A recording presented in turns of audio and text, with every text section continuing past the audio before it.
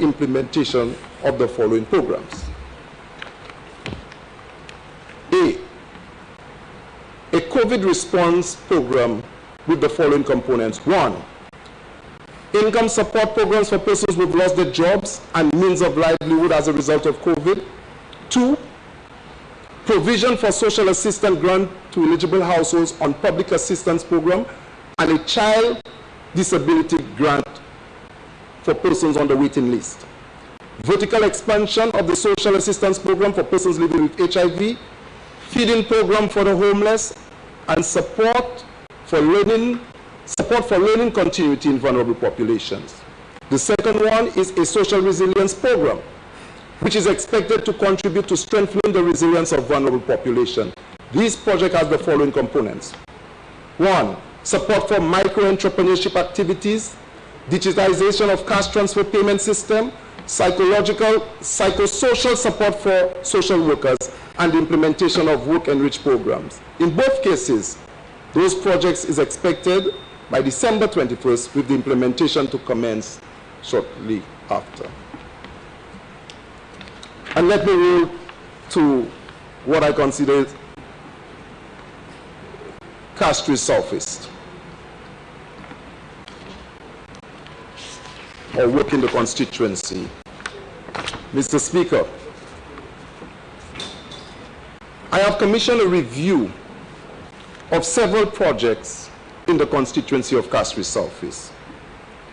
Not with a view of stopping these projects, but rather to ensure that these projects receive appropriate level of community consultation, that they meet community needs. These projects are: 1, a container market on the Bexor Highway, the Odsa HRDC, Bexor HRDC or indoor facility, and a Wavin Pastor musical studio.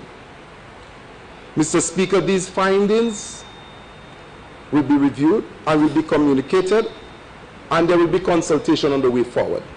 Mr. Speaker, it's worth noting that the Forestier HRDC was stopped by the contractor, and I have not mentioned, but the intention is not to exclude the review of the HRDC for Forestier. But to note, Mr. Speaker, with just preliminary information that the container market was not approved by the Planning Department or DCA, the Odsa HRDC have incurred a total of $374,000 in cost overruns. The Bexor HRDC, still in the ground, have incurred $380,000 in cost overruns. The Wavin Pastor musical studio, the community said they never asked for this, they needed something else. So the intention is not to change the contractors or not to stop the project, but to review with the view of ensuring that we get value for money and that these projects do well for the community. Mr. Speaker, I crave your indulgence in allowing me to mention a few of the more ongoing or completed projects within Castries Southeast constituency. Renovation of the Cronglands Community Center, which was abandoned. Review of abandoned existing community centers in Bele, Badney, and Cul-de-sac. We are reviewing, we have gotten drawings so that we bring these projects back to life in the community. Mr. Speaker, it's important as a ministry that we understand the value of people meeting. This government will not embark on constructing extravagant community centers or HRDCs that cannot be maintained, while those that are small in the same communities are abandoned and allowed to rot. It makes no sense, Mr. Speaker, that the Gis shed that has been converted into a community center in cul-de-sac, that is still being used today with chicken wire on the outside, after so many years of service, that's providing room to raise funds when somebody has cancer, to be the place where you have after school in the community of cul-de-sac, is allowed to remain unrenovated without a coat of paint, but go next door and build an HRDC in Odsa for $3.6 million without the capacity to maintain. The Ministry of Equity will investigate, but make use of the resources so that we can not just construct capacities for communities to meet, but to ensure that we can maintain those that we build. Mr. Speaker, review of playgrounds. Mr. Speaker, I was told the playing field in Forestier, built with millions of dollars, is not being maintained. Someone told me that they saw a vehicle somebody learning how to drive on the playing field with some of the most expensive drains. There's another playground that the young people use, but I don't know, for some reason or the other, they have not gotten to using this massive playground that is built. But in Tuapito, in Bellaware, there are small playgrounds, not the size of a playing field, where hundreds of young men congregate every day to recreate, is left unattended. It would take $100 just to prepare it, but that has been ignored for years. Mr. Speaker, this parliamentary representative will give consideration to every recreational space in Castries Southeast. And as such, I have constructed 4 pairs of small goals and have deployed them in some of those playgrounds, and they have been well received, Mr. Speaker. Mr. Speaker, it's not how big the gifts are, but how appropriate and relevant they are. So the small goals have gone.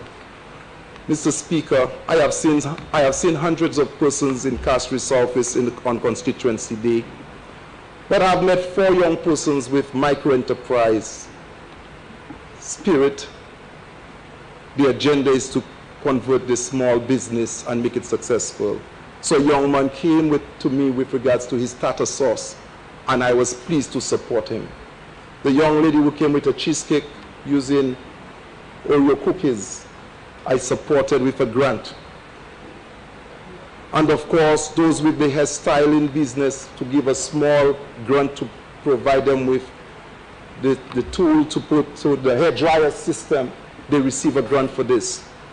We have supported small micro-enterprise, and I've encouraged the people in Castries Southeast to come on board with micro-enterprise initiatives I will support.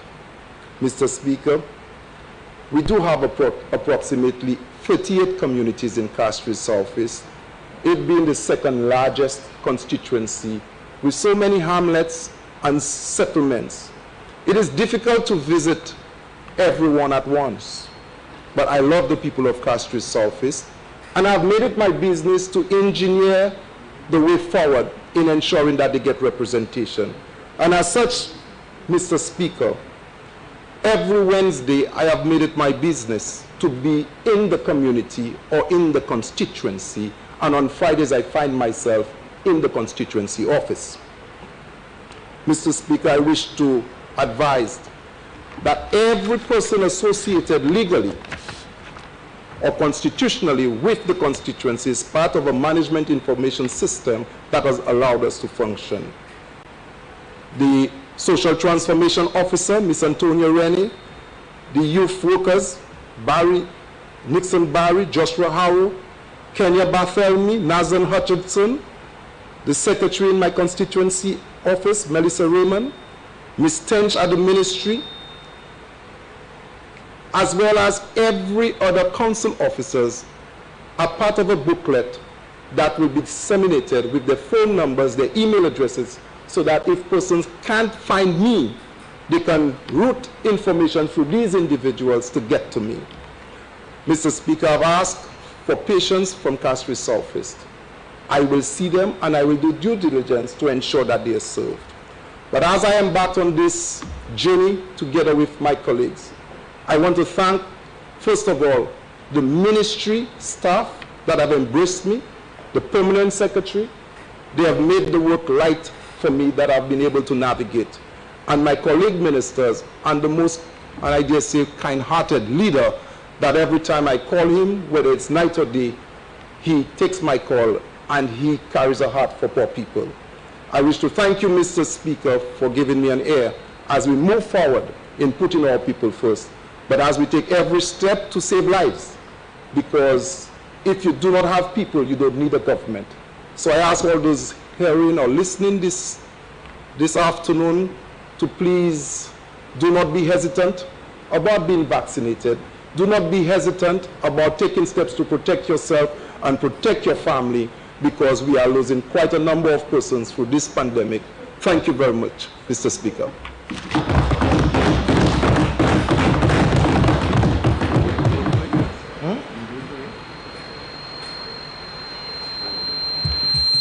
Minister for the Public Service. And more. People losing and so on and so on. And so on and so on.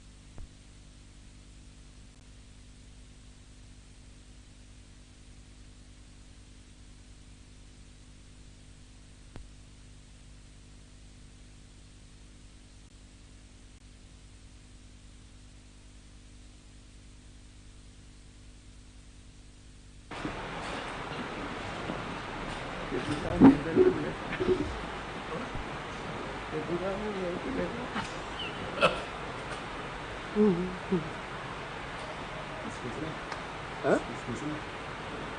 This one. I think you're a little too far.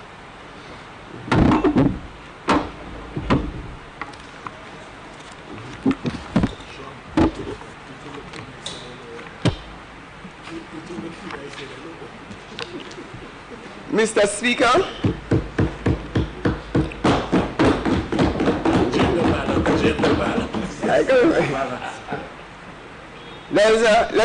let me take leave to make just a few comments from my statements.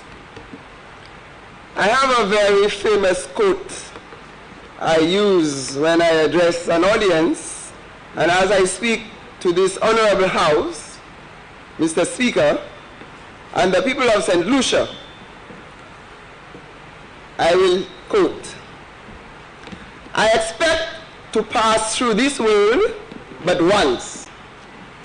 Any good thing, therefore, that I can do, or any kindness I can show to any fellow human being, let me do it now. Let me not defer nor neglect it, for I shall not pass this way again." So when I stand in this house, I stand to give my best, and that is what the people have entrusted me to do. I also quote that I have done so much with so little that I can do anything with nothing. Mr. Speaker, today I stand here as the only woman in the House, and I make an apology for my sister,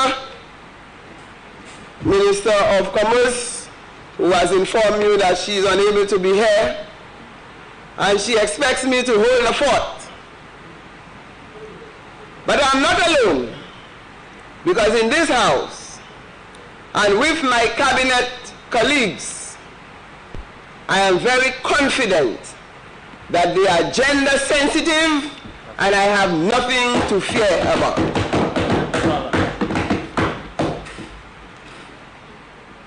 Today, I rise in this honorable House, Mr. Speaker, in a very unique position. And I can tell you, Mr. Speaker, that I have no fear. Mr. Speaker, notwithstanding the fact that I am the lone woman in the House, I am fortunate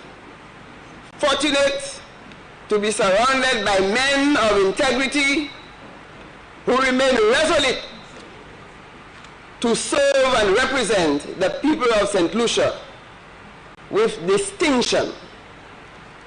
Mr. Speaker, I rise today to make my presentation to give an account of my stewardship after 100 days. Mr. Speaker, I had promised not to seek the people's vote and then abandon them and travel overseas and return after 100 days. Never, never, never. I will not do this to my people in Babonneau and St. Lucia. This is heart-wrenching. Je ne vais pas imaginer Babonneau pour voter. Je vais partir. Je vais vivre après 100 jours. Jamais je ne vais faire ça. Ça, c'est un question. Mr. Speaker, let me thank the Prime Minister for his confidence in me to assign me the Ministry of the Public Service, Home Affairs, Labor and Gender Affairs. I will not disappoint him. I will not disappoint the people of St. Lucia, and I will not disappoint the people in Babonneau. The Ministry of the Public Service is the heartbeat of the government. You enter and you exit through the public service. And the Prime Minister and my colleagues are very much aware of that, and therefore they are giving me the full cooperation to get the wheel to turn. Mr. Speaker, the public service is a ministry where I told my team that their responsibility is to serve the public. They must do it respectfully, in an efficient and effective manner on a daily basis. What I have done in the ministry from the start as minister, I immediately brought in Labor and Gender Affairs under the direct stewardship of the Permanent Secretary in the Department of the Public Service. And they are very pleased that the departments that have always been treated as appendices to ministries, now they find themselves in center focus. Mr. Speaker, we have also decided to introduce a new unit under my watch. And this unit will address youth at risk. Our young people have been treated in a way where services to them are in all pockets, all corners. And the Prime Minister has decided that under my watch, we need to formulate a unit to address the situation of young people in a holistic way. This is the first time the government is establishing this unit. And I have had discussion with the Department of Probation and Parole under the Department of Home Affairs, and they are ready to form a committee to address that matter. We do not want our young people following or falling by the wayside. Mr. Speaker, all of us are aware that we are in a very precarious situation with COVID-19. And it has not made life easier for public servants and other agencies of government, businesses, and the citizens of St. Lucia. In combating COVID-19 virus, we are aware that many persons have been speaking of their rights in relation to vaccination. But they must also remember that they have responsibilities. And I'm saying that, Mr. Speaker, is because from the time the vaccine came, I got vaccinated. I have even taken the booster, and I'm waiting on the day when we will be able to walk the streets of Castries, walk around St. Lucia without the mask. I'm encouraging the people of St. Lucia to cooperate. Work with the government of St. Lucia. Let us work together so that we can return to more normal. We can go back to economic activities. Our children are back in school. The businesses are opening slowly. And the faster they move in protecting themselves, the easier it will be for the rest. The Ministry of the Public Service have seen the need to enter in social dialogue with employers, unions, government, and civil society. This is how good governance operates. You consult the people, you represent the people, and you let the people have a say in the policies that would guide them on a daily basis. Mr. Speaker, the Department of the Public Service, and more specifically, the Public Sector Modernization Division, which is charged with the responsibility of changing the customer experience in the public service in St. Lucia, has started great work. Many persons may be a little fearful that they may lose their job because we are moving into modern technology, but that may not be the case. The Public Sector Modernization Division, this unit is there to deliver a better customer service experience to the citizens, and it is in this process, it is in the process of implementing these projects that will rebound more accessible, quicker, and more consistent and reliable service to our people. The government island-wide network, GNet, completion of GNet installation at 32 sites with the installation of 92 access points around St. Lucia. Mr. Speaker, we speak to the Digital Government Service Platform, DigiGov, testing and user acceptance, stakeholder engagement, legislative changes, development and testing of national authentication framework 100% complete, integration testing and civil status 90% complete, development and testing of COVID-19 digital certificate 100% complete. The statistics shows that total registered users 7,922. Online transactions 40% online, 60% counter. Payments 29% online and 71% counter payment. And we are proceeding until we reach 100%.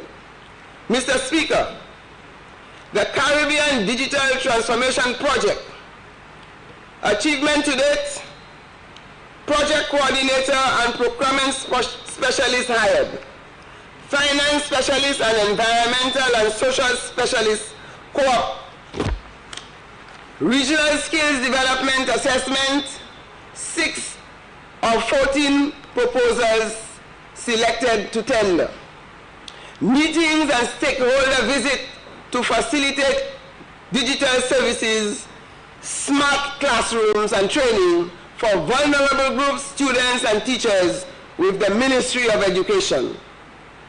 Connectivity devices for civil servants to promote working remotely. Labor management plan, stakeholder engagement plan completed. Resettlement policy framework completed.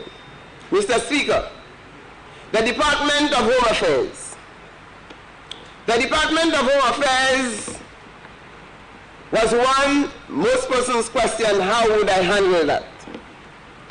Well, it still remains a Department of Home Affairs.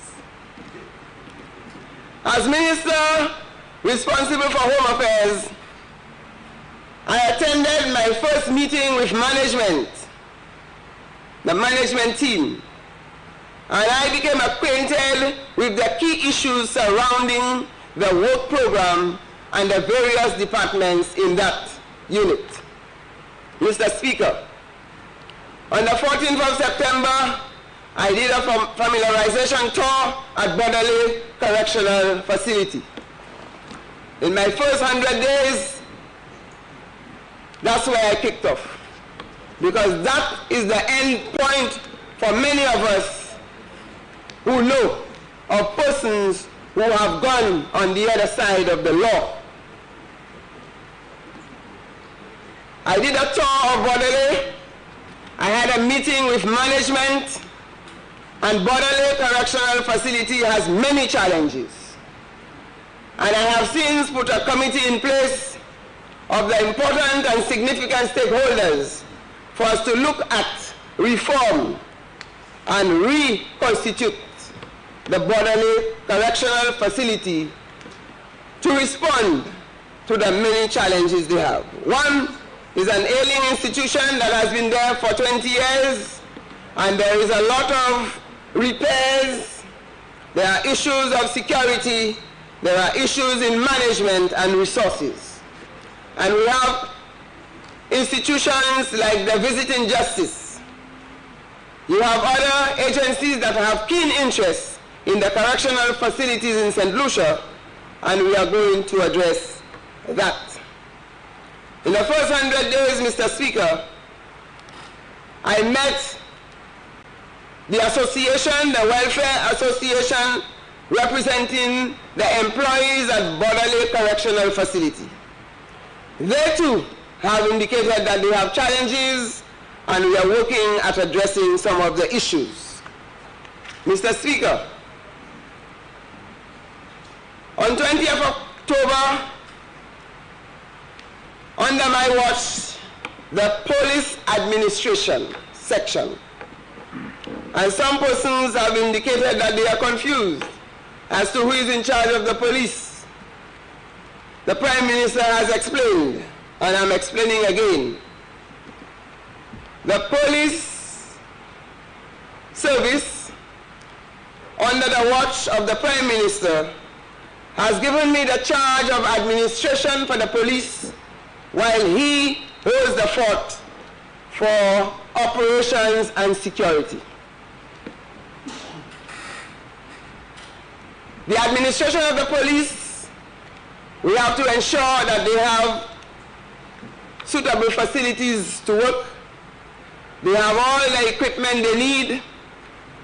The work environment is the best, so they would not complain that they have not been able to do their work because the conditions of service have not been the best. So that is the area that I take charge of, and so far we are looking at, with discussion with Cabinet and the Prime Minister, the issue of getting the Groside police station in place.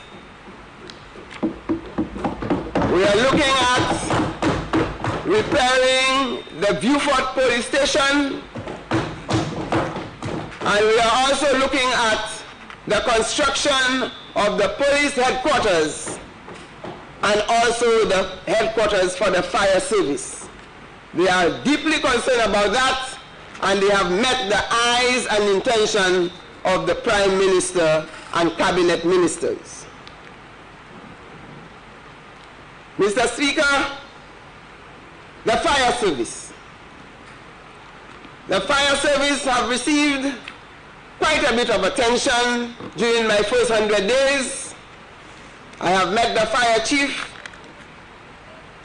I have met the management of the fire service. I have done a tour of the fire service headquarters in Castries, and they are aggrieved that for almost a decade they need better working conditions. They also have issues with staffing. And the Prime Minister gave specific instruction that we address the needs.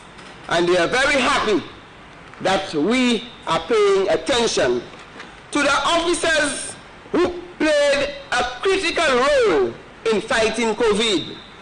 They were the first responders with ambulance to save many lives in St. Lucia. And the Prime Minister and the Cabinet of Ministers are very grateful for the role that the fire service and our frontline workers have played in fighting COVID. Mr. Speaker, under my watch, we have to deal with citizenship and permanent residency in St. Lucia. The numbers are coming fast and furious, and it is also an area of concern for me as minister, because we have to watch the trend to find out whether people are from a certain country, certain parts of the world, are using St. Lucia as stepping ground for them to get citizenship. So I'm paying very close attention to this. But for the first 100 days, I can report that citizenship by descent under Section 3 of the Act, we have awarded 19. Citizenship by descent under Section 5 of the Act, 100. Citizenship by registration, Section 6 of the Act, 43. And citizenship by naturalization under Section 8 of the Act, 2. Residency, 7. So we are still holding the fort that we don't open the floodgate to allow any and everybody to become a citizen of St. Lucia. Mr. Speaker, I had discussion with the probation and parole unit in Home Affairs, and they have the challenges, and we are putting a new structure in place so that we look at the work that they are doing and how they can best respond. They are actually moving into a new environment in terms of location. That space has been secured, and they are happy that they will get a better working environment. For the first 100 days, Mr. Speaker, the Cabinet of Ministers, with recommendations from my ministry, we have formulated the Police Complaints Commission, has been appointed, and the Board of Visiting Justice has been allowed to continue to function. They have been doing a great job, and I need to commend them for that. Mr. Speaker, we move to the Department of Labor, and we know the challenges in dealing with employers and dealing with workers. And I must report that for my 100 days, I have met the Trade Union Federation and the National Workers Union. They have indicated that they are willing to work with the government to advance the country and to deal with the COVID-19 situation. Mr. Speaker, the government of St. Lucia, under the watch of the Prime Minister, we believe, as I said, in dialogue. And I have had meetings not just with the Trade Union Federation as a body, but meetings with the individual trade unions. And so far, I have met the Civil Service Association, I have met the members of the National Workers Union, I have met members of the correctional officers at Bodley, and I have a series of meetings planned with the individual trade unions. Mr. Speaker, I need to remind you that without taking care of our people, without taking care of their welfare, we will not be making much progress. And as a Labour government, we are concerned about the interests of workers in this country. Moi, je veux tous ces lycéens savent, le gouvernement Labour concerné à sous situation travailleur. Avec nous qui travailleurs jouent une justice, travailleurs jouent une satisfaction. Avec petit comme petit, ça nous joue un confort. Malgré le gouvernement qui est là, qui est vide, mais ça qui est là, nous avons fait qu'on nous paye pour nous prendre travailler à cette lycée. We are actually engaging now in labor employment in Canada, and there are some new initiatives coming up, Mr. Speaker, where they are requesting 50 women to work in Nova Scotia. We are also looking for employment of persons in other areas and not just farm laborers. And we are actually working with the OECS, and we are looking at increasing our numbers, and there are some 300 persons who may get the opportunity to move on and have periodic employment overseas while we are trying to build and rebuild this economy. Mr. Speaker, occupational safety and health is critical. And to date, we have a draft policy that we are finalizing to go to Cabinet for approval. Mr. Speaker, I did mention the importance of dialogue, and the Department of the Public Service, the Department of Labor, we engage in a social dialogue to look at the issue of vaccination in the workplace. It's a very hot debate, but the employers, the trade unions, government and civil society, we are about to reach close to what we call a position paper. And by the end of this week, we should have the first draft for discussion among the stakeholders, and that will be forwarded to Cabinet in the near future. Mr. Speaker, during the last 100 days, I reviewed and approved over hundreds of work permits. Although work permits generate income for St. Lucia, I'm also very concerned that we do not just give work permit for giving sake, because that will deny our people opportunities for work. So I'm scrutinizing requests for work permit very closely so that it does not involve persons who are coming in and having the skills that our St. Lucian people have. We have to put our people first. That is what Labour Party said. We put you first. And if we do not have St. Lucians with the necessary skills, then we allow persons from the Caribbean and outside to come in to work. Mr. Speaker, nous dit, nous avons mis ces gens cette lycée avant. Avec nous bataille ménager d'or pour venir travailler, les sept lycéens ça fait travail là.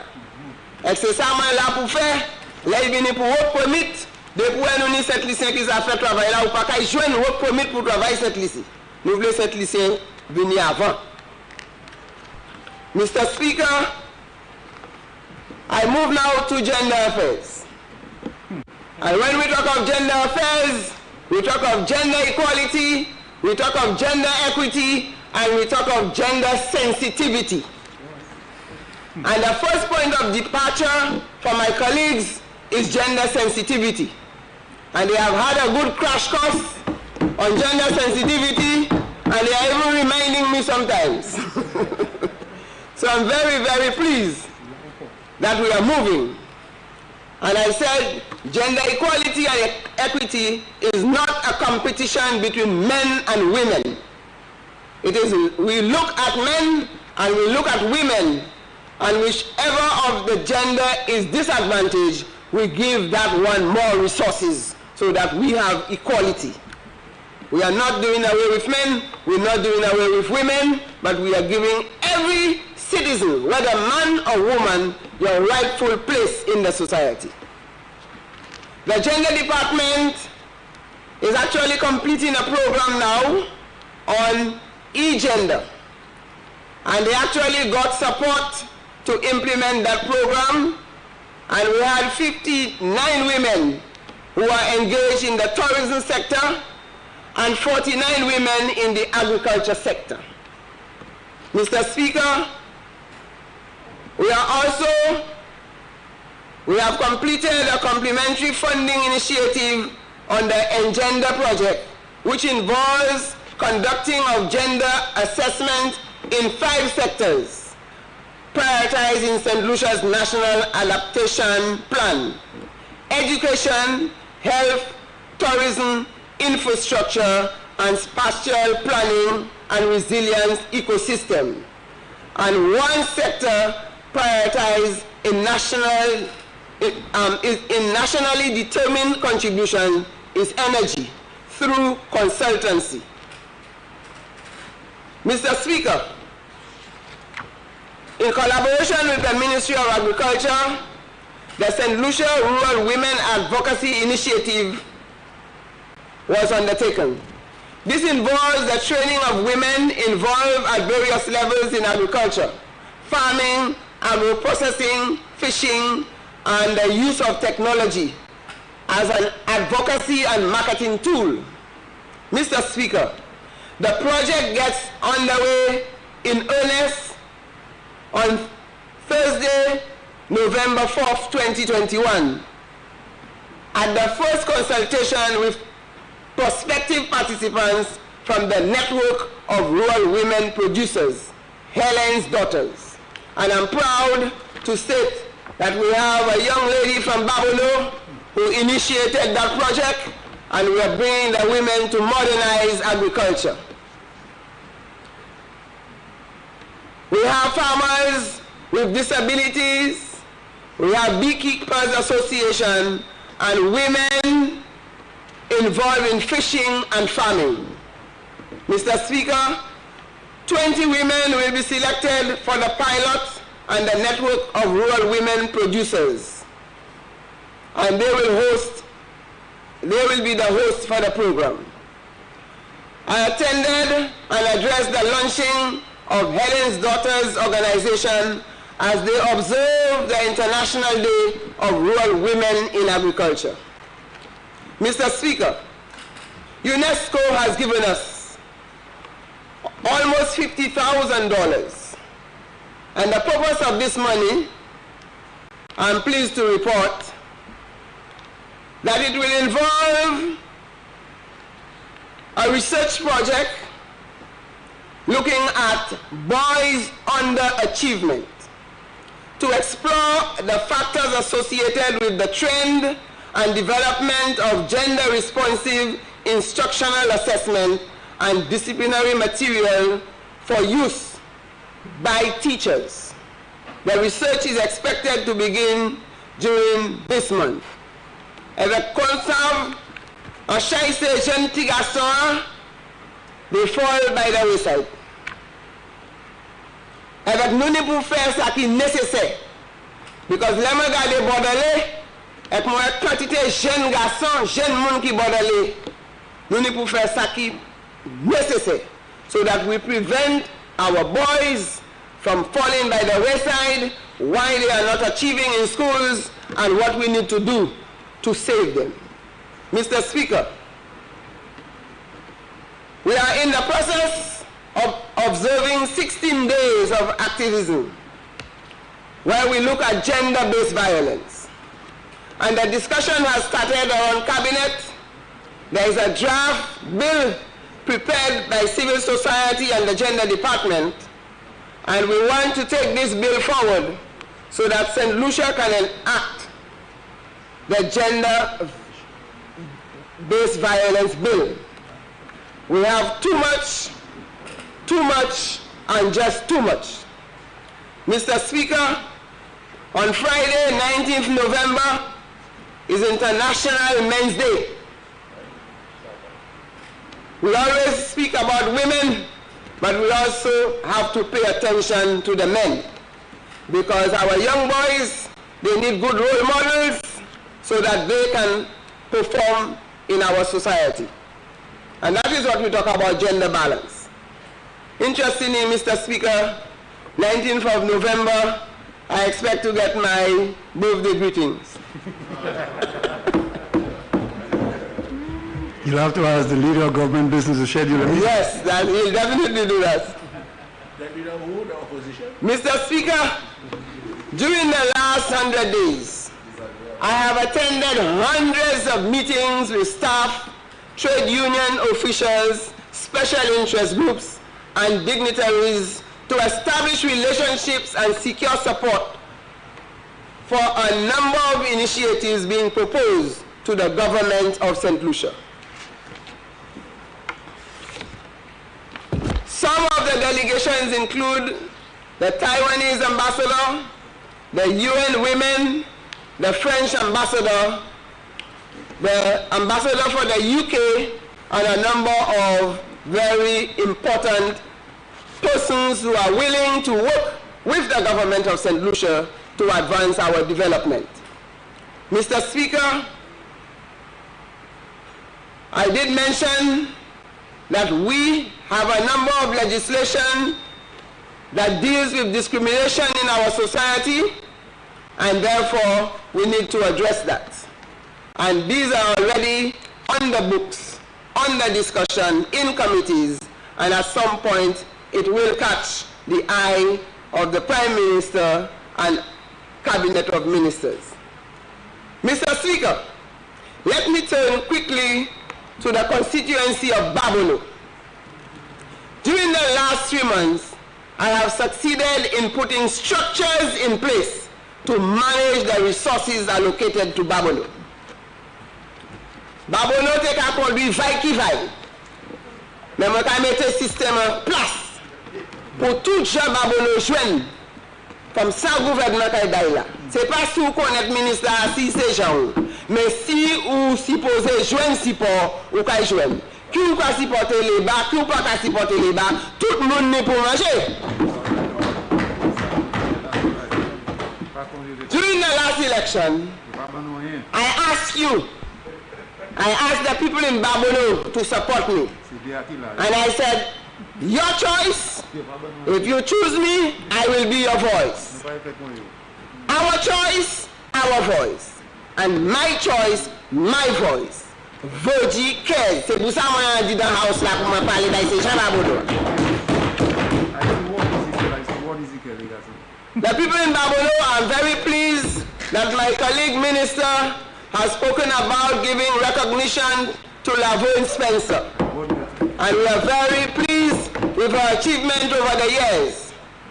We have Kimani Melius. He just wrote me a letter and he said he needs some assistance and he's moving into Grenada, going to England to represent St. Lucia. We have Albert Reynolds, our javelin expert. Babono has been the city of sports and we will continue to promote that. But, Mr. Speaker, this Labour Party government right now have found an empty post. But whatever we get will be, first, to put food on the table for the people. Help them pay the bills and let them take care of the medical bills, those who are sick. That is the priority for the Labour government and for the people in Babono. Mr. Speaker, with the structure in place, let me thank Minister of Local Government. We have established our constituency council. We have 12 persons there. We have also formulated development committees. Out of 17, we have established 12 development committees. We have given 400 families in Babono. They receive support for school supplies. And you could see the parents coming with pride. But there is one parent who took the contribution and went to gamble it. I have to have a case with that parent. Right. There are some parents that must not do that to the children. We have about 300 homes will be receiving the internet connection for the children to do the work. Mr. Speaker, about 28 families in Babylon would have received support for repair to their homes after Hurricane Elsa. Mr. Speaker, I have photographs. It's a pity we do not have the visual here to show you how some people in Babylon, their homes, the plywood has turned to paper. Plywood la tourne papier. And you can stay inside and see outside. That is what I inherited in terms of the homes. And the Labour Party has come to these people's rescue. Mr. Speaker, I ensure I secured through the Ministry of Youth and Sports when he found out only 2 playing fields in Babylon were being maintained. And he has since yielded to my call. And whatever little resources that were allocated to Babylon, we split that. And every single playing field in Babylon now is clean. And the children can roll the ball. I have visited all the playing fields. I have visited all the health centers and gave instruction to clean around them. There was huge grass growing around the health centers.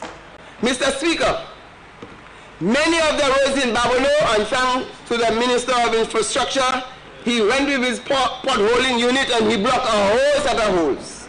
Thank you. To the blue whale. The parliamentary rep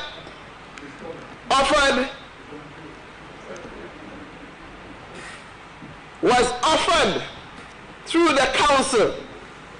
A resident in Babylon has offered her home to create a home for the elderly in Babylon. We have visited the structure and we are putting the logistics in place. Mr. Speaker, the parliamentary rep has so far met the farmers, especially the farmers in Maki. And one farmer told me, Madam Minister, it is not 3 months yet, and you have visited us. And the last parliamentary rep, after 5 years, he never visited them.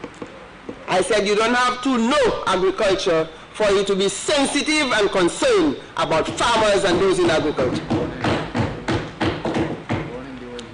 Mr. Speaker, we have distributed hampers to the older persons and to the needy people in Babylon. Mr. Speaker, many residents have started receiving street lights. Infrastructure Minister, thank you, continue, move faster.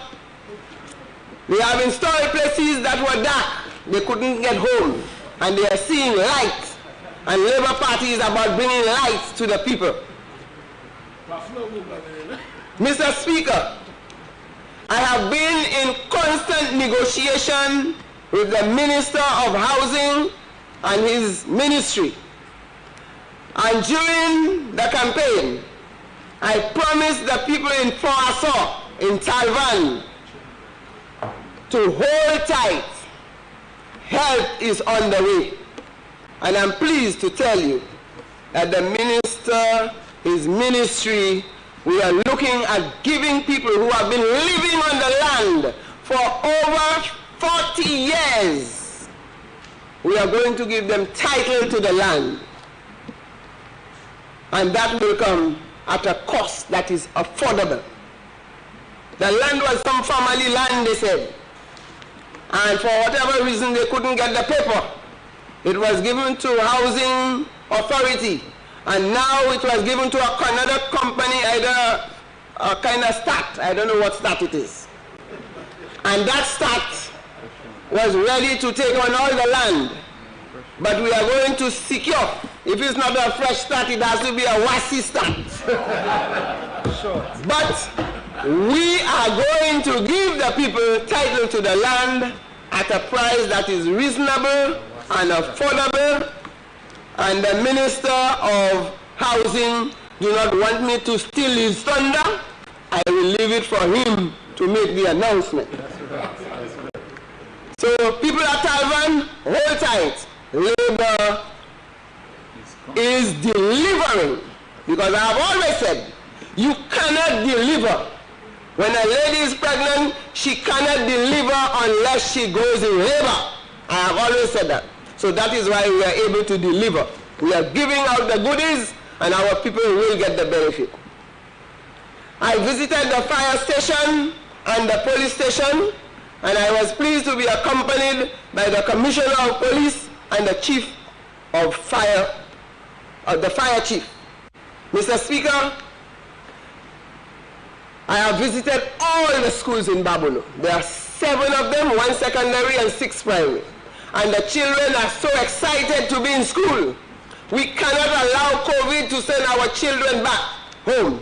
We have to fight COVID so that our children do not lose out on their education. They are not fortunate like some who can go overseas to school, but let them stay home and let us give them quality education. There has been some mitigation work done to clog drains and rivers all over the constituency. And we are ready now to erect the names of the communities in Babono. Mr. Speaker, after 100 days, it looked like 100 years. There will be activities to generate work for thousands of people in Babono just before Christmas and into the new year. Thank you, Mr. Prime Minister and Cabinet of Ministers. We have to put food on the table. Nous ni pour mettre manger à sous table pour moun manger. Nous ni pour bailler anti l'argent pour payer bill yo. Et bien nous ni pour voir qui yo point que santé. C'est ça Labour Party qui a été premier. Now I am preparing to develop the human resource capacity of our young people. Our elderly persons in Babono need a caring facility. Our women and girls need support, and our boys at risk must be rescued. Mr. Speaker, as I wrap up my presentation, I want to thank you for your patient hearing.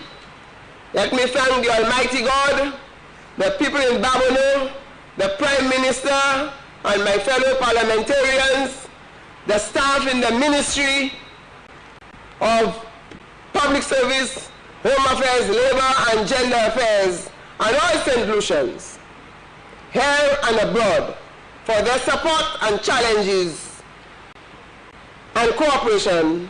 So far, we just have to brace ourselves for the many challenges ahead. Let me thank the people of Babono for their continued support and confidence in me, and I will remain focused on the goals we have set ourselves to achieve, to improve the quality of life for all St. Lucians. We are putting you first. Mr. Speaker, I put you first, and I thank you.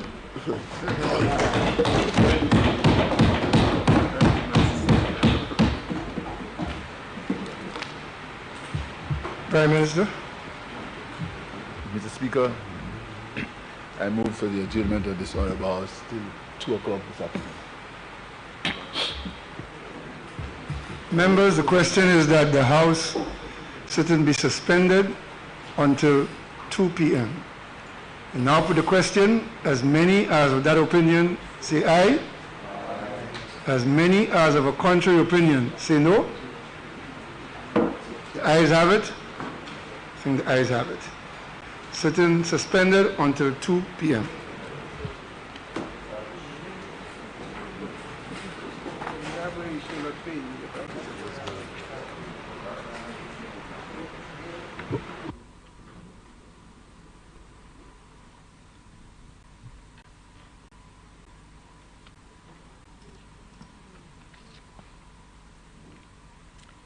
And we are now seeing the presence of the Speaker of the House, Honorable Claudius J. Francis, as the House has been suspended until 2 p.m. The lunch break is now on.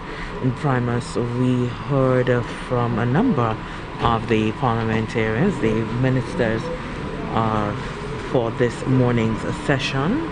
We did hear from the Honorable Prime Minister, Honorable Philip J. Pierre, as he gave sort of synopsis of the 100 days for his administration, and that encapsulated some of the issues that the government is faced with at this moment. The Prime Minister spoke specifically to debt servicing, something that remains of immense concern for the country. The Prime Minister indicating that some 31% of government obligations is really for debt servicing accounts.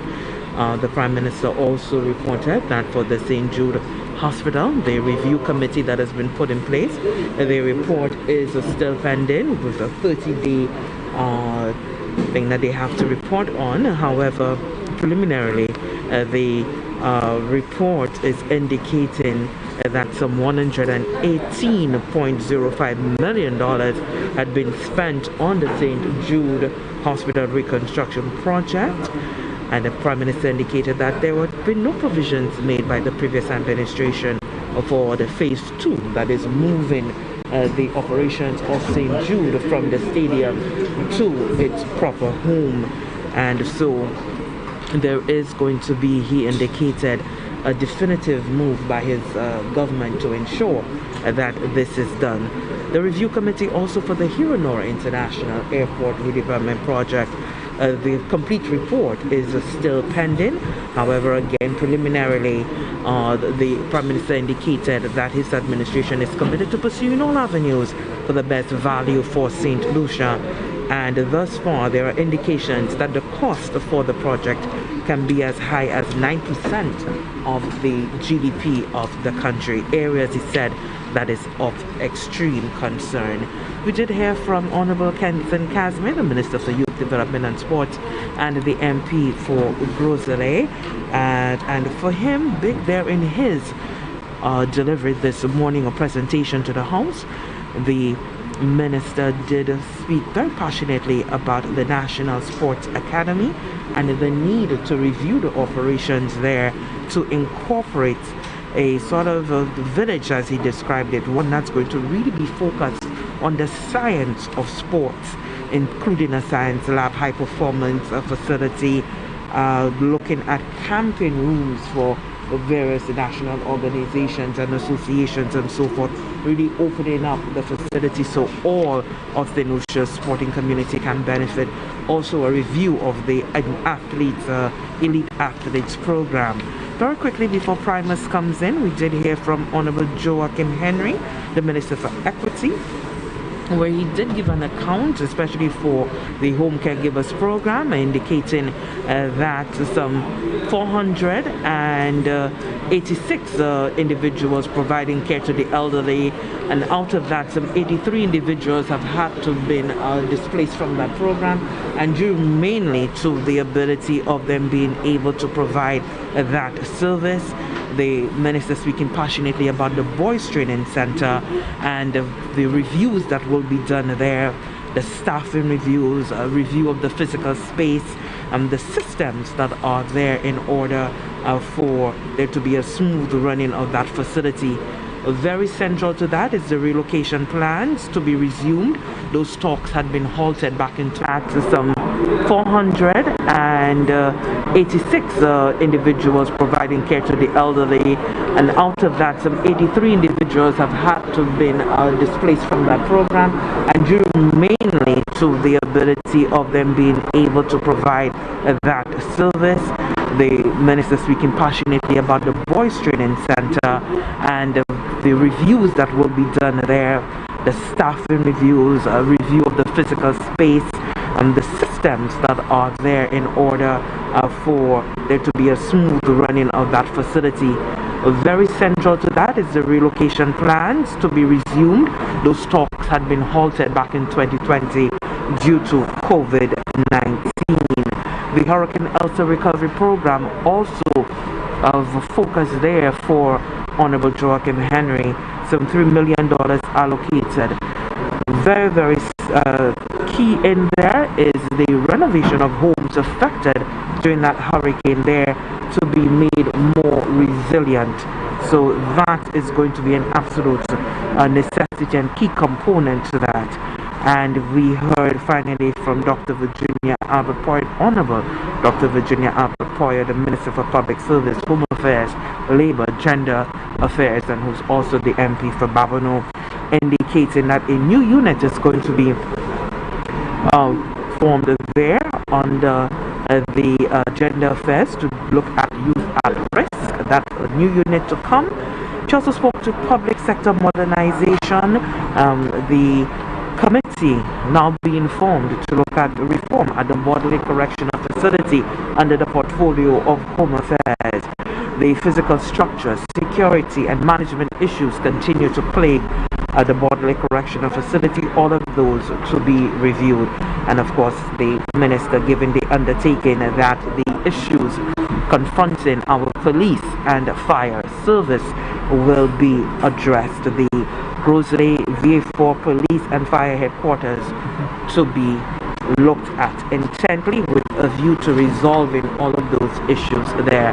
And so when we come back from the lunch break, we'll continue to hear on the reporting of the 100 days. So far everyone has given a overview of what has taken place within their particular quarter of government for the 100 days, and we'll be seeing that continuing into the afternoon session. Prima? Merci, Lucia. Vitement,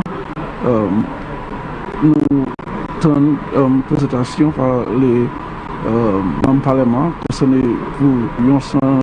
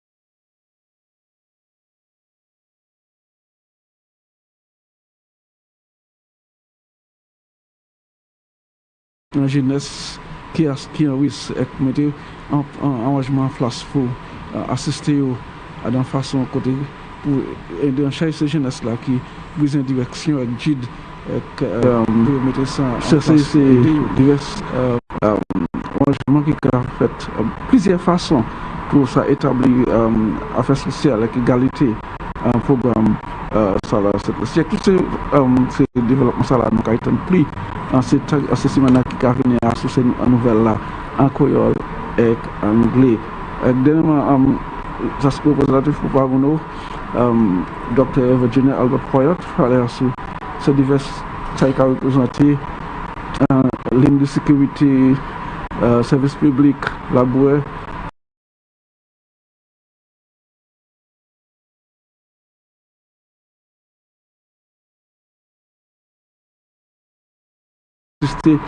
une jeunesse qui a un engagement place pour assister à la façon côté pour aider ces jeunesse là qui besoin de direction et guide pour mettre ça en place pour aider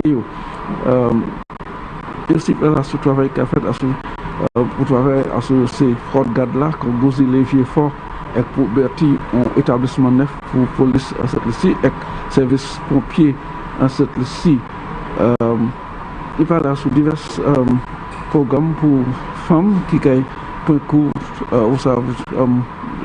avant c'est des femmes qui allaient au Canada pour travailler et ça c'est un programme neuf qui a commencé pour aider les femmes ni à Caraïbes ni à ce pays Caraïbes et aussi à Canada aussi et qui parle sur divers programmes qui a fait en commune qui a représenté toute paroisse par nous en l'école monde qui besoin caille diverses assistances qui a commencé en ces diverses places en Babono et toutes ces nouvelles salles nous avons plus à ce durant 30 semaines à venir en nouvelle ni en anglais et en créole.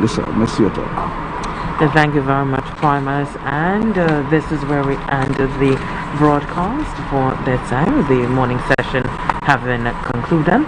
We will be back with you as the afternoon session begins within the next hour. On behalf of the Prime Minister Hutchinson and Mr. Joseph, until next time. Alright, hi, welcome back to GVD TV. We are live at Parliament, the fourth seating, as we said this morning. The Honourable Allan Chastanet, leader of the opposition and leader of the United Workers' Party, graced us with his presence. Of course, the United Workers' Party supporters are outside giving him the love and support. We are currently awaiting his arrival downstairs, so we can ask him a couple questions as to what is his sentiments as to what the Speaker of the House mentioned.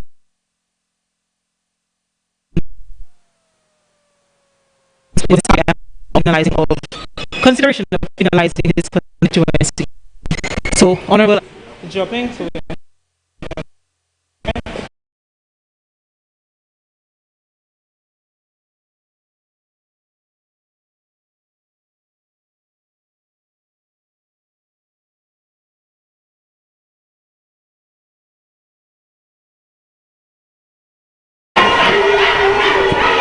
Alright, so Mr. Chastanet, I would like to know what is your sentiments as to what the Speaker of the House mentioned in terms of your salary and other penalties.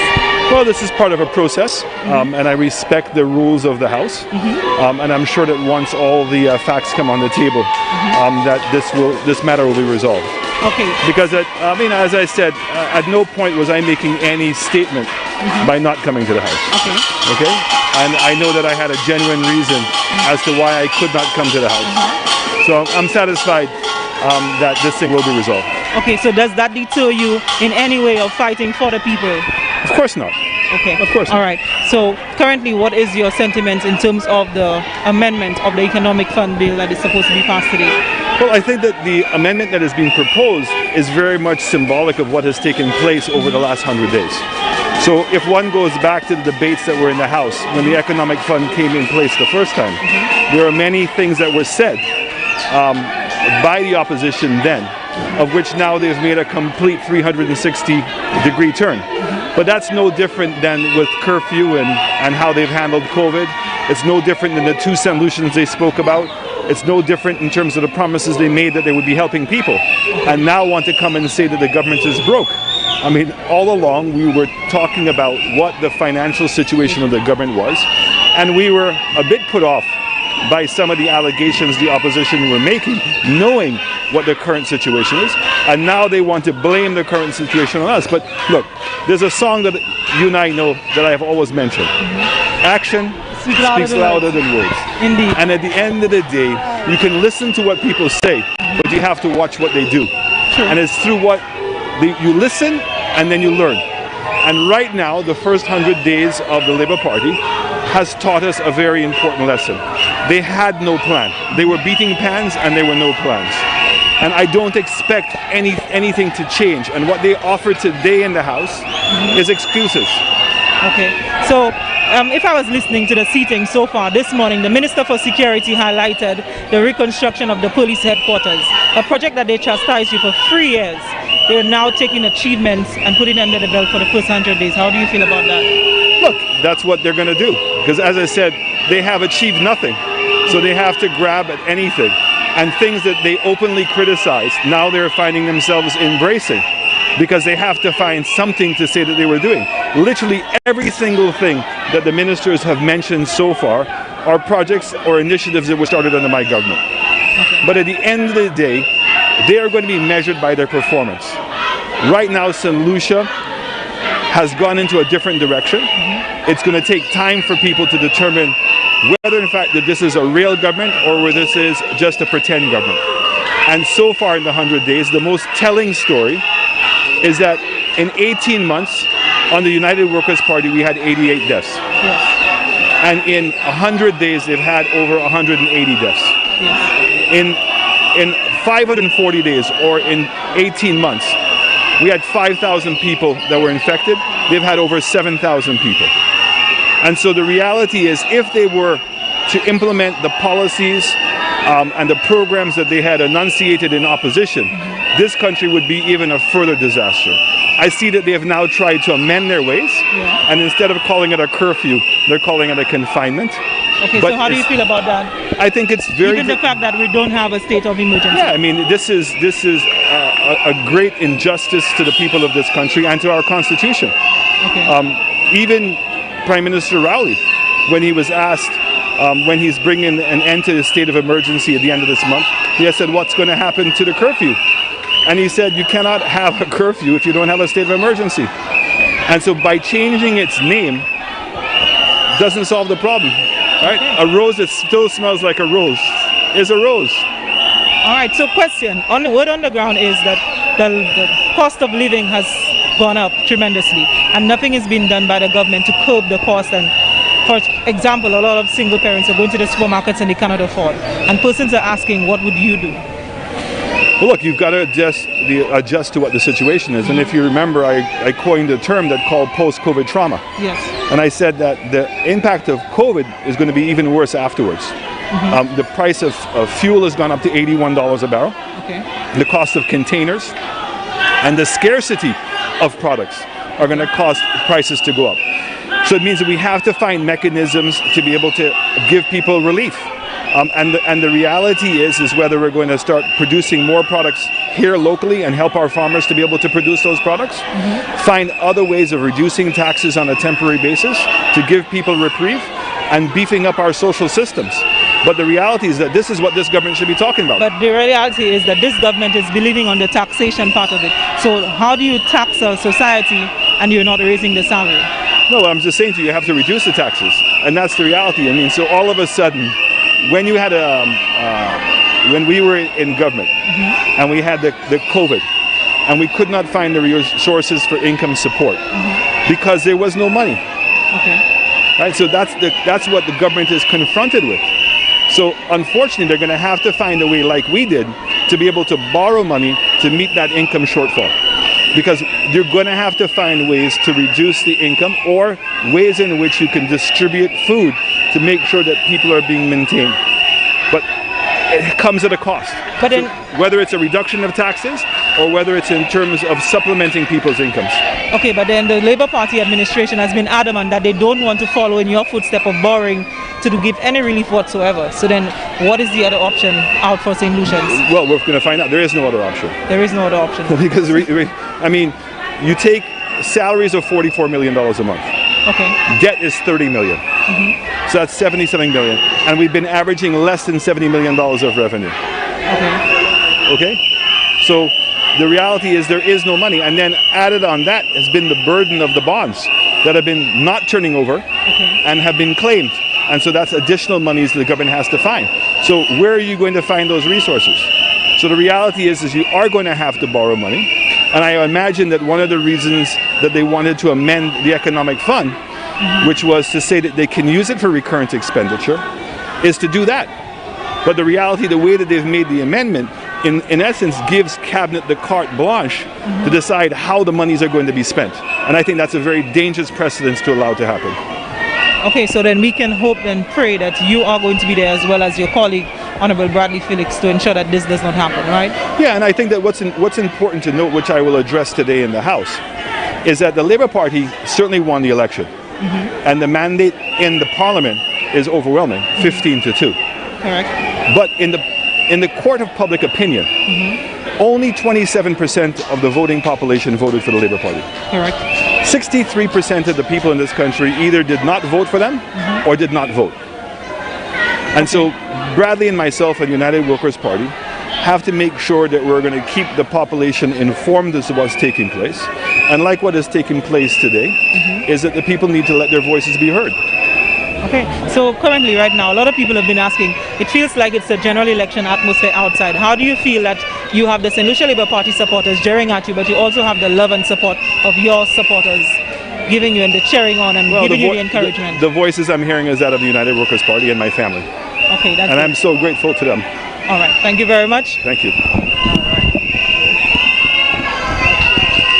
All right, so there you have it. We just had an interview with the Honorable Allan Chastanet as he makes his way to his supporters, and he has made his voice heard. He has made it clear that he's going to continue to charge the cost for us St. Lucians. And he's out with his supporters now, and the cheering has commenced. It's in the middle of the road, the hugging, the kissing, and all the well wishes.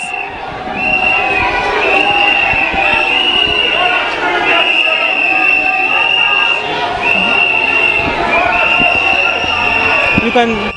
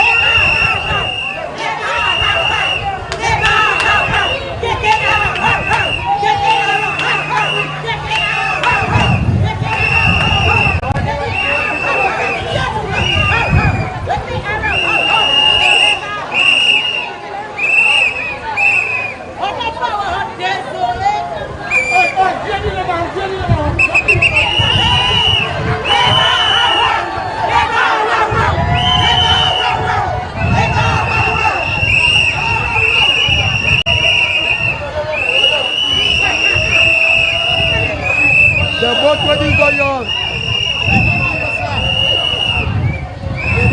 The vote waiting for you.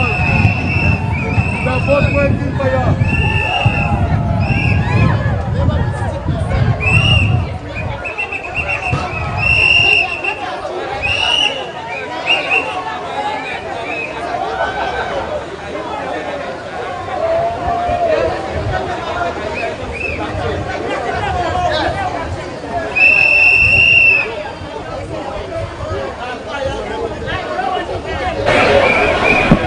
Okay, so if you're just tuning in, we are currently giving you live coverage outside the House of Parliament of St. Lucia, where the Honorable Allan Chastanet just had a fantastic interview with us, telling us his views as to how the country should be governed and what to expect from this current administration and what not to accept from this current administration.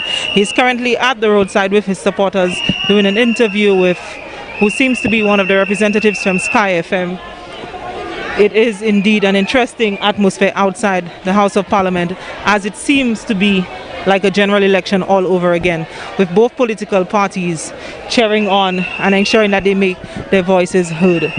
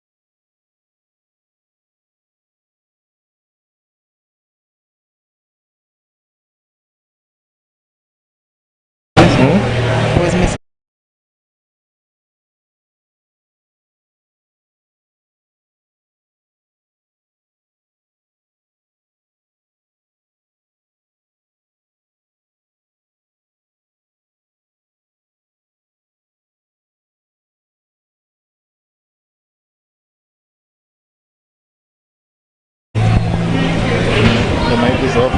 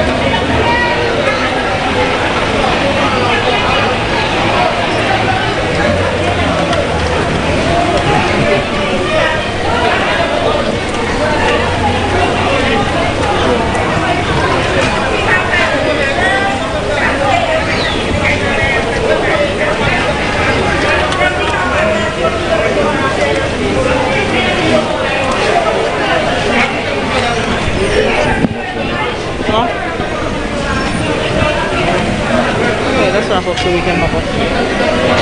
Lucy and Sosa. When you're ready to wrap up, yes.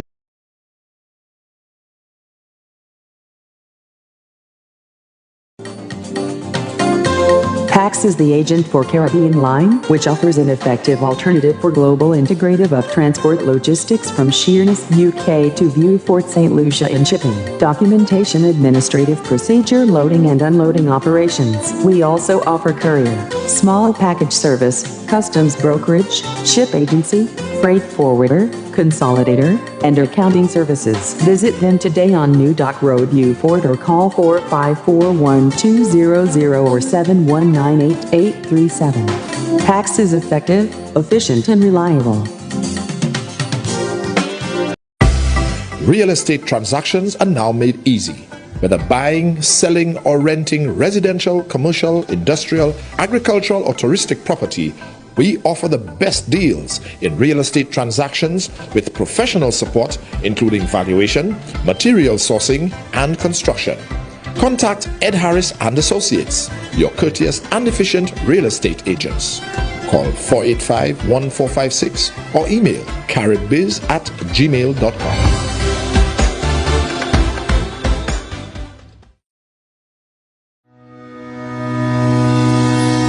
Do you need to copy or print your document? Are you in need of insurance? Are you looking for office stationery? Stop. Yes, LMP Services on Clark Lane, Vieux-Fort has all the services you need. They open Monday to Friday, 8 a.m. to 4 p.m. Or call 454-8757 or 721-8757 for affordable rates, reliable and effective customer service with a difference.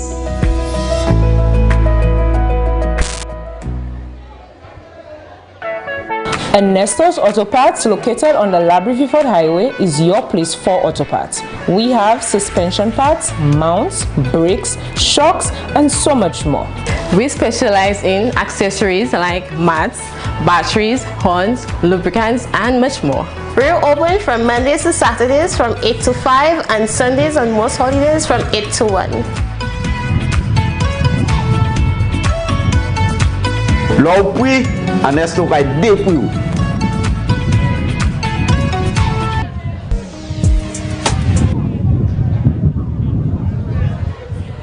Alright, so if you just joined us, this is GVD TV News, and we are giving you live coverage outside the House of Parliament of St. Lucia, where the Honorable Allan Chastanet attended the 4th sitting and was sworn in as Leader of the Opposition. He did have a fantastic interview for us earlier on, and currently the rivalry continues between the two political parties, the St. Lucia Labour Party and the United Workers' Party. They are continuing to cheer on the ministers, the reps, and so forth. As we come to a close on our coverage, we see that we have some inclement weather, but as well as the supporters are in no means least about to leave the streets in support of their reps who are currently in the House of Parliament.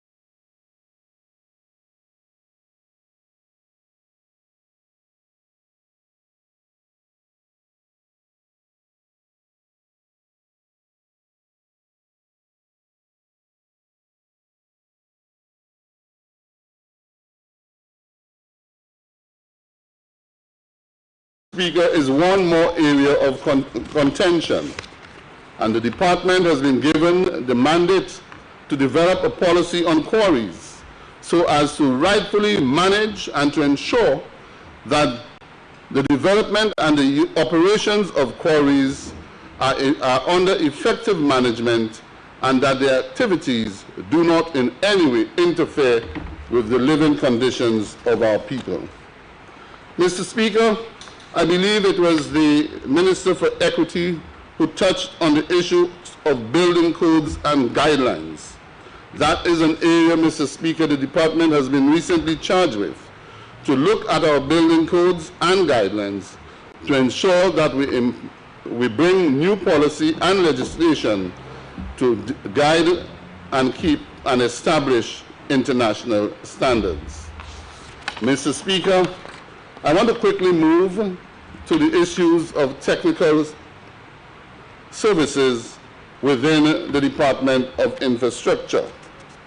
Mr. Speaker, let me highlight a very sensitive subject to do with rehabilitation of our road infrastructure. The objective of that project, Mr. Speaker, was to provide a factual report, rather to assist in rehabilitating our roads throughout the country. Ever since the new administration, Mr. Speaker, we have decided to undertake a financial and technical audit of a number of projects within the department. The objective of this brief statement, Mr. Speaker, on this audit is to provide a factual report to Parliament on the works, services provided by two contractors, First Start Construction Company Limited and Nationwide Mobile Concrete Supplies Limited, who were contracted by the government of St. Lucia to undertake works in Rodney Bay, Grosley, and in various other communities throughout St. Lucia. My statement, Mr. Speaker, simply attempts to assess the performance of the two contractors who contracted and in charge of the works, and to examine the performance of the project manager responsible for the associated supervision, the organization, technical, safety, contractual, and financial aspects during the implementation of the two projects. It shall briefly examine whether the project manager has observed established procedures and/or requirements as per the contract documents, and whether he exercised reasonable and adequate professional skills in carrying out his duties. Mr. Speaker, while I have quite a bit of information, I would probably just simply run into some elements of the findings so far as the contracts are concerned. 3 contracts were awarded, Mr. Speaker. One to Fresh Start, totaling $50 million, Nationwide $54 million, and another one to Rodney Bay for $15 million. Each of them over a period of 5 years, all design, finance, construct. One of our observations, Mr. Speaker, is that contract rates were negotiated between the project manager between the project manager and the contractors. Roadworks, therefore, were not examined individually to determine actual costs, but rather the agreed contract rate was applied to the total length of road to arrive at a contract sum. Below are some contract rates employed in calculation of contract sums for the 3 contracts. A contract rate of $2.45 million per kilometer, VAT inclusive, was agreed with Fresh Start to upgrade and rehabilitate 20.4 kilometers of concrete road. The contract sum was therefore EC $49,980,000. The contract rate is inclusive of costs for the rental of offices for the staff of the NRP, office furniture, equipment, kitchen furniture, stationery and cleaning supplies, garbage disposal services, 2 project vehicles, office cleaner, and the payment of overtime claims to the project manager, technicians, and drivers. The other contract was granted at a cost of a contract to rehabilitate 17.68 kilometers of asphalt roads and 8.78 kilometers of concrete roads. Also included in this contract was construction of the proposed Deriso roundabout along the East Coast Highway. A contract rate of $1.8 million per kilometer as compared to the previous contract rate of $2.45 million per kilometer and $2.025 million for concrete roads. A further $1.8 million was allocated for the Deriso roundabout. The contract sum was therefore in the tune of $51,403,500. Mr. Speaker, in a nutshell, what has been observed by these arrangements is that it brings into question the quality of technical guidance provided for the project, which the Permanent Secretary does not possess. How is the Permanent Secretary, with his limited expertise in the field of civil engineering, provide any technical support for a mammoth $119 million in civil works? But, Mr. Speaker, the Permanent Secretary cannot be blamed for this. He was directed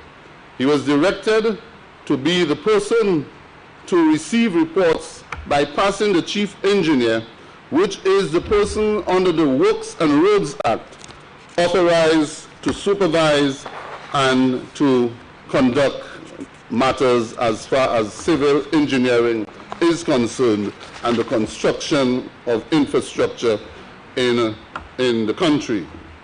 Mr. Speaker, there are preliminary observed anomalies in this whole process, and this has taken up a lot of our time at the ministry in the last 100 days. The Rodney Bay Road Improvement Project: 1. No measurement sheets of the records of work quantities against work items. Staff on site had no drawings to work with or to be guided by to inadequately supervise the project. Staff simply observed and described what they saw. Number 3, no evidence of a quality control or quality assurance plan. 4, no evidence of a design report as per the employer's requirements. 5, no drawings or bill of quantities approved by the Office of the Chief Engineer. 6, no evidence of an approved health plan and a traffic management plan. All of that is regarding the Rodney Bay project. Roundabout. 7, no records of quality testing as per the requirements of the contract. 8, no detailed records of the value of the works on ground to date. The project scope was never clearly defined at commencement of construction. As far as I'm aware, the person who first designed the roundabout was an architect who had retired from the police force and done architecture. 9, there was no integrated change control. 10, the project had no scope management. 11, the project had no scope management plan. 12, there was no project schedule and hence no schedule management plan. 13, project cost management was totally absent as there was no measurement of works on the site. 14, no evidence of compliance to FIDIC, which is the International Federation of Consultant Engineers, an international standards organization, which is called the Yellow Book under the contract. And 15, no evidence of full compliance with the construction contract. Mr. Speaker, those observations apply to the other contracts in which, in many instances, what went on or what went on those projects was just a project manager just being allowed to do whatever the contractor decided to do without having the ability to caution or to bring them in line. It is worthy to note, Mr. Speaker, that a major departure was adopted for the employer's requirements in the two projects. The employer's requirements were so diluted, thus facilitating the contractor with a clear loophole to avoid as much as possible the obligations of standard requirements of the design component of the design finance construct contract. This again brings into question, Mr. Speaker, the quality of the service being received under this contract. The above anomalies, Mr. Speaker, which I mentioned, are only the tip of the iceberg in terms of the inconsistencies or departure from best practice in respect to the projects. In the interest of transparency and ensuring accountability to the taxpayers of this country, it is advised that this government undertake the necessary fiscal and technical audits within the shortest possible time frame. We owe it to the people of this country. One may ask then, where was the minister in all of this? From project inception, the abuse of the minister as it pertains to these projects have been disregarded. Dialogue on these projects have been primarily between the then Minister of Finance, the project coordinator. The power vested in the project coordinator has been nothing short of disrespectful to the office of the minister, the details of which I will not expound upon here. The flagrant disregard and disrespect of the laws of this country and that of the office of chief engineer was never brought into question, thus promulgating a culture of absolute authority over these projects by the project manager. In conclusion, Mr. Speaker, an initial review brings into question whether laid down procedures, requirements as per the contracts were strictly complied with by the project manager. 2, whether reasonable skill and care have been exercised by the project manager and staff in carrying out their technical duties.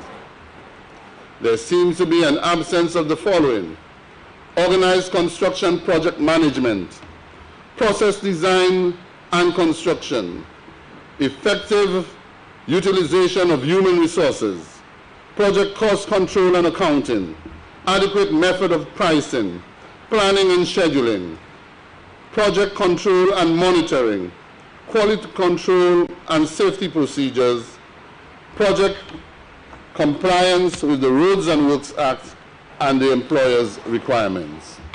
In view of these, Mr. Speaker, an in-depth review has been commissioned, and it is hoped that this project will be given the necessary investigation and a report be made to this Parliament. This, Mr. Speaker, forms part of the work we have done in the 100 days. And so, Mr. Speaker, in closing, I want to take this opportunity to indicate that within the Ministry of Infrastructure and Physical Development, which I hold, it is my intention moving forward that we will exercise due process, transparency, and accountability. And with this, Mr. Speaker, I want to endorse your own commitment to establishing a Contractor General's office to deal with such issues that may go by from time to time unhindered, undetected, and without the necessary action for those culprits in such behavior. And so let me take this opportunity, Mr. Speaker, to thank those who have worked with me over the years, particularly in the last 100 days, in achieving some of what we have achieved. The task ahead is quite a bit. I am confident that we will be able to fulfill the mandate to the people and to deliver to them within the next 5 years. I thank you.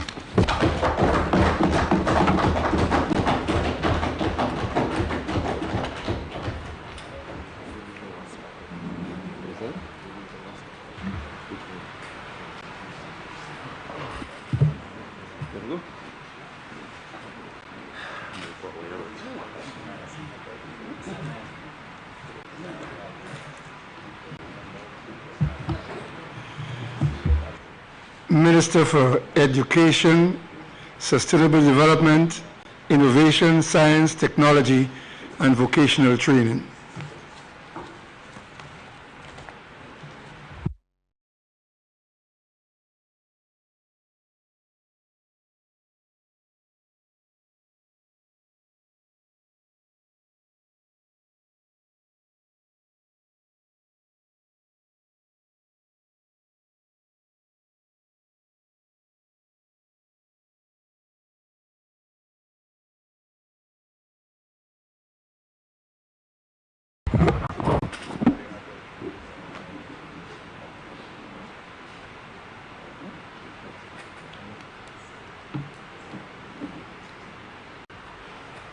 Thank you, Mr. Speaker. Mr. Speaker, I will resist the temptation to assume the posture of an individual who is in a debate on the appropriation bill. And so I will hold back on some of the achievements registered in the Ministry of Education, Sustainable Development, Innovation, Science, Technology, and Vocational Training. And it is my intention to share some of the achievements at another sitting. Mr. Speaker, I rise to share with this Honorable House and by extension the people of St. Lucia the achievements of my ministry within the first 100 days of this government's reign in office. Mr. Speaker, we inherited a challenging situation, one that called for creativity, patience, and above all, it required us to be focused and resolute in the discharge of our duties to the people of this country. But that notwithstanding, Mr. Speaker, the achievements have been many. However, today, or at this sitting, I will focus on a few of the more impactful ones. Despite the fears and challenges associated with the COVID-19 pandemic, Mr. Speaker, the Ministry of Education was able to skillfully and successfully return all students to the classroom for physical instruction, or what we prefer to refer to as face-to-face classes. The Education Access Fund 2021. We facilitated, Mr. Speaker, the disbursement of the $500 bursaries to new students or students moving into the secondary school system for the first time. Mr. Speaker, payment of facilities fees to schools on behalf of the parents of this country amounting to roughly $2.5 million. Mr. Speaker, annually, parents are required to pay school fees, fees that vary from school to school and include, amongst others, uniform fees, report book fees, insurance fees, and facilities fees. In an attempt to lessen the cost burden on parents, our government, whilst on the campaign trail, Mr. Speaker, as an opposition party, gave the people of St. Lucia the commitment that upon assuming office, we would undertake to pay the facilities fees for every student in the public school system of this country. Mr. Speaker, this promise has been fulfilled, and the government has rolled out, as I said, roughly $2.5 million to meet the cost of this particular initiative. As we speak, Mr. Speaker, the parents of this country, in particular the single mothers, are better off with roughly $2.5 million at their disposal to help with the daily challenges of life. Mr. Speaker, CXC fees. In our continued efforts to support our parents in this challenging economic climate, Mr. Speaker, this government has again lived up to its promise and approved through Cabinet the payment of fees for mathematics and English language to all public secondary school students writing the CSEC exams in Form 5. This means that when students are registering for the 2022 June CSEC exams, Mr. Speaker, parents will not be required to pay the fees for mathematics and English language because the government of the St. Lucia Labour Party has already covered that cost on their behalf. Provision of 1,200 MiFi devices to students with no internet access. With the start of a new academic year, Mr. Speaker, utilizing the distributed learning approach, approximately 90% of our students were expected to engage in online schooling. Hundreds of households in this country did not have the requisite infrastructure at home in order to utilize the online schooling platform.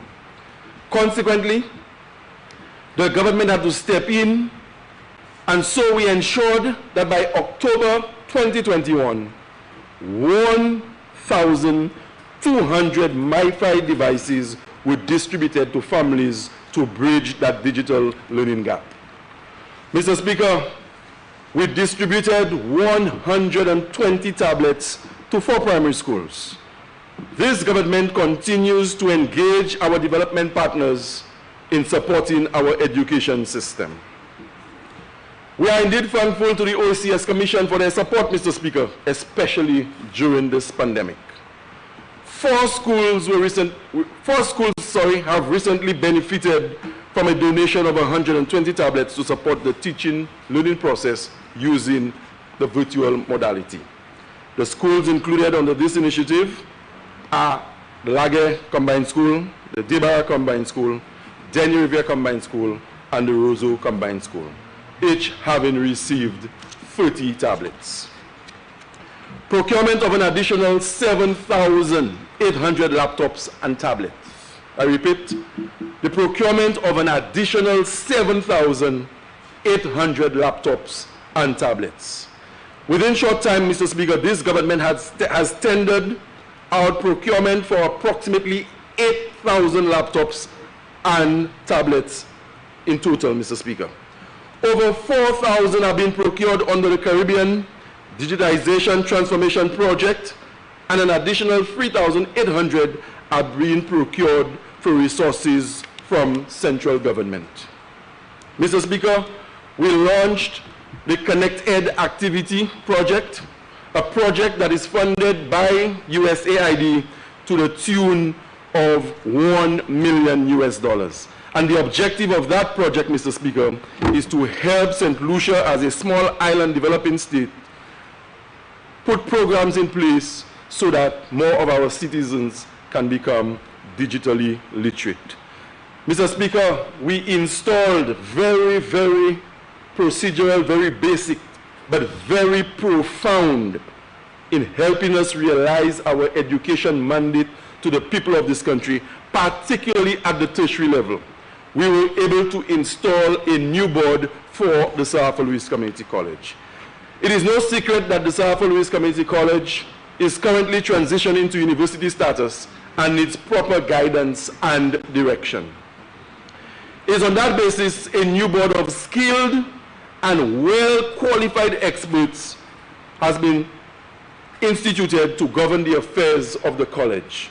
We anticipate new and exciting undertakings and program offerings in the coming years. Mr. Speaker, we signed on to the OECS Pearl, the Program for Education Advancement and Relevant Learning, otherwise known as the OECS Pearl. This US $10 million project is funded by the Global Partnership for Education through the OECS Commission. The project was launched in September 2021. The PEARL focuses on a sector-wide approach to improving the quality of teaching and learning, especially in light of the negative impact of the COVID pandemic in 4 main areas, namely early childhood and special education, leadership and accountability, curriculum and instruction, and monitoring and evaluation. As we speak, Mr. Speaker, our national coordinator is finalizing the work plan which will trigger the first disbursement to the Ministry of Education. ICT leadership training for principals. With assistance from the government of the Republic of China, Taiwan, we have been able to provide ICT leadership training to scores of principals prior to the reopening of school. Mr. Speaker, the National Language Policy Implementation Plan. A conference involving national and regional stakeholders was conducted in September to embark on working towards the finalization of the language policy for the teaching of the Creole language, in schools on the island. Gouvernement j'ai appris des marches, Mr. Speaker, pour mettre en place pour nous ça instruire ces lycéens pour ça parler, marcher et puis écrire créole. Et moi quoi l'année chaque ministère dit Mr. Speaker, qui a joué chaque bénéfice en programme ça, qu'on y apprendre parler créole, marcher créole et puis comprendre créole. The national language policy seeks to ensure that students at the primary and secondary levels are competent in the reading, writing, and speaking of the Creole language. The draft policy and implementation plan is expected to be presented to the Cabinet of Ministers in early 2022. Access to higher education. Over the last 3 months, the government has facilitated the following to allow our citizens to pursue higher education. A total of 30 persons have received economic cost awards. A total of 98 students have received bursaries for studies at the South Louis Community College, and provisions have been made, Mr. Speaker, to incorporate a further 10 who meet the requirements but for financial reasons are unable to take their rightful places at the college. Mr. Speaker, we've awarded a contract for the rehabilitation of the carpentry and joinery roof at the South Louis Community College. The contract for this project was recently awarded, and the contractor is undertaking preliminary studies, hoping to go into full operation in the coming weeks. As a government, Mr. Speaker, we are committed to the full rehabilitation and restoration of the physical plant at the South Louis Community College. Mr. Speaker, the achievements in the Ministry of Education, Sustainable Development, Innovation, Science, Technology, and Vocational Training are many, as I alluded to at the onset of my presentation. But I will stop here for today. But Mr. Speaker, it would be remiss of me to take my seat before I place on the record my gratitude, Mr. Speaker, to the Prime Minister for having placed his confidence in me to shoulder such a critical portfolio in the government that he leads. Mr. Speaker, I want to thank my 2 permanent secretaries and the line staff, as well as the heads of the statutory entities that fall in the remit of my ministerial responsibilities. I want to thank the people of Dennery North, who continue to ensure that their sentiments and concerns are given expression in this Parliament through, Mr. Speaker, my continued presence. Mr. Speaker, there's a lot more I can say as it relates to me being here after 3 general elections. But I think it would resonate better, Mr. Speaker, in subsequent debates. And so, Mr. Speaker, I just want to say once again how grateful I am to the people of Dennery North who stood with me, Mr. Speaker. After a campaign or during a campaign, arguably the nastiest campaign I've ever witnessed, ever since I entered politics. But we stood firm, Mr. Speaker. And I can assure you, Mr. Speaker, that if the elections have to be called again next week or next month, Mr. Speaker, or after 5 years, the simple refrain, Mr. Speaker, will prevail. It will be a case of Sean again. Thank you, Mr. Speaker. Thank you.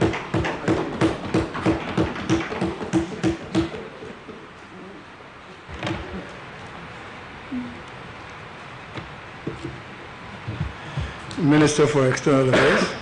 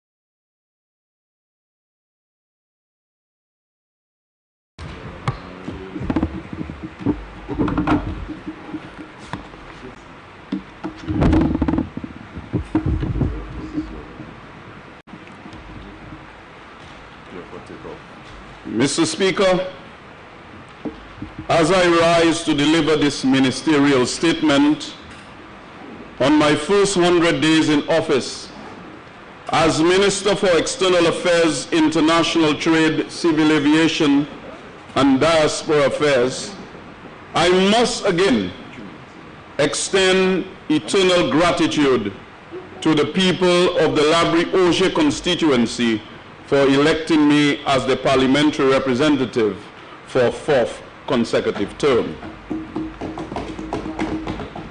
Mr. Speaker, I also thank the Honorable Prime Minister for entrusting me with a combination of portfolios which he has the confidence that I can competently manage for the strategic and sustained elevation of St. Lucia's socioeconomic condition.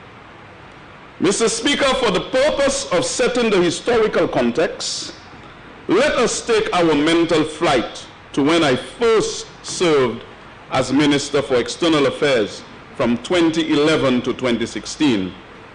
When we entered office in 2011, we acknowledged in an even bigger way, Mr. Speaker, that with the end of the Cold War in the early 1990s, St. Lucia had experienced a change in the international context in which the state existed.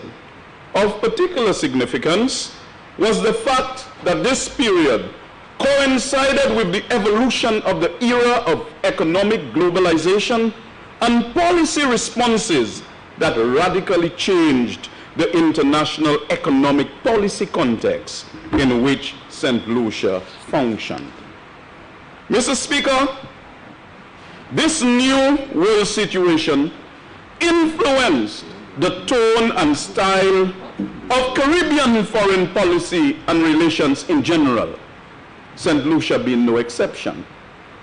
Hence, the changed international scenario had brought with it new challenges which called for new decisions in the diplomatic sphere to permit external relations to be reshaped along more realistic and multidimensional lines. Therefore, we decided on the following foreign policy objectives. 1, to pursue the security interests of St. Lucians as the highest priority. 2, to pursue economic diplomacy in order to expand St. Lucia's economic links and thereby expand and diversify trade relations and attract foreign direct investment. 3, to promote international respect for human rights and democracy. 4, to promote and pursue international cooperation. To promote and encourage multilateralism at the regional, hemispheric, and global levels. To pursue energy security by diversifying energy supply options to integrate and develop renewable energy resources, to play an important role in leading the international sustainable development agenda and the Paris climate change agreements or outcomes, to pursue public health as a long-term foreign policy objective, and to pursue cultural diplomacy. Mr. Speaker, in pursuance of those broad foreign policy goals, we can adumbrate a few positive outcomes and achievements during 2011 to 2016 period. Mr. Speaker, in this short space of time, I was able to achieve with my missions and staff at Capitol the following. We initiated and negotiated $14.32 million for the Dennery Water Project, secured $7.144 million for the St. Jude's Reconstruction Project, secured over $2 million for livestock production, mobilized over $10 million in the aftermath of the Christmas Eve trough for the rehabilitation of the country, obtained free vehicles for the Ministry of External Affairs, International Trade and Civil Aviation, and secured another 2 vehicles for the use of other ministries of the government of St. Lucia. Presided over the opening of 2 new embassies in St. Lucia, the Moroccan embassy as well as the Argentinian embassy, which unfortunately has been closed under the former UWP government. Signed diplomatic relations with a number of countries, including New Zealand, Palestine, and Honduras. And speaking of New Zealand, we signed a cooperation agreement with New Zealand, which included support for geothermal exploration. We signed a cooperative agreement with Morocco, which included providing fertilizers to assist our farmers, as well as scholarships for St. Lucians. We signed the Schengen visa waiver to allow St. Lucians visa-free access to countries in Europe. But Mr. Speaker, notwithstanding those achievements, the UWP denigrated our performance in office with frivolous and malicious claims. They also reversed many of the gains made due to their unprincipled position, often at the expense of the OECS and CARICOM solidarity, where we coordinate foreign and trade policy. Mr. Speaker, as I entered the ministry on Friday the 6th of August 2021, I approached matters with an eye of experience and a plan to restore productivity and performance. I had observed in opposition a ministry presided over by a pompous and power-holding prime minister with a minister who could have been productive had she valued her principles more than the privilege of a powerless position. With this morbid scenario, the foreign policy of St. Lucia descended sharply into ridicule. Mr. Speaker, what did we find in the ministry? What have we done? And what are we doing? Mr. Speaker, colleagues may recall that during my previous tenure as minister, when criticisms were leveled at my ministry and the then Prime Minister regarding diplomatic appointments and cost, I remained silent and did not participate in such petty partisan political tribalism. I believe that when people are called to serve the country, especially persons who are qualified in their own right, we ought not to scandalize their names on the altar of political expediency. A university graduate who happened to be the wife of an official of our party was maligned, primarily because of her husband's position. And I have made it clear in this House, Mr. Speaker, and elsewhere, that a woman is not a mere appendage to any man. They exist in their own rights. And they criticize the cost of maintaining St. Lucia's strategic diplomatic presence overseas. Would it surprise you to know, Mr. Speaker, that the same people who made those criticisms against me and against us appointed the party chairman to a diplomatic post and escalated the cost of the ministry, excessive expenditure, for example, the dubious case of having more dependents than the Foreign Service allows. But this is what happens, Mr. Speaker. When you criticize conveniently expediently and maliciously, and karma comes back to bite you. So, Mr. Speaker, I will not go down the road of malice and misinformation, but will instead adopt a posture of education, elucidation, and elevation. The Ministry of External Affairs, at least under the administrations of Dr. Kennedy Anthony, the member for Beaufort South, and now the Honorable Prime Minister and member for Castries East, the Honorable Philip Joseph Pierre, has adopted an orientation and focus of strategic development driver and mobilizer. Therefore, we reaffirm the following foreign policy objectives as outlined in our manifesto, Mr. Speaker. We establish economic diplomacy with non-traditional countries in order to expand our country's economic links and the opportunity for more foreign direct investment. Mr. Speaker, in the search for new sources of assistance that we need badly in this COVID-induced economic and social crisis, new possibilities of political, economic, and strategic relationships and alignments must be explored. And this means that any search for possible alternative alignments with other nations must be strategically planned and coherent. At the same time, Mr. Speaker, we are also strengthening our bilateral relations with our traditional friends. For example, we are maintaining all free missions in the United States of America, which shall be utilized to strengthen not only our bilateral relations, but to cooperate in attempting to resolve hemispheric challenges, Mr. Speaker. We are not going to be there and be a spectator to those great developments. We are going to engage with the U.S. in trying to navigate the turbulence of our hemisphere. And I know with cooperation, we shall succeed.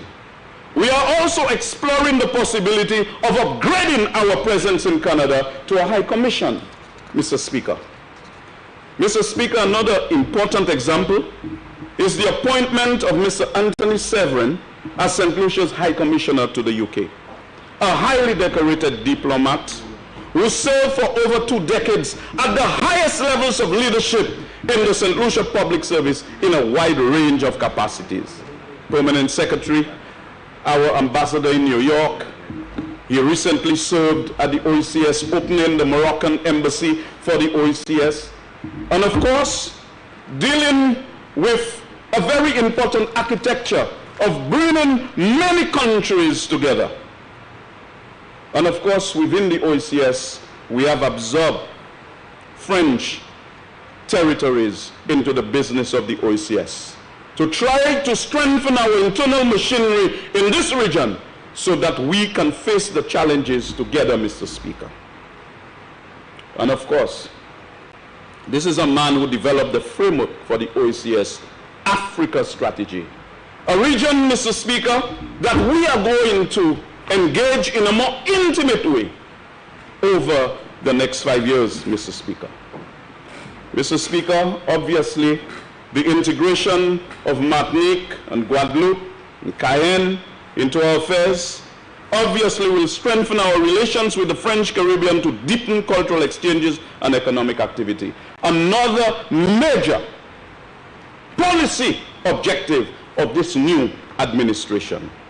Commit to the concept of multilateralism in international affairs and non-political involvement in the affairs of other countries. As a result, we have left the Lima Group, Mr. Speaker. We are not going to find ourselves immersed in the internal affairs of any country in our hemisphere. And St. Lucia will play a balancing role. St. Lucia has dedicated itself to assisting in the resolution of hemispheric problems. We shall engage with our traditional friends and non-traditional friends through well-established mechanisms like the UN and other regional entities where we can focus on common objectives of humanity as outlined in the SDGs, Mr. Speaker. Mr. Speaker, continue to provide unwavering support in the spirit of regional integration to the Organization of Eastern Caribbean States, OECS, and the Caribbean community and for the harmonization of OECS foreign policy. Mr. Speaker, since our return to office, we have been very much involved in the business of the OECS and in the business of CARICOM, where we sit at the table with our brothers and sisters of the Caribbean to coordinate trade and foreign policy for us to observe and respect our treaty obligations. Invite highly skilled and distinguished St. Lucians in the diaspora back home to share their knowledge, achievements, and experiences as part of an annual event to inspire and motivate our young. In this regard, Mr. Speaker, we have appointed a special advisor to the Ministry of External Affairs, International Trade, Civil Aviation, and Diaspora Affairs over the past 100 days. And the key responsibilities to provide strategic advice and support to the Ministry of External Affairs on the development and implementation of St. Lucia's foreign policy, international trade, and civil aviation strategies, taking into account positions of the St. Lucia Labour Party. To review and advise on the organizational structure and functioning of the Ministry of External Affairs and its overseas missions, including the updating of the Foreign Service regulations. To advise on the modalities for cooperation between the Ministry of External Affairs and International Trade and the Ministry of Commerce and Trade Matters. Develop a communication policy for the ministry and coordinate its implementation so as to improve the public image of the ministry and keep the public informed of St. Lucia's activities in external affairs, international trade, civil aviation, and diaspora affairs. We have also improved the capacity of the ministry to perform. And over the past 100 days, we have been putting mechanisms in place to ensure that in the next 2 months, the ministry will take international cooperation to a new level. Mr. Speaker, the Honorable Prime Minister has made it abundantly clear that recovery as a country will require coordinated action at the international level. Consequently, in pursuing our country's economic and social recovery, we shall, in this new dispensation, promote and deepen international cooperation. Our response, Mr. Speaker, for example, to address the immediate, short and medium-term impacts of the COVID-19 crisis will require working together and involving multilateral banks, bilateral public and private actors, and international organizations. The Prime Minister has made it very clear that the Ministry of External Affairs must assist in the resolution of our social and economic development, in resolving some of the challenges that we face, especially in an environment where COVID has exacerbated our economic problems. Mr. Speaker, international cooperation is critical to coordinate an effective response to this health emergency, as well as the mobilization of financial resources at the global level. And of course, again, it gets back to our fundamental point of organizing ourselves in this region and to respond within our integrated whole at the CARICOM level, at the OECS level. It speaks to regional cooperation and integration because of paramount importance, both to address the urgent consequences of the crisis and also to drive the recovery effort. Regional economic frameworks such as the OECS, CARICOM, OAS, CELAC, and ACS provide a common platform, as is well documented, which members can better promote their collective interest with the rest of the international community and in multilateral arrangements, often advocating for recognition of the specific challenges. As a result, Mr. Speaker, St. Lucia has renewed its commitment to pursue the collective task of regionalism, which our countries, small and large, must continually pursue as one of the fundamental instruments towards meaningful economic and social integration and development. Mr. Speaker, in this regard, I attended a number of virtual meetings of CARICOM foreign ministers and a face-to-face meeting in Miami, where we discussed a spectrum of issues including the situation in Venezuela, Nicaragua, and Haiti as a Caribbean family. I also attended the 10th Italy, Latin America, and Caribbean Conference in Rome, where we discussed a number of issues that were of paramount importance to us as small, open, and vulnerable economies. We continue to argue against graduation and differentiation. I had the opportunity, Mr. Speaker, to promote the understanding that the international financial architecture should promote economic advancement of developing countries like St. Lucia, not impede it. And we were blessed with the presence of the representative from the World Bank, Mr. Speaker. We advocated for a better relationship between the CARICOM states, in fact, a framework based on constructive cooperation and mutual accountability between our developing and developed countries, without needless blacklisting of our countries. So we are going to sustain diplomacy as a major tool to ensure that we enter those conversations and we keep the pressure and place our issues at the forefront of our agenda. Mr. Speaker, given that the parameters of St. Lucia's international relations have now shifted to the promotion of interest in an environment that is dominated by economic imperatives rather than ideological considerations, both macroeconomic policy and international relations are at the heart of foreign policy. Therefore, St. Lucia's foreign policy needs to be shaped by the very best economic analysis. In view of the foregoing, economics and use of evidence and analysis are crucial in formulating and executing St. Lucia's foreign policy. Hence, during the budgeting process, within the 100 days, we made provisions to secure the services of a highly skilled and experienced economist that will ensure that St. Lucia's foreign policy is underpinned by sound economic analysis. In this regard, that individual will be equipped with the necessary training and experience to provide both analytical economics and policy support in a wide range of roles. For example, to distill the strategy and plans of the new SLP government as contained in its 2021 manifesto into specific policy recommendations to ensure that they are anchored within the strategic development priorities of the country. To ensure that those strategic priorities that frame St. Lucia's internal development and inform its external relations lead to the macroeconomic stability and fiscal sanity of the country and are in consonance with common objectives of humanity as outlined, like I said before, in the UN SDGs. Conduct analysis that support priority foreign policy areas, including providing economic and analytical support to the various departments and policy teams in St. Lucia's Ministry of External Affairs. Analyze the impact of developments in the global political and economic environment that impact St. Lucia, including trade, new trade arrangements, and the COVID-19 impact and recovery in St. Lucia.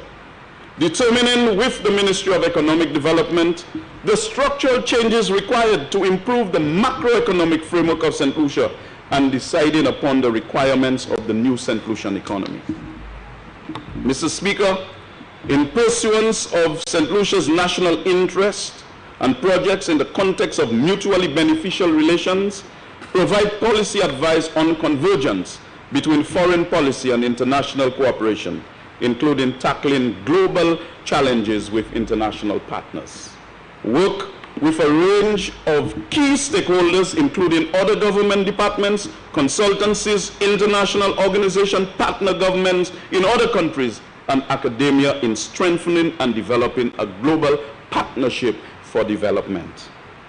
Mr. Speaker, this term in office will therefore be directed towards formulating approaches to the foreign policies of our country, which are intended to be innovative responses in consonance with the present times. It is a gross misconception to consider the Ministry of External Affairs solely as a cost center. Mr. Speaker, you have often heard the debate on the streets, and a lot of people are not aware that the Ministry of External Affairs do not get the most monies. When you have big cost ministries like education, and they need the money that they have, Mr. Speaker, by virtue of all the schools and paying salaries, over $100 million in recurrent expenditure, another set in capital expenditure, next the Ministry of Health. But all of those things are important. Even when we spend monies on marketing the country, people don't mind because tourists come and they spend, they see it. But the Ministry of External Affairs have brought a lot into this country. I alluded to a number of millions, tens of millions, the stadium, monies you get for hospitals. And in many, many respects, Mr. Speaker, a lot of things you hear in line ministries actually come from the Ministry of External Affairs, by virtue of our external relations. The minister alluded to a few of them. In supporting tourism, Mr. Speaker, for example, we issue licenses at the Ministry of Foreign Affairs. For example, we issue a license to Virgin Atlantic for a period of 5 years, authorizing the airline to operate scheduled service between London and Hewanorra International Airport after flights between the said destination had been halted previously. Appointment of a new air transport licensing board to facilitate that within the 100 years. Approval of new flights with WestJet, 100 days. WestJet adding aircraft to the fleet on the Canada-St. Lucia route. Issuance of new permit to Kingfisher Airways to allow cargo flights into St. Lucia, especially in these pandemic times when the demand for such a service has increased exponentially. Approval of one-time permit for Skybus SAC from Peru to operate flight on behalf of Amerijet to address a backlog of air cargo from the United States into St. Lucia, which benefits many St. Lucians who shop online. Issuance of permit to TUI Airways to allow resumption of passenger service from the United Kingdom into St. Lucia. I can go on and on to show that the various departments in the ministry contribute significantly. And I just want to of course, end on that note about carriers with Qatar Airways. We just approved permission for Qatar Airways to code share with JetBlue and British Airways, which would cause an increase in passengers reaching St. Lucia from places that Qatar Airways operates, or to also allow St. Lucians the option to be able to travel to places that Qatar Airways operate by starting off with JetBlue or British Airways in St. Lucia and connecting seamlessly onto Qatar Airways for onward journey. Mr. Speaker, within the 100 days, as the Minister responsible for civil aviation, I paid an official visit to the Eastern Caribbean Civil Aviation Authority in Antigua to re-establish political will and the commitment of St. Lucia to the reattainment of Category 1 status for St. Lucia and the OACS as it relates to regulatory safety oversight of our civil aviation industry. Mr. Speaker, ECA was not given any attention by the former administration. They even threatened to break away from institutions that we built together in the OACS that are working for us. They wanted to go to Trinidad, they wanted to go all over the place. But St. Lucia is back supporting the Eastern Caribbean Civil Aviation Authority. Mr. Speaker, I can go on and on in terms of talking about the achievements in the Washington Embassy, millions of benefits to us coming into the country. What we have signed on to empower women on $3 million project with $500,000 already secured from the United States of America. And we can go on and on. But of course, before I end, I just want to allude to some achievements from just Martinique, Mr. Speaker, just Martinique. Our consulate in Martinique between 1st of August 2021 and 10th November 2021. The consulate sourced and organized free shipments of oxygen from the private sector in Martinique during the 4th COVID wave, in response to an urgent request from the Ministry of Health. The value of this donation was over 7,000 euros, and shipment dates were 11th of September, 3rd of October, and 27th of October. The consulate sourced and organized a shipment of white sugar in response to an urgent request from the Ministry of Commerce, and the sugar was shipped in early October. So we see sugar in the stores, but we do not understand that sometimes it takes delicate cooperation and intervention to achieve it. The consulate launched requests in the private sector for the donation of oximeters and alcohol-based sanitizer gels and received 868 oximeters and 11 cases of sanitizer gel from Ministry of Health. The consulate also requested and received school material for St. Joseph's Convent, as well as reading material for Sir Arthur Lewis Community College. And I can go on and on and on for 40 days and 40 nights, Mr. Speaker. But I want to now turn on final approach, on a long final, Mr. Speaker. Mr. Speaker, these are just the beginning of things. We intend to achieve much more as we embark upon the development cooperation agenda of the Philip J. Pierre administration. As we move towards takeoff speed and aim towards an efficient cruising altitude, we have begun putting in place the critical operational elements of airworthiness and safety. Within the ministry, we have an acting permanent secretary in place, and so we have engaged the advice of experienced persons to help navigate the turbulence of the moment. We have also appointed a new and experienced ambassador for diaspora affairs in the person of Mr. Julian Dubois, who himself is a former Deputy Director of NEMO, Consul General in New York, and former acting permanent secretary in the Ministry of External Affairs. Our new High Commissioner in London, as I mentioned earlier, has a task of restoring St. Lucia's damaged diplomatic representation in the United Kingdom. And so we have selected an experienced former permanent secretary, cabinet secretary, CARICOM ambassador, as well as UN ambassador in the person of Mr. Anthony Severin. We have also identified and confirmed our diplomatic representatives in New York, Washington, Havana, Fort-de-France, and Toronto. But since they will be taking up office in the new year, official announcements will be made by the Prime Minister closer to the end of the year. We are also carefully considering our appointments to Taipei, Miami, Mexico, Venezuela, and other states and entities. Mr. Speaker, from the foregoing, it is clear that a formidable flight plan has been filed, and with the support of our staff, our people, our friends, and our Prime Minister, we expect a safe and satisfactory journey and landing. But, Mr. Speaker, as I'm on short final, I would want to turn to my constituents and say, within the 100 days, we were planning the great revolution for this term.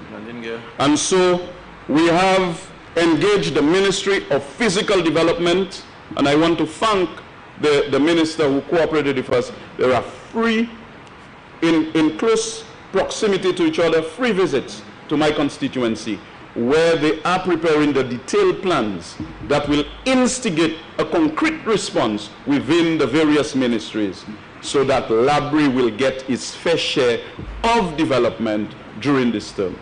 Mr. Speaker, I end by commending the Prime Minister for the first 100 days. When he sat in the chair at Cabinet, I saw an experienced captain, a competent man, a man who will go through the turbulence without any fear. He has a cabinet that supports him, the cabinet like a family, Mr. Speaker. And I am pleased and humbled to be in the cabinet of the Honorable Member for Castres East, the Honorable Prime Minister, Honorable Philip Joseph Pierre. And I predict that at the end of this 5-year term, that will be the best term of any government in the history of this country. And so, Mr. Speaker, I yield.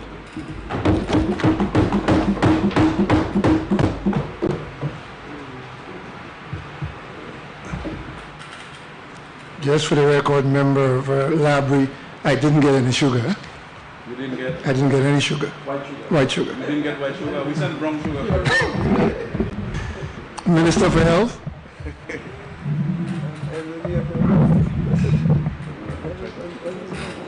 That's why I wanted to. I still waiting to show, but that's all right. You know. I don't fuck one more so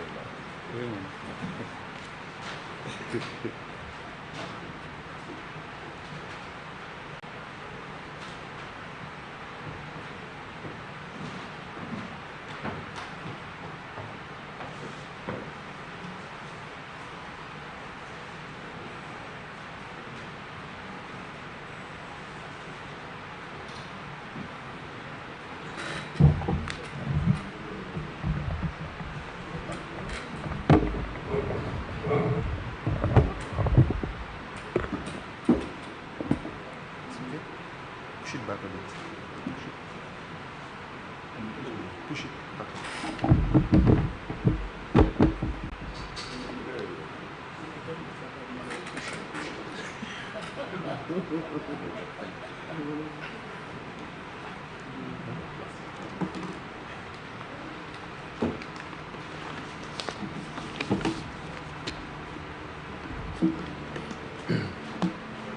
Thank you very much, Mr. Speaker. Mr. Speaker, greetings and thanks to you and colleagues.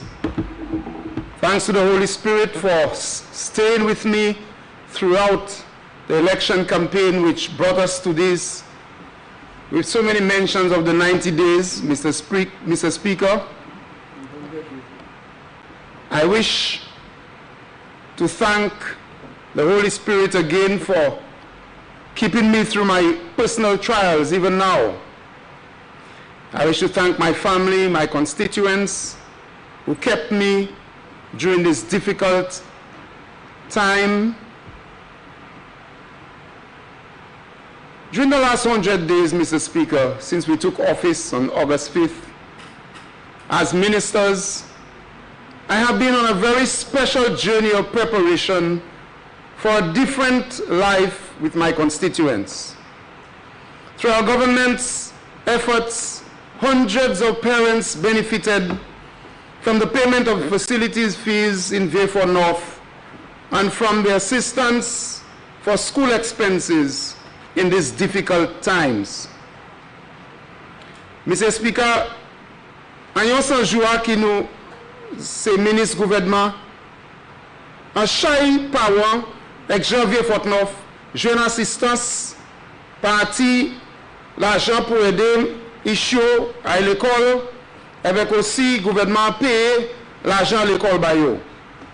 Advanced preparations have been made for the completion of major road projects, Mr. Speaker, the details of which will be described later. The residents of a few small communities in Vieux North can already see for themselves the difference in infrastructure. Some of our people who were impacted by Hurricane Elsa are receiving support, and scores of other people are being assessed for the government's housing assistance program, which will begin very soon. Mr. Speaker, I wish to turn to the responsibility which the Prime Minister handed me on August 5th, 2021. And Mr. Speaker, honorable members, I wish for you to come with me on a journey of the last 100 days as Minister for Health. As you know by now, we came into office with a rising COVID-19 wave in full effect. The Ministry of Health, the documents at the Ministry of Health, placed the beginning of the wave on July 13th, 2021, and a later revision placed the build-up of the wave at July 25th, 2021. Clearly, Mr. Speaker, relaxed protocols by the authorities and an increased level of social gatherings from weeks before, including large gatherings before the elections, obviously contributed in part to the rising fourth wave. By August 13th, 2021, the Delta variant was reported in St. Lucia, and that clearly caused rapid community spread. And while COVID-19 was our most urgent health emergency, other imperatives in health were also given attention. Mr. Speaker, I journeyed around some of our facilities and met the most dedicated staff and professionals, whether within the ministry or statutory organizations.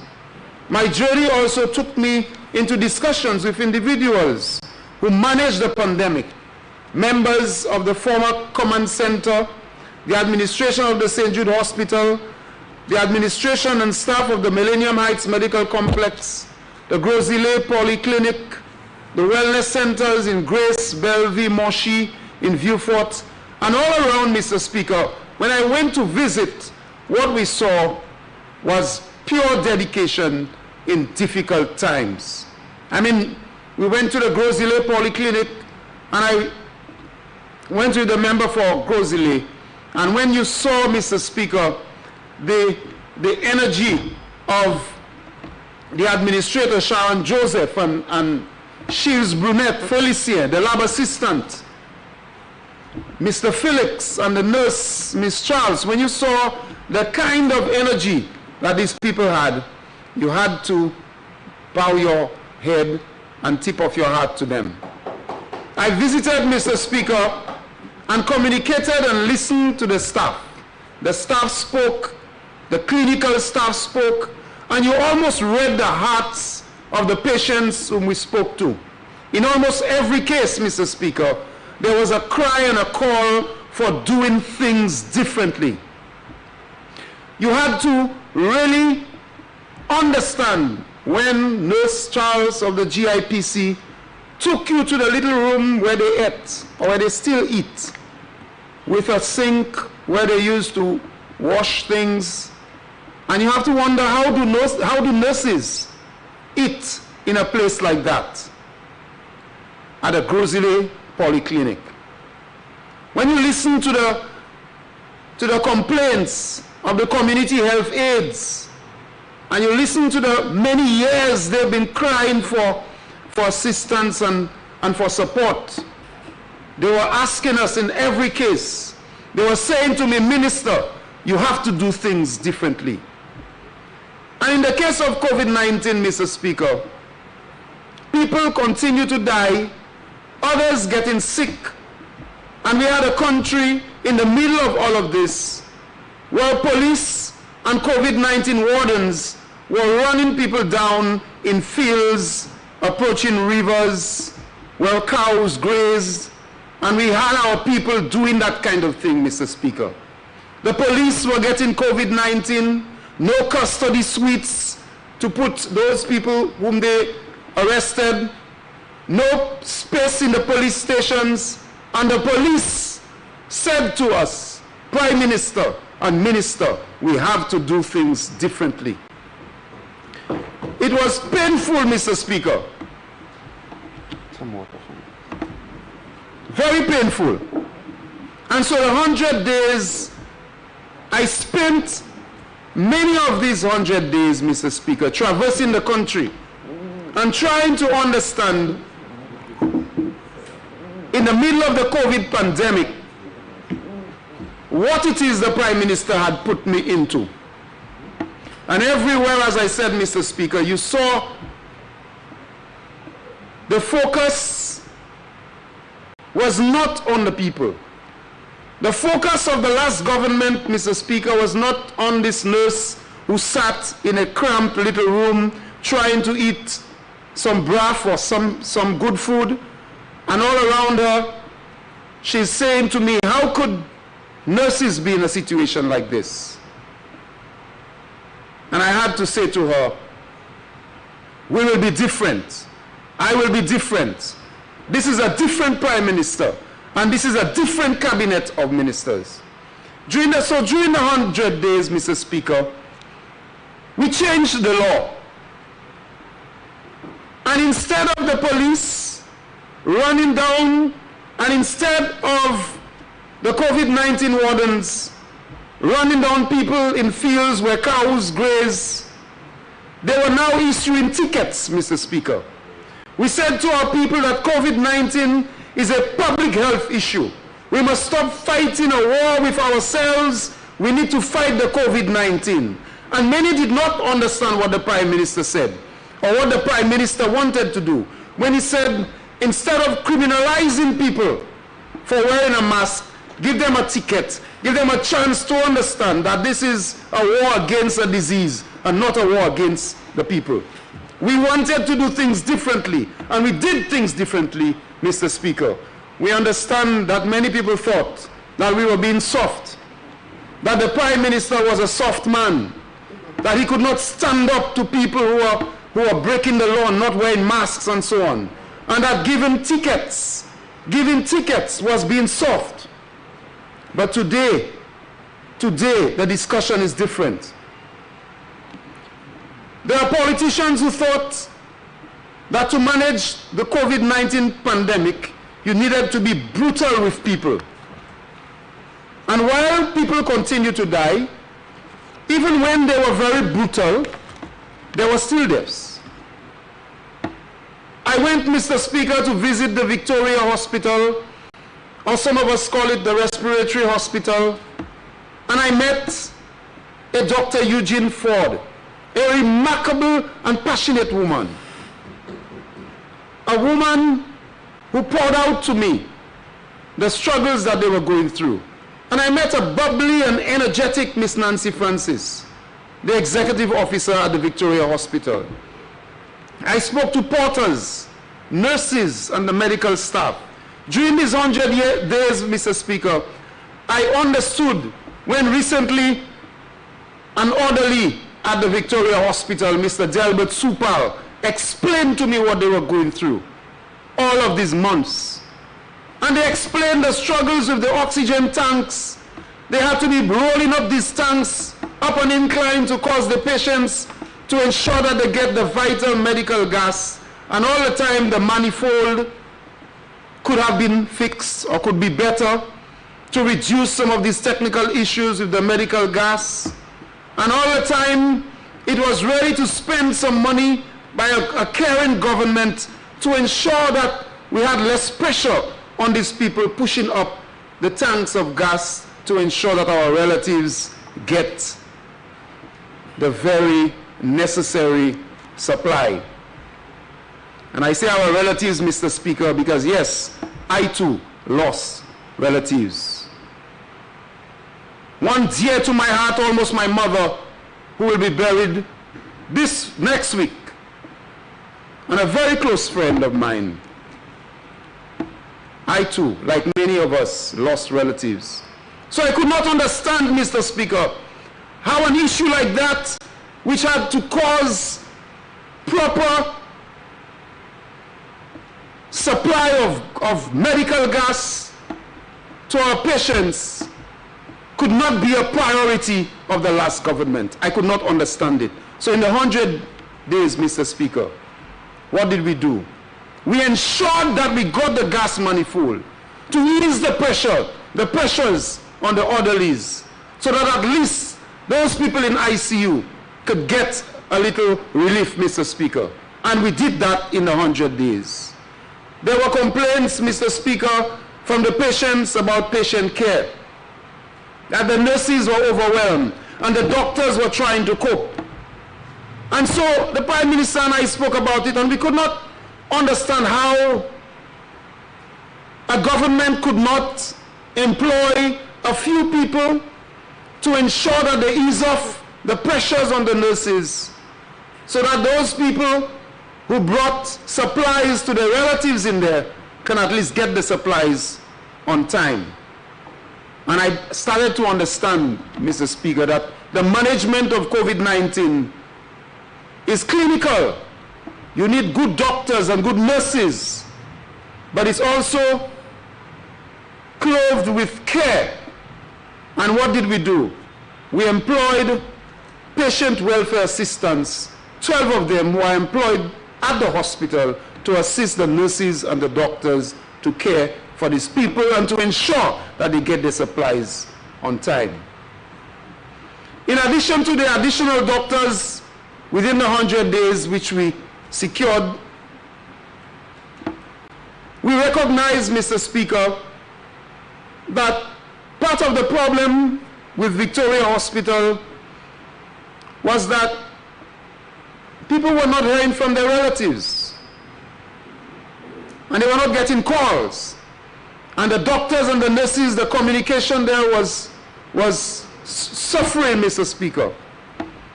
And when we investigated, we found out that the telecommunication system at the hospital was just not working. And what did we do within the 100 days with the assistance of Flo? We caused there to be a telecommunication system at the hospital, and we sourced mobile phones for the doctors, the nurses, and the staff. The situation of critical patients in ICU got focused attention, Mr. Speaker, with a central monitoring system for the wards. And so 15 critical patients in ICU can now be monitored remotely for 24 hours electronically. Mr. Speaker, when we went around the wellness centers and we saw what people like Nurse Motley and Nurse Alexander at Moshi and Nurse Henry and Nurse Sipal and Harrigan from the Millennium Heights Medical Complex, when we saw what they were going through and explained to me, Mr. Speaker, I knew that the first 100 days really needed to be a focus on people. We need to make things different, Mr. Speaker. I was told, Mr. Speaker, that people who are coming in with chest issues, whether at St. Jude, at the Victoria Hospital, or the Soufrière Hospital, or the Grosile Polyclinic, and especially at the Victoria Hospital, we were told, Mr. Speaker, within the 100 days, that the X-ray units were not working. And it was inconceivable, Mr. Speaker, that in the middle of a pandemic, when the medical professionals are saying to us that COVID-19 attacks your lungs and your breathing, and in fact some people realize they may have COVID because they begin to have difficulty breathing, in a country which was said to be growing, and we have the most tourists and all kinds of things the last government told us, the best economy. But in the middle of a pandemic, the machine that actually tells the doctor, guides the doctor to a diagnosis which is related to a deadly virus, in almost all of our public facilities, these machines are not working.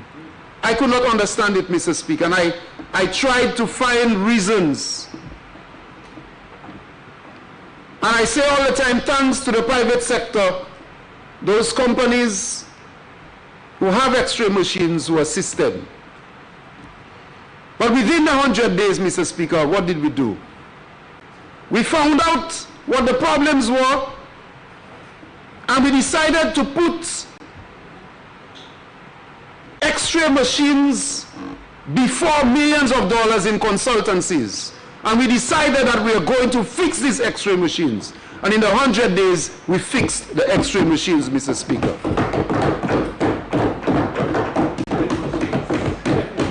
And we said that whether these problems were recognized before, and you said you would do something about it,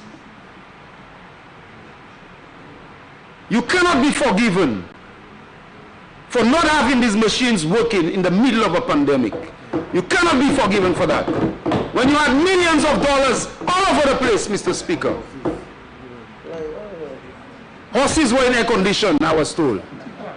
And our people did not have working X-ray machines. And I've said so before. So in the 100 days, Mr. Speaker, we put people first and ensured that that was a priority.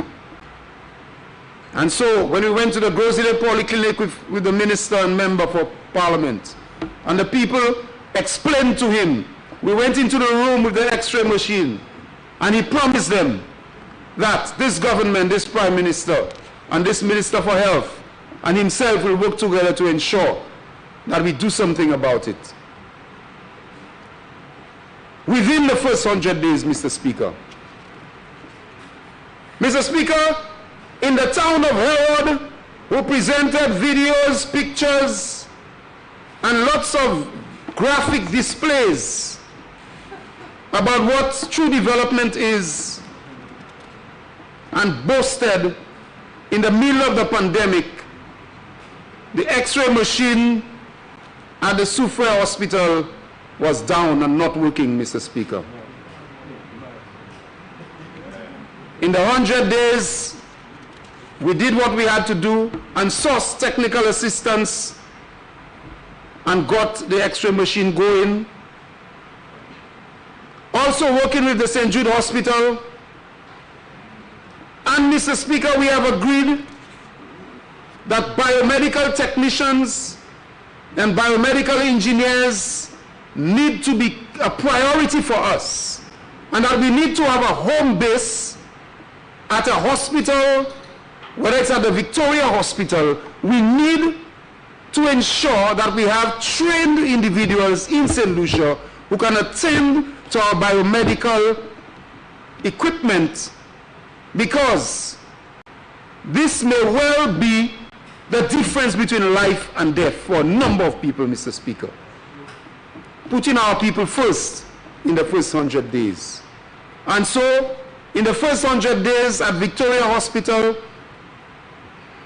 we are now starting what is the beginning of a biomedical technician space.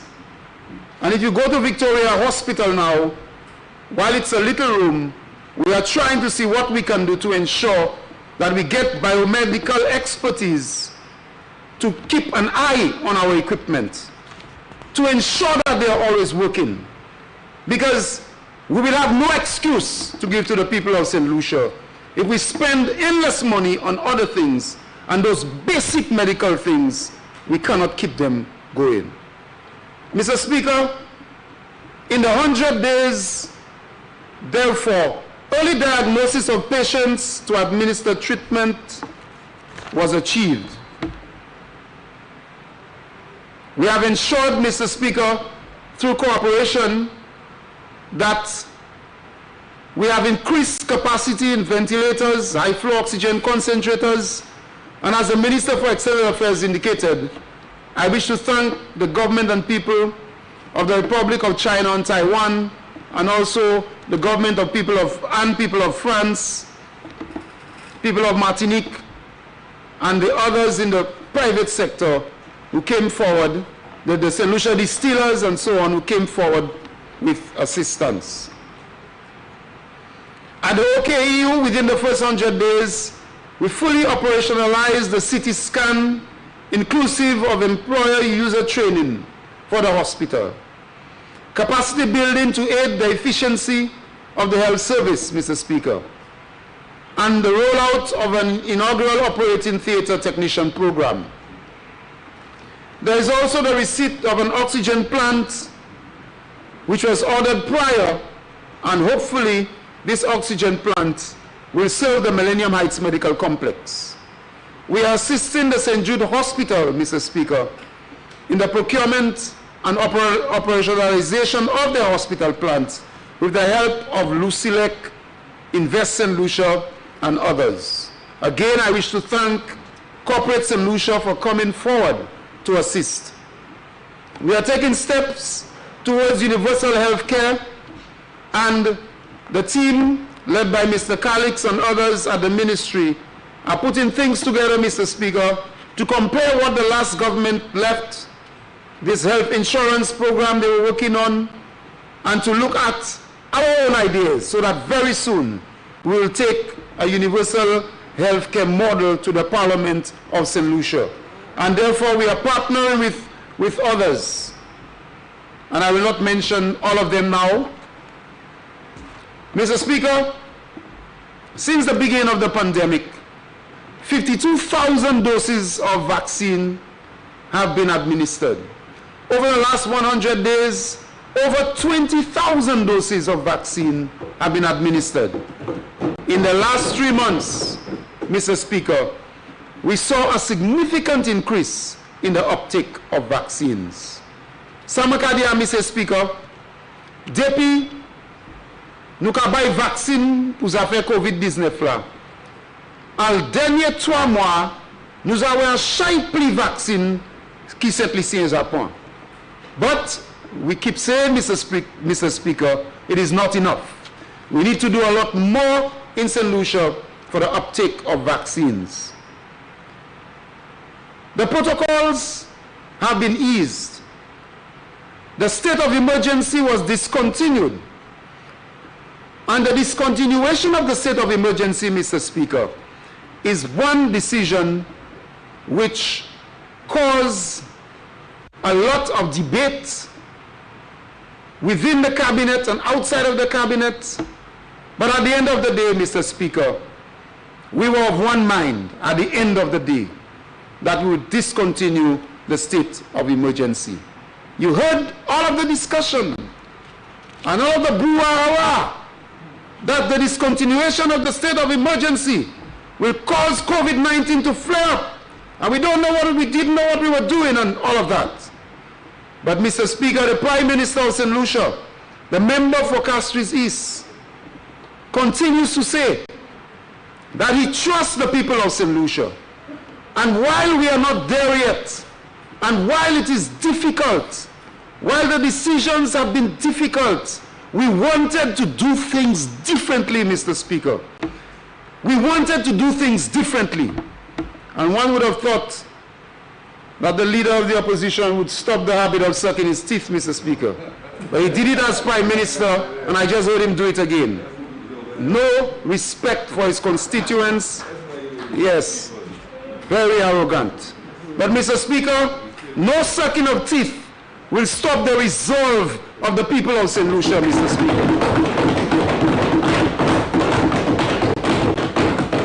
And that's the kind of disdain they had for the people of St. Lucia, Mr. Speaker. That's the kind of disdain. That's the kind of disdain. So, Mr. Speaker, as promised, Mr. Speaker, we stood on principle. And when we changed the protocols, Mr. Speaker, and things did not go as planned, and the people said, you made a mistake, as promised by the Prime Minister in the campaign, we did not insult the people of St. Lucia like they did. We came out boldly and said, listen, we did not organize these protocols well. We made a mistake. We are sorry, and we changed it. We took our blows, and we changed it, Mr. Speaker. We did not suck our teeth and threw the people of St. Lucia below the bus. We said, we made a mistake, we are changing it. That's the kind of government you have with this Prime Minister, Mr. Speaker. They were very disrespectful to the people of St. Lucia. Mr. Speaker, the COVID-19 Management Center has a different outlook. And I wish to thank the Chief Medical Officer and all others who worked with the former COVID-19 Command Center. These people every morning met and gave the advice to the cabinet. We wanted inclusion, Mr. Speaker. We wanted to be different. We said we would be different. We did not want a politician to be the head of the command center. We said so. And in opposition, Mr. Speaker, I remember saying that the former member for Ancillary Cannery should be fired from the command center. I can never forget that. And our comrade from Ancillary Canneries fired him royally. So, Mr. Speaker, I wish to thank Mr. Cletus Springer for his commitment. Mr. Cletus Springer is he has brought a gentle, calm, a non-partisan outlook to the management of the COVID-19 Management Center. He has met ordinary people, he has met with leaders of organizations, and he continues to go around the country and to try his very best to bring St. Lucians on board and to say to everybody, let's come together. He has brought medical doctors, professionals who are not part of the ministry, private sector professionals, and you can see everybody, they may have different views, but that's exactly what we want. They may have different views, but they don't have a politician at the head trying to ram down everything through the fruits. We are different, Mr. Speaker. We have brought a different management style to this. And I wish to thank all those who are part of the COVID-19 Management Center. Manière nous avons managé COVID-19, Mr. Speaker, différent. Et qui pas aisé. L'année là est difficile. Et l'année là nous avons fait les ouais.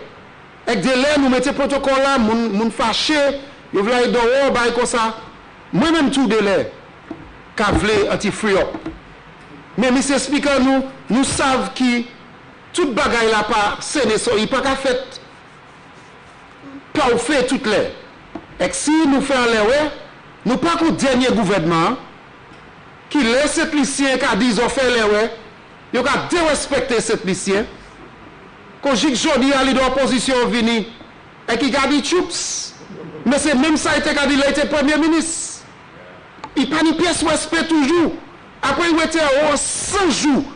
Il parle quand il a, nous bien content il pas bail salaire. Il pas travail pour ça ouais. So Mr. Speaker, ça n'a dit c'est nous qu'a fait bagaille là différent. Nous qu'a fait bagaille là différent. Avec nous voulons mener tout le monde à dire dans ça. Mr. Springer, c'est un monde qui a mélangé bagaille là tout douce. Il pas un politicien avec qui a essayé de parler avec tout le monde. C'est pas toute bagaille nous qui fait bien. Nous avons parlé avec ces gens en ces health center. Mr. Ness Saute Belleville, c'est Jean Health Center Guasla tout partout. Et qui ont même tout le monde qui a dit et c'est comme ça nous voulons. Nous partons vers un politicien en charge COVID-19 Management Center et c'est politique qui a parlé, c'est Goumet. COVID c'est pas un bagaille politique, COVID c'est un malade et nous tous nous pour Goumet.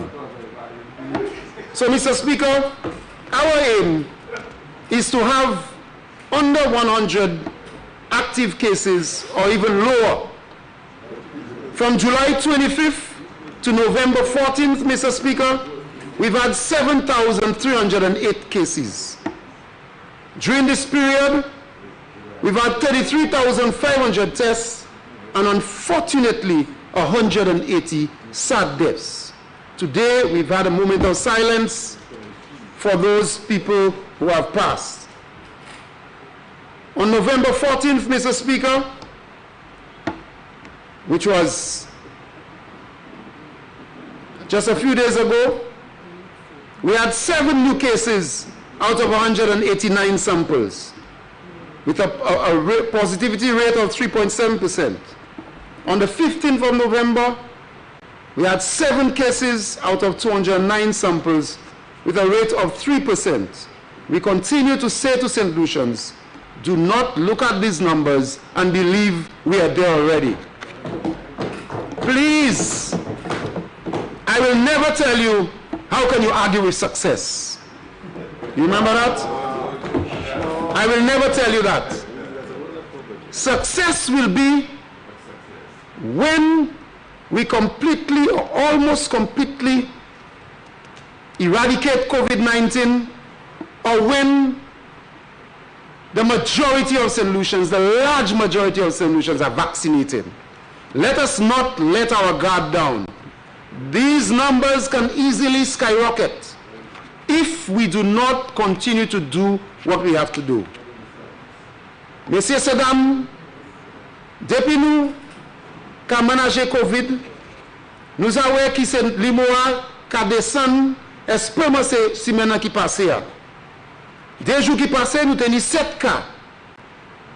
Et nous avons en 140 40 tests qui te nous fait. Hier, nous avons 7 cas encore. Mais ma vle personne pour ces bagailles ça là et dit oh carnival time bagay ka jump up.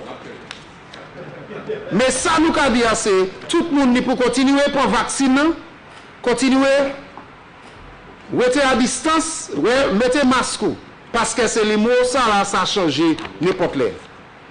Mr. Speaker, we continue to build capacity especially in relation to non-communicable diseases. We have engaged the government of Taiwan on a project which has been in discussions for a while and will be receiving support from the government of Taiwan to help with the control of metabolic chronic diseases. As I said before, we started our discussions with universal health care. Our Health Education Bureau has changed their strategies and increasing engagement with the communities. They have expanded strategies for COVID-19 education. And we are preparing for a new program in elderly affairs. The Comfort Bay Senior Citizens Home has come to the Ministry of Health, and sometime this week we will have a formal handing over of the Comfort Bay Senior Citizens Home. Kaila nou ka kreye Comfort Bay kote nou ni grand citoyen ka wete, sa ka responsabilité ministre santé. Avec nou ka fè kon nou pe pour faire bagay bon bay se moun ki ka wete Comfort Bay. I wish to say to you, Mr. Speaker, that I am proud to be in the cabinet of Honorable Philip J. Pierre, the Member of Parliament for Castries East. We have come a long way. We've had many battles. And I want to say to you, Mr. Speaker, that this Prime Minister steers his ship well. Cabinet time is always a beautiful time. You may leave there with headaches, but we will solve problems. Food is always on time. I'm just joking. Sometimes we do it late sometimes.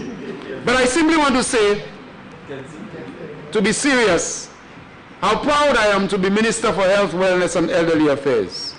And we will spare no effort to continue to reform healthcare in this country.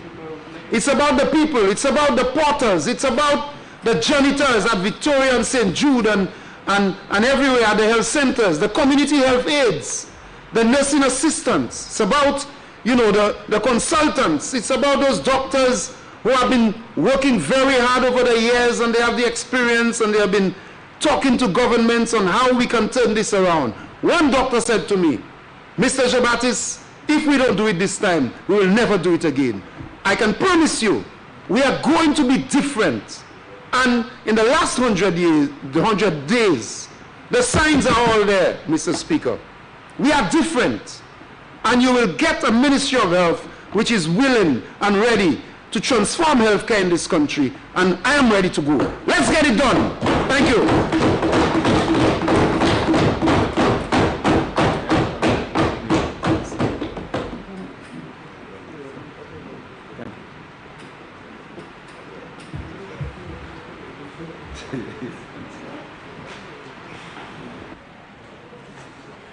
Papers to be laid. Prime Minister and Minister for Finance, Economic Development and the Youth Economy. Mr. Speaker, I beg to lay the following papers standing in my name. Starting instrument number 124 of 2021 Constitution of St. Lucia State of Emergency Amendment number 7 Regulations. Starting instrument number 132 of 2021 Fiscal Incentives Innovative Business Solutions Incorporated Amendment Order. Citing instrument number 143 of 2021 Fiscal Incentives Rainforest Moringa Limited Order. Statutory Instrument number 134 of 2021, Constitution of St. Lucia, State of Emergency Amendment number 8, Regulations. Statutory Instrument number 140 of 2021, Legal Profession Eligibility, Vanessa Mary Morgan Order. Statutory Instrument number 142 of 2021, Fiscal Incentives, Opportunity Print and Design Limited Order. Statutory Instrument number 144 of 2021, Excise Tax Amendment Schedule number 1, number 13 Order.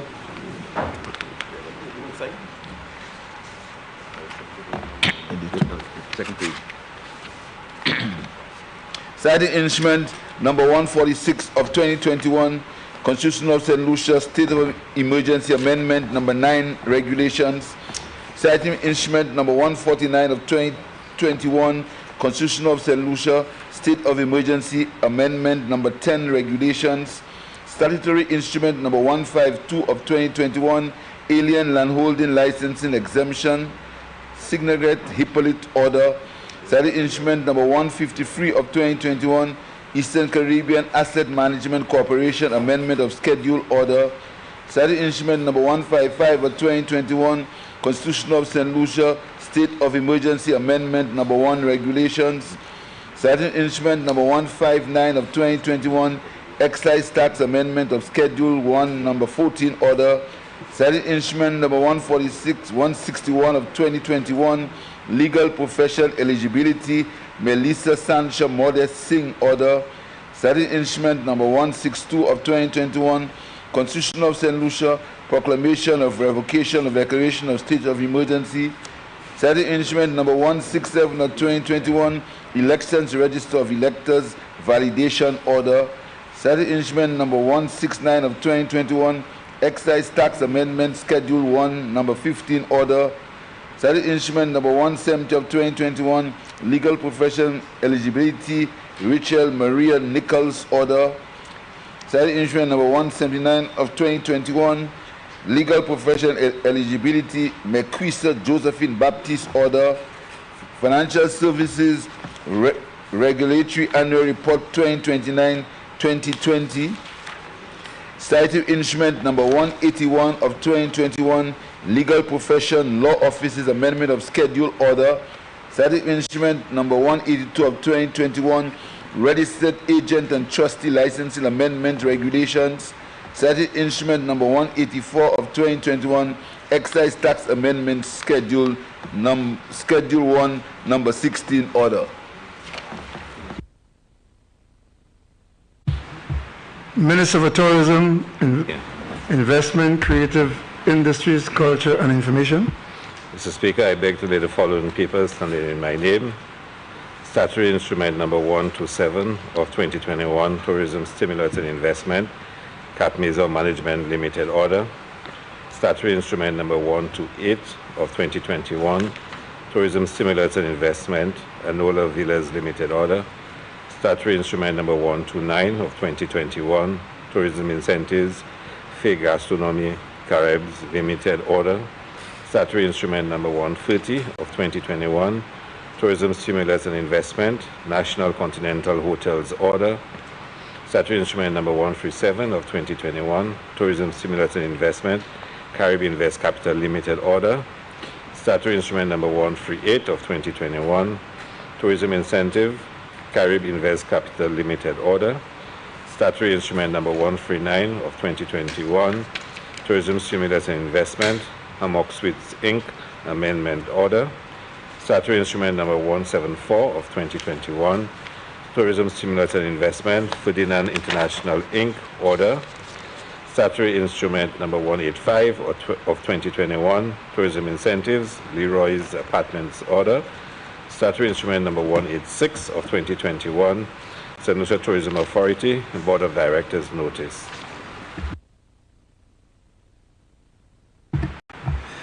Minister for Education, Sustainable Development, Innovation, Science, Technology and Vocational Training. Mr. Speaker, I'd like to lay the following papers standing in my name. Statutory Instrument number 154 of 2021, Styrofoam and Plastic Food Service Containers Prohibition, Amendment of Schedule Order. Minister for Health, Wellness and Elderly Affairs.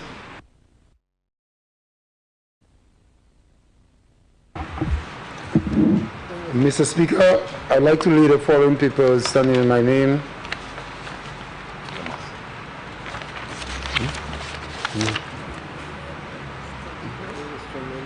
Statutory Instrument number 125 of 2021, COVID-19 Prevention, Control, Physical Distancing, number 10 order. Statutory Instrument number 126 of 2021, COVID-19 Prevention and Control, Protocol Public Omnibus Amendment number 2 Regulations.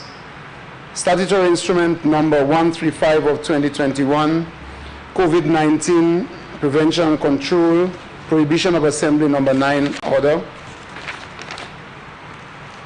Statutory Instrument number 136 of 2021, COVID-19 Prevention and Control, Physical Distancing number 11 order.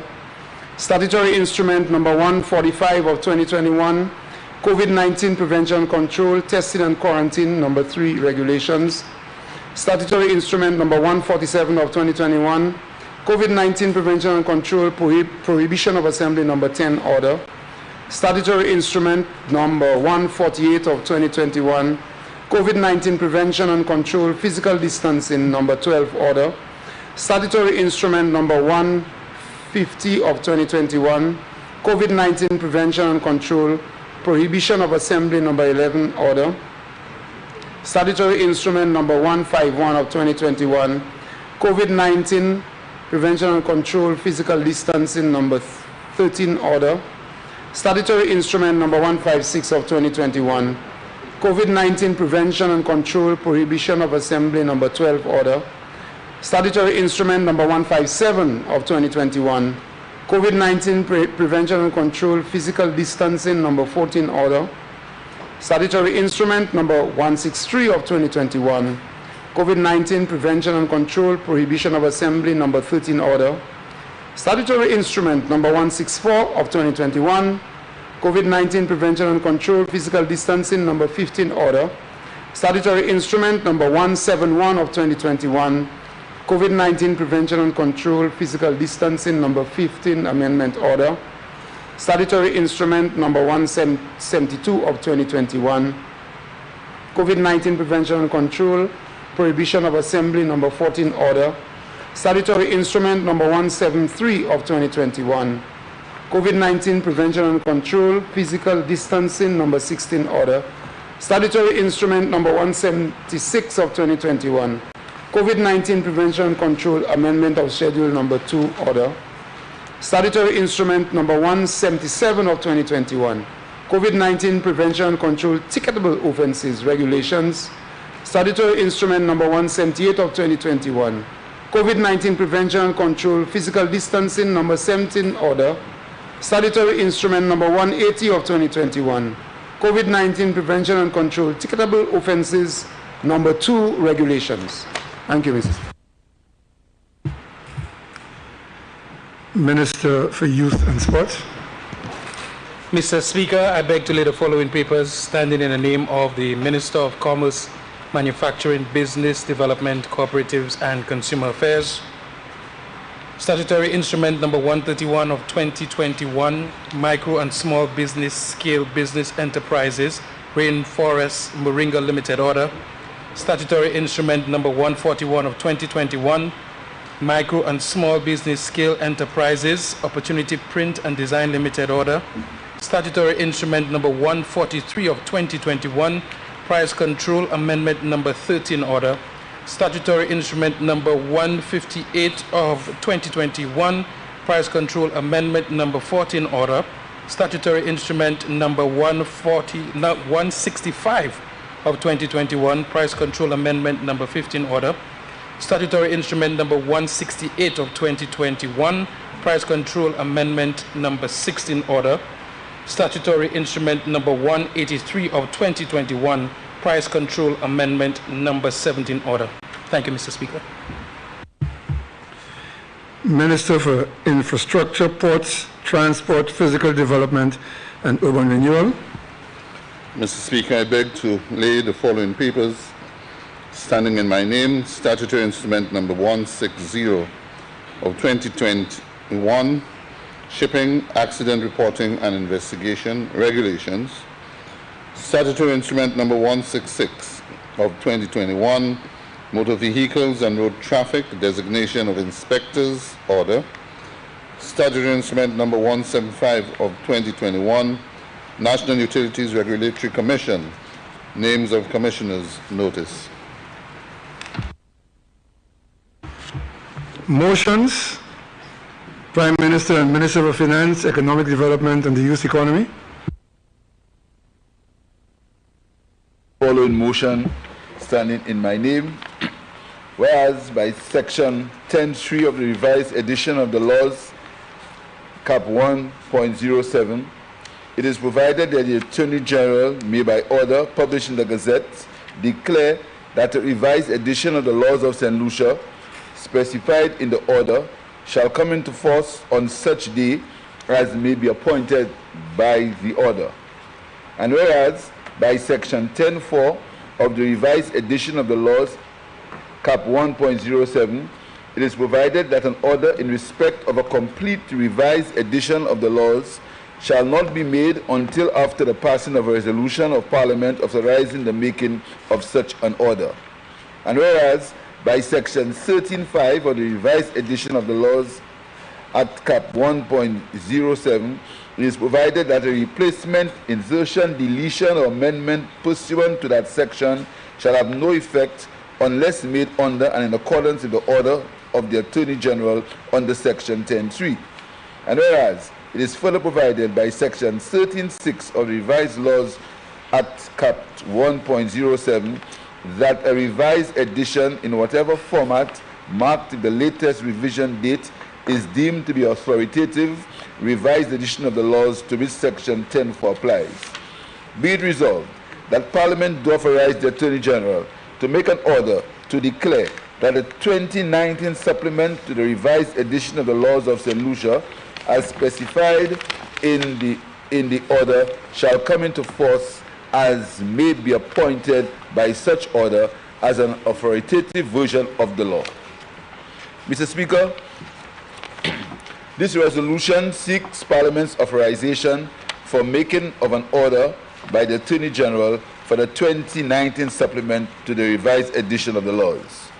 The revised edition of the laws, cap 1.07, the Act, makes provision for the revision and consolidation of the laws of St. Lucia and the preparation and publication of revised editions of the laws in various formats. Presently, the Attorney General is the Law Revision Commission as provided for under the Act. As a result, the Attorney General is responsible under section 10.3 of the Act for declaring that the revised edition of the laws of St. Lucia as specified in an order published in the Gazette is effective from the date stated in the order. Provision is also made under the Act in section 10.4 that a resolution of Parliament authorizing the making of the order must be passed before the Law Revision Commission can make an order. Additionally, section 13.5 of the Act provides that a replacement, insertion, deletion, or amendment has no effect unless an order is made to that effect. Further, according to section 13.6 of the Act, a revised edition, irrespective of the form that it takes, for example, as in the case of CD-ROM or other means of electronic storage and loose-leaf booklets, if the latest revision date is on the passing of the order, considered to be an authentic version of the laws of St. Lucia. The procedure has been used to authorize all supplements to the revised edition of the laws since the original revision in 2001. Therefore, the Attorney General has made commencement orders for 2005, 2006, 2008, 2013, 2015, and 2017 supplements to the revised edition.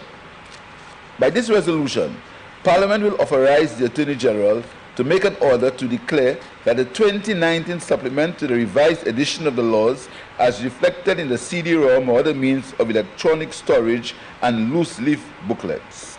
The order will specify the date that the 2019 supplement to the revised edition of the laws will have effect as a genuine translation of the laws of St. Lucia for the years 2018 to 2019.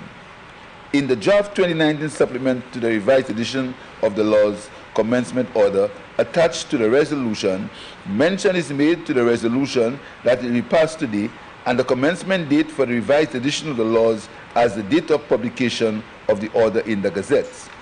In addition, the order identifies the chapters in which the acts which were passed in 2018 and 2019 are incorporated in the 2019 revised laws of St. Lucia. The Attorney General, as the Law Revision Commission, is therefore seeking the approval of Parliament to make the 2019 supplement to the revised edition of the laws commencement order to include in the 2019 revised edition of the laws acts and statutory instruments that were passed in 2018 and 2019.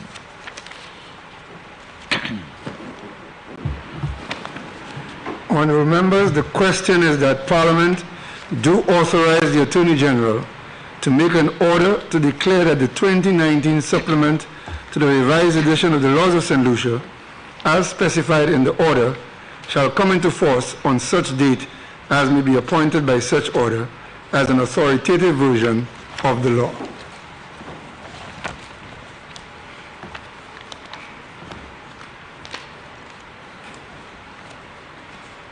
I now put the question. As many as of that opinion say aye. As many as of a contrary opinion say no. I think the ayes have it. The ayes have it. Mr. Prime Minister.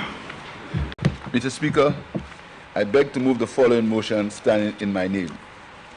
Whereas under Section 1091A of the Value Added Tax Act Cap 15.42, the Act, it is provided that the Minister of Finance may, by order published in the Gazette, amend the schedules to the Act. And whereas it is further provided that under Section 1092 of the Act, that an order may, pursuant to Section 1091 of the Act, is subject to an affirmative resolution of Parliament, except where the amendment is to customs tariff headings only.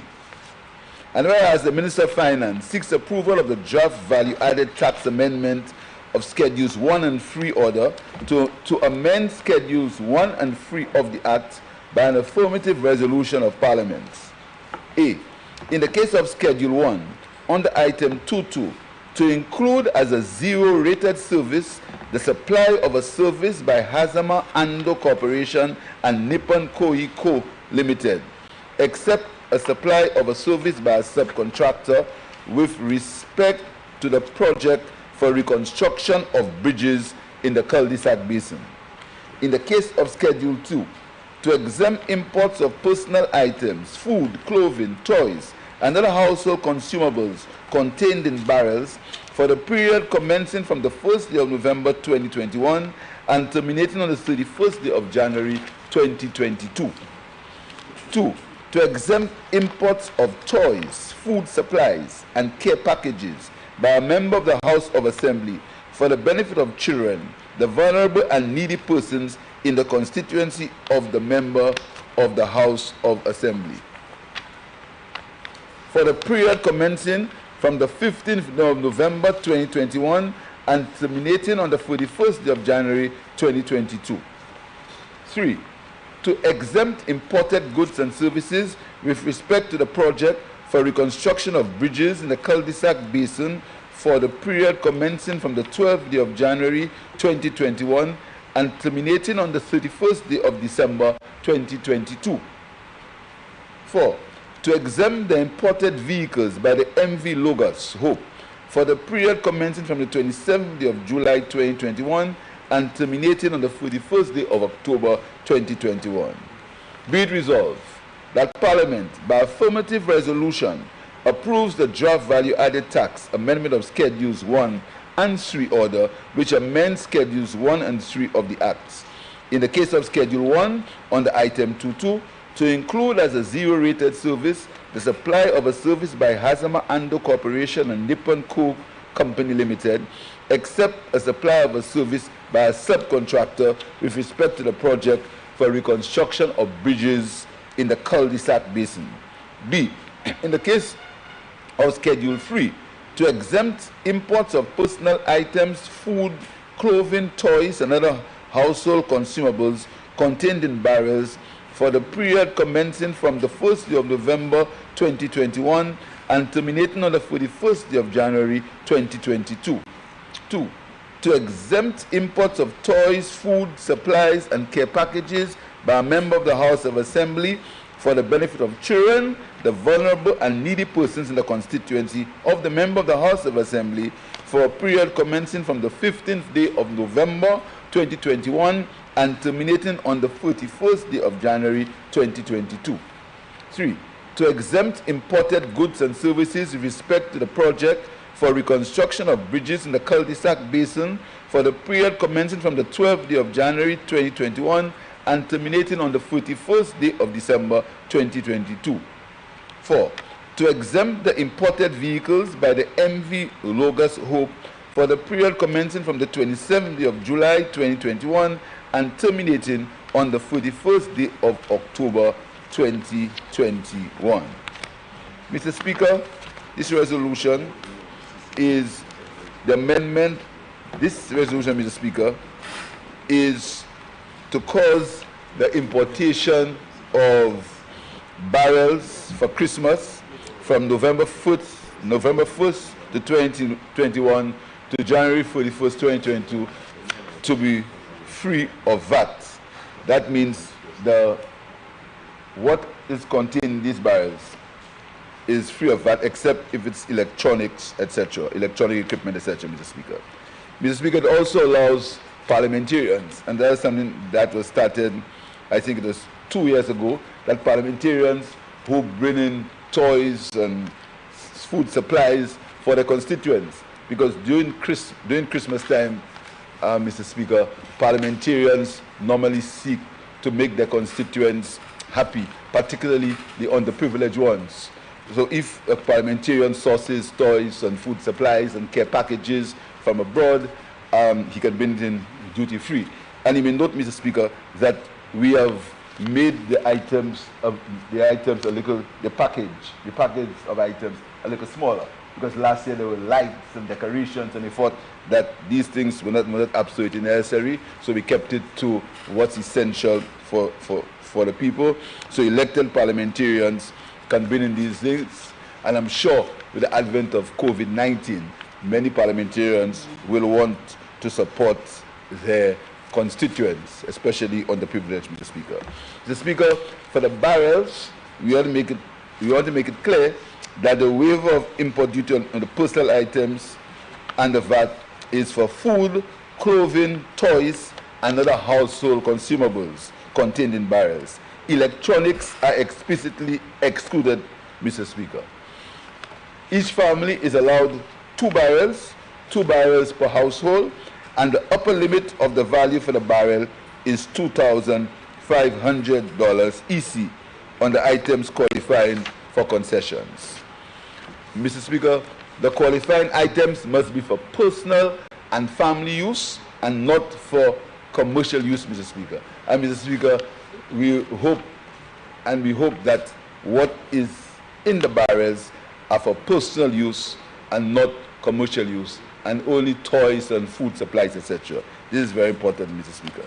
Mr. Speaker, the other part of that resolution is to ensure that the 2 vehicles, Mr. Speaker, the amendment, 3 vehicles imported by MV Logos Hope. That's the ship, Mr. Speaker, that visits St. Lucia probably twice a year, bringing books, etc.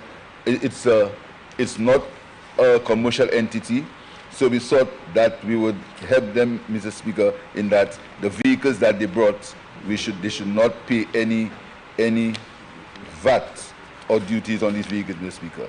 It's called the book ship, Mr. Speaker, and they visited St. Lucia on 2 occasions this year, and it's operated by GBA Ships, and it's a non-profit Christian organization work in over 110 countries around the world.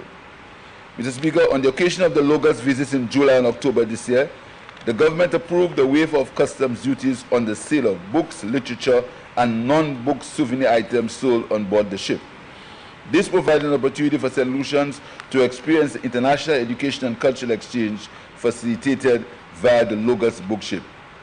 Mr. Speaker, during the second visit of the Logos in October, the ship was docked at Port Vieux-Fort, which allowed for more access for the people of the south of the island.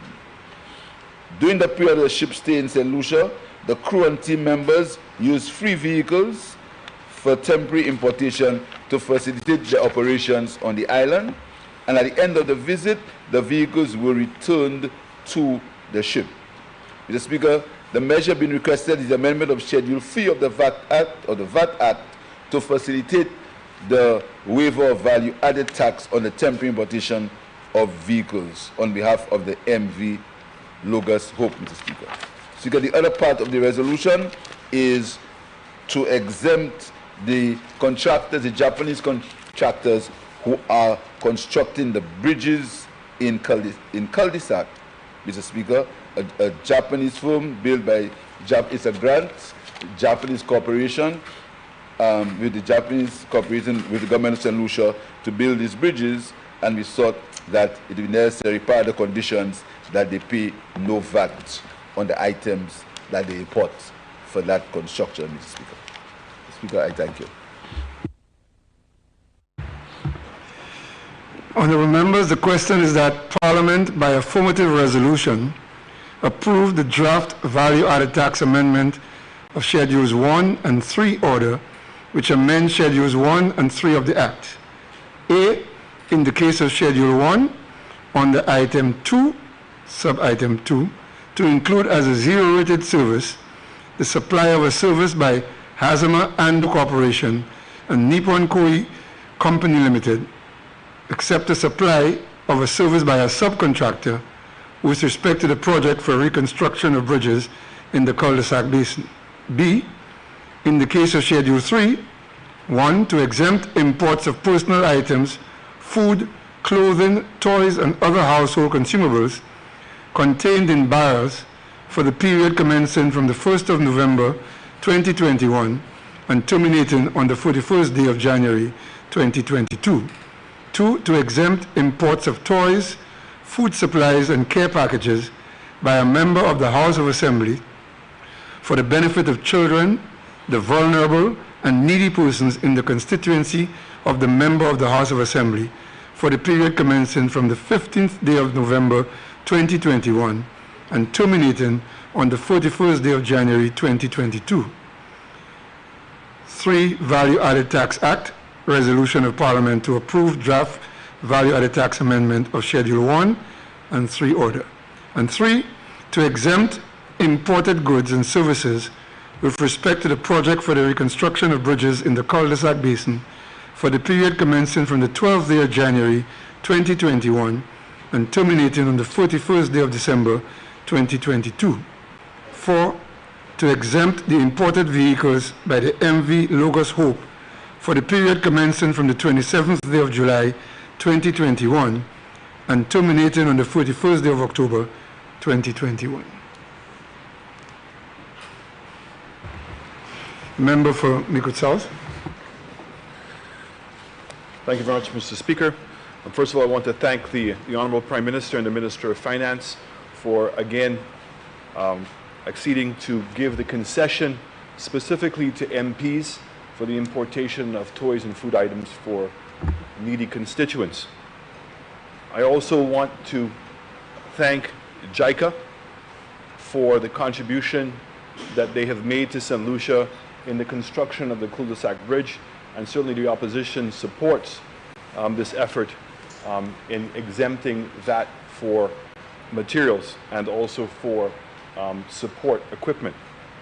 I think it's also important to note, Mr. Speaker, that with the JICA project, that here we have a project in which the government of Japan provided grants and CDB provided soft financing. And in exchange for that concession, Mr. Speaker, that the contracting firm that was identified was Japanese. So part of the concession of receiving grant financing and also concessional financing is the condition that you end up having to use one of their construction companies. And this is a practice that is very common.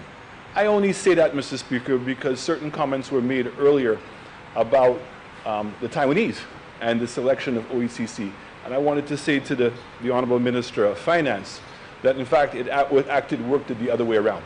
The financing for the airport project was identified first, and it's when the financing was identified and knowing the source and the concession of the financing is at that time that the contracting company was identified, which is very similar to what's taking place with JICA, and it's certainly not anything new in the norm of how we've done business. I thank you, and again, I thank the Minister of Finance for the concessions for the young kids and for the elderly in our constituencies.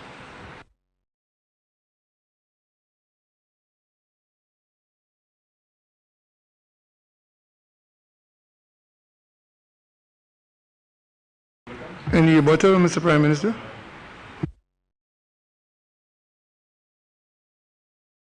Honourable members, the question is that Parliament, by affirmative resolution, approve the draft value-added tax amendment of Schedules 1 and 3 order, which amends Schedule 1 and 3 of the Act. In the case of Schedule 1, under Item 2, Sub-Item 2, to include as a zero-rated service the supply of a service by Hazama Ando Corporation and Nippon Koei Company Limited, except a supply of a service by a subcontractor with respect to the project for the reconstruction of bridges in the cul-de-sac basin. B, in the case of Schedule 3, 1, to exempt imports of personal items, food, clothing, toys, and other household consumables contained in barrels for the period commencing from the 1st day of November 2021 and terminating on the 31st day of January 2022. 2, to exempt imports of toys, food supplies, and care packages by a member of the House of Assembly for the benefit of children, the vulnerable and needy persons in the constituency of the members of the House of Assembly for the period commencing from the 15th day of November 2021 and terminating on the 31st day of January 2022, 3 Value-Added Tax Act Resolution of Parliament to approve draft Value-Added Tax Amendment of Schedules 1 and 3 order. 3, to exempt imported goods and services with respect to the project for reconstruction of bridges in the cul-de-sac basin for the period commencing from the 12th day of January 2021 and terminating on the 31st day of December 2022. 4, to exempt the imported vehicles by the MV Logos Hope for the period commencing from the 27th day of July 2021 and terminating on the 41st day of October 2021. I now put the question. As many as of that opinion say aye. Aye. As many as of a contrary opinion say no. I think the ayes have it. The ayes have it.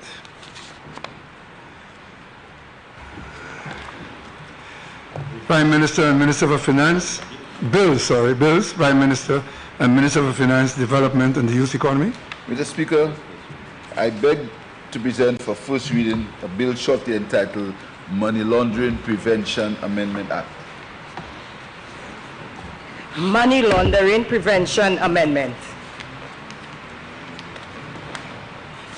Mr. Speaker, I beg to move for suspension of Standing Order number 48-2 to allow the bill to go through all its remaining stages at this sitting.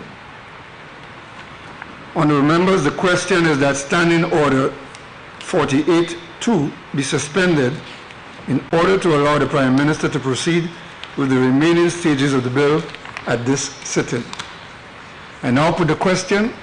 As many as of that opinion say aye. As many as of a contrary opinion say no. I think the ayes have it. The ayes have it. Leave is granted. Proceed, Minister for Finance. Thank you, Mr. Speaker. Mr. Speaker, the Money Laundering Prevention Act, Cap 20.20, consolidates the law governing money laundering and related matters. The Money Laundering Prevention Amendment Bill, the bill, amends the Act for two main reasons. The first objective of the amendment is to give effect to various Financial Action Task Force recommendations, FATF recommendations. The Financial Action Task Force, FATF, is an intergovernmental body that uses recommendations to provide a coordinated global response to prevent money laundering and other criminal activities that threaten the integrity of the international financial system. Within the Caribbean region, the Caribbean Financial Action Task Force, the CFATF, promotes the implementation of the FATF recommendations. In St. Lucia, CFATF-related matters and national anti-money laundering and counter-terrorism financing activities are coordinated by the National Anti-Money Laundering Oversight Committee in the Attorney General's Office. The NAMLOC. The CFATF, in collaboration with the NAMLOC, the Financial Intelligence Authority, the FIA, and other stakeholders have assessed the degree to which St. Lucia has complied with the FATF recommendations. In the fourth round mutual evaluation report for St. Lucia, the CFATF identified deficiencies in the Act, including limited and disproportionate sanctions, lack of provisions regarding terrorist financing, and inadequate mechanisms for risk mitigation and verification of customer identity. In keeping with the FATF recommendations, the bill introduces new customer identity measures in the Act that require a financial institution or person engaged in other business activity to verify the true identity of a person acting on behalf of another person in the transaction. B, prohibit accounts bearing fictitious names and requiring a report to be made with respect to the identity of a customer in a transaction or an attempted transaction in which there are reasonable grounds for suspecting criminal conduct. D, require verification of customer identity for transactions of not less than $8,000. Enable financial institution or person engaged in other business activity to request evidence of the authorization of a person to act on behalf of another person in a transaction. E, require financial institution or person engaged in other business activity to submit to the authority on request customer identity information. Additionally, in order to efficiently combat money laundering and related criminal conduct, the powers of the FIA are enlarged to include the supervision of financial institutions or persons engaged in other business activity for terrorist financing, proliferation financing, and compliance with the Act. Further, the FIA can now share information with the central bank with respect to the supervision of licensed financial institutions. The bill also amends the Act to extend the range of sanctions available to the FIA under the Act, so that the FIA may issue a directive with respect to non-compliance with the Act, and a financial institution or person engaged in other business activity which fails to comply with that direction is liable to a penalty not exceeding $5,000 for each failure and a penalty of $500 for each day or part of a day for which a failure continues. The amendment also enabled the FIA to delegate its powers to the director of the FIA, the director, and sets out the functions and responsibilities of the director in relation to the interests of the FIA for transparency. Among other things, a financial institution or person engaged in other business activity is responsible for developing and applying internal measures to combat money laundering, terrorist financing, and proliferation financing in keeping with the amendment of the Act. Developing internal compliance management arrangements and screening procedures with respect to his employees. Reporting a suspicious transaction or an attempted transaction with respect to other criminal conduct. Understanding when to use enhanced, reduced, or simplified customer due diligence as specified in the bill based on the background, purpose, and intended nature of a business transaction. Considering the level of risk of a country in which an intermediary or third party is located, and whether the intermediary or third party is supervised and regulated with respect to carrying out customer due diligence and record keeping. The bill enhances the record keeping requirements under the Act by including the requirement for a financial institution or person engaged in other business activity to keep a record of an occasional transaction for a period of 7 years. The amendment permits a financial institution or person engaged in other business activity to determine when to submit a suspicious transaction report to the authority instead of performing customer due diligence to avoid tipping off a customer. Under the amendment of the Act, a financial institution or person engaged in other business activity may use an intermediary or third party to carry out certain customer due diligence activities. A financial institution or person engaged in other business activity is mandated to conduct customer due diligence on existing business relationships, and in particular, that enhanced customer due diligence must be performed on an ongoing basis with respect to the accounts held by a politically exposed person. The amendment outlines the measures that a financial institution or person engaged in other business activity must implement with respect to training its staff in relation to recognizing criminal conduct and providing internal reporting procedures to identified persons at the management level to whom an employee should report information with respect to criminal conduct. The bill amends the Act to clarify that a financial institution or person engaged in other business activity may request a source of funds declaration from a person involved in a transaction below the threshold of 10,000 United States dollars or its equivalent, or an attempted transaction which there are reasonable grounds for suspecting criminal conduct. Require verification of customer identity for transactions of not less than $8,000. Enable a financial institution or person engaged in other business activity to request evidence of the authorization of a person to act on behalf of another person in a transaction. Require a financial institution or a person engaged in other business activity to submit to the authority on request customer identity information.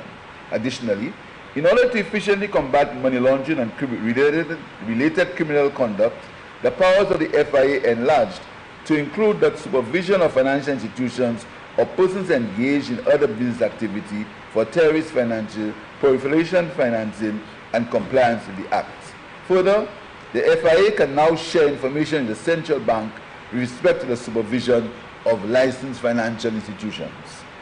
The bill also amends the Act to extend the range of sanctions available to the FIA under the Act so that the FIA may issue a directive with respect to non-compliance with the Act, and a financial institution or person engaged in other business activity which fails to comply with that direction is liable to a penalty not exceeding $5,000 for each failure, and a penalty of $500 for each day or part of a day in which the failure continues.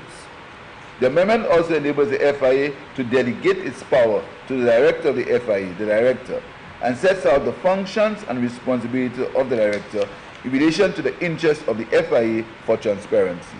Among other things, a financial institution or person engaged in other business activity is responsible for developing and applying internal measures to combat money laundering, terrorist financing, and proliferation financing in keeping with the amendment to the Act, developing internal compliance management arrangements and screening procedures with respect to its employees, reporting a suspicious transaction or an attempted transaction with respect to other criminal activity, understanding when to use enhanced, reduced, or simplified customer due diligence as specified in the bill based on the background, purpose, and intended nature of a business transaction. Considering the level of risk of a country in which an intermediary or third person is located, and whenever the intermediary or third person is supervised and regulated with respect to carrying out customer due diligence and record keeping. The bill enhances the record-keeping requirements under the Act by including the requirement for financial institution or person engaged in other business activity to keep a record of an occasional transaction for a period of 7 years. The amendment permits a financial institution or person engaged in other business activity to determine whether to submit a suspicious transaction report to the authority instead of performing customer due diligence to avoid tipping off the customer. Under the amendment of the Act, the financial institution or person engaged in other business activity may use an intermediary or third party to carry out certain due diligence activities. A financial institution or person engaged in other business activity is mandated to conduct customer due diligence on existing business regulations, and in particular, that enhanced customer due diligence must be performed on an ongoing basis with respect to the accounts held by a politically exposed person. Notwithstanding the supervisory jurisdiction of the central bank, the FIA may, in consultation with the central bank, inspect a licensed financial institution on reasonable grounds. The powers exercisable by the central bank under the amendment include the issuing of prudential standards relating to the detection and prevention of money laundering, terrorist financing, proliferation financing, and other criminal conduct. Also, the central bank may suspend an activity of a licensed financial institution and suspend or revoke a license of a licensed financial institution in specific circumstances. In order to exercise its supervisory jurisdiction, the amendment provides that the central bank may give a direction, issue a warning, conclude a written agreement, or give an order in relation to a licensed financial institution failure to comply with the Act in general, or specific sections of the Act with respect to money laundering or other criminal conduct.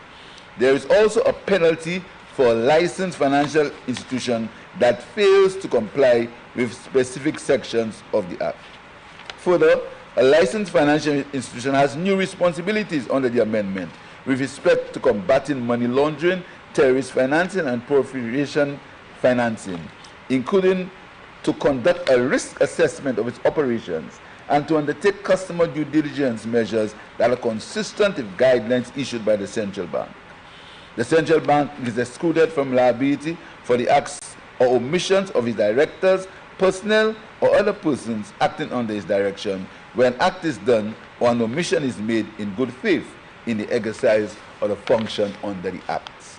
The amendment provides that, subject to specified exemptions, a licensed financial institution is not liable for a disclosure of information to the central bank. However, a person must not disclose information except in the circumstances identified under the amendments. Parliament is therefore invited, Mr. Speaker, to pass the Money Laundering Prevention Amendment Bill to strengthen the money laundering prevention framework and to avoid sanctions for non-compliance with the FATF recommendations. Honourable members, the question is that the Money Laundering Prevention Amendment Bill be read a second time.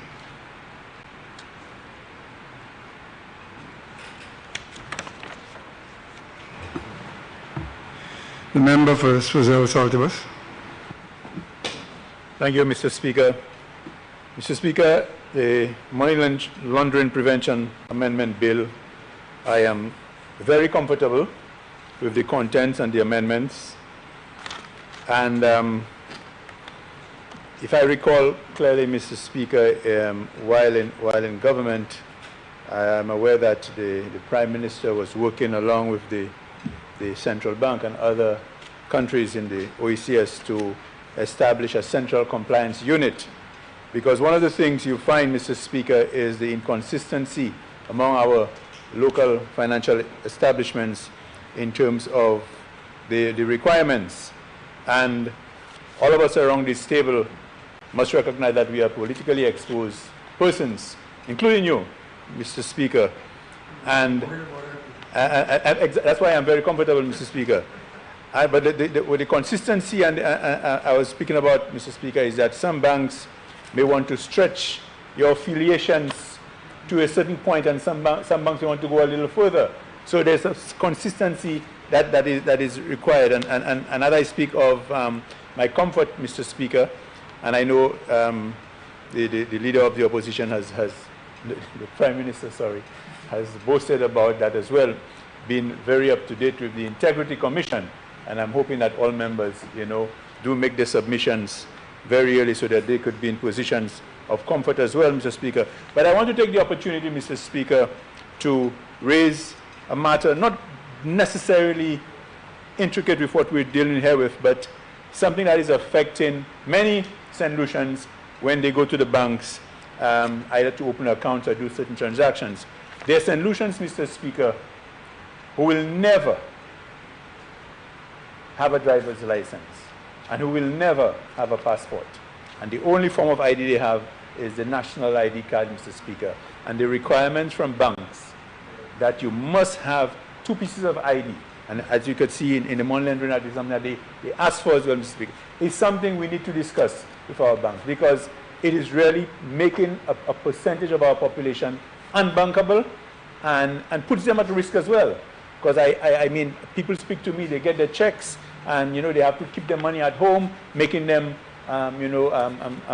victims of crime, where people could come in and steal whatever they have. So it is something I think a discussion needs to be had with our local financial institutions as to how we can identify these people to make that kind of exception. But, Mr. Speaker, this is a bill that it shows the fast-changing financial landscape that we're dealing with. We expect to see a lot more of that, and it's a bill that I support. Thank you.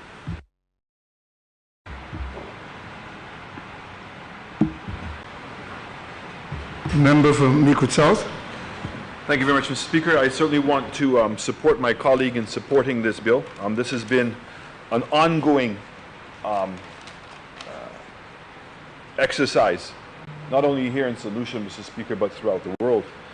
I remember when I first became Prime Minister and Minister of Finance in particular, Mr. Speaker, the whole issue of compliance and de-risking, which is a process that started in the United States of America. Persons would not have understood to the extent that things like this would have an impact on us. So in fact, when we came into office, both the Bank of America and Chase Manhattan Bank had given notice that they were going to be withdrawing their correspondent bank relationships, not only with St. Lucia, Mr. Speaker, but with us in the OECS. I bring this up because this has significant implications. It would have meant, if we lost our compliance department, simple things of us getting a credit card that would allow us to go online to shop, or allow us to purchase an airline ticket, or to do things internationally, or even when we travel, to be able to pay with a credit card, would have been denied us. And as difficult as it for us to imagine, that's exactly what happened to Belize for a period of time, Mr. Speaker. In fact, Belize went through a period of time where all of its foreign exchange was being flown in planes. That's how harsh this is. And my colleague from Choiseul brought up a very important point, and I know that the Prime Minister mentioned it. I just want to really articulate, because I don't want to suggest in any way that he glossed over it, but I just want for us to understand a simple clause that's in this that has a significant amount of ramifications for all of us. And that is the clause in which it indicated that these compliance services can be outsourced to a third party. Where that is coming from, Mr. Speaker, is that after we were able to resolve the issue partially, and remember, the whole issue of correspondent banking, Mr. Speaker, arose out of the fact that the Dodd-Frank amendment in the United States of America changed the fines from being the size of the infraction to the size of the bank. So even if the infraction was $1,000 and it was Bank of America, the fine would have been representative or reflective of the size of the Bank of America and not reflective of the $1,000. And as a result of that, those banks did an audit and understood how weak our compliance was in our indigenous banks in particular. And that's who the corresponding relationships were primarily for. And in doing that audit, recognized how weak the systems are. So this bill that we're passing here today, Mr. Speaker, has been a process of strengthening that process. And there is this still constant debate between the IFA as well as the central bank. But the provision I speak to, Mr. Speaker, arose out of the deliberations that we had as ministers of finance and as the monetary fund to create a singular compliance department for our indigenous banks in the Eastern Caribbean.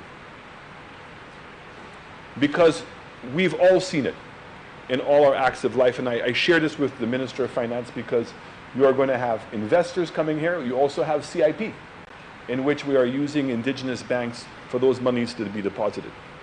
And it is becoming more and more difficult, and with the passage of this bill, it is even strengthening it further.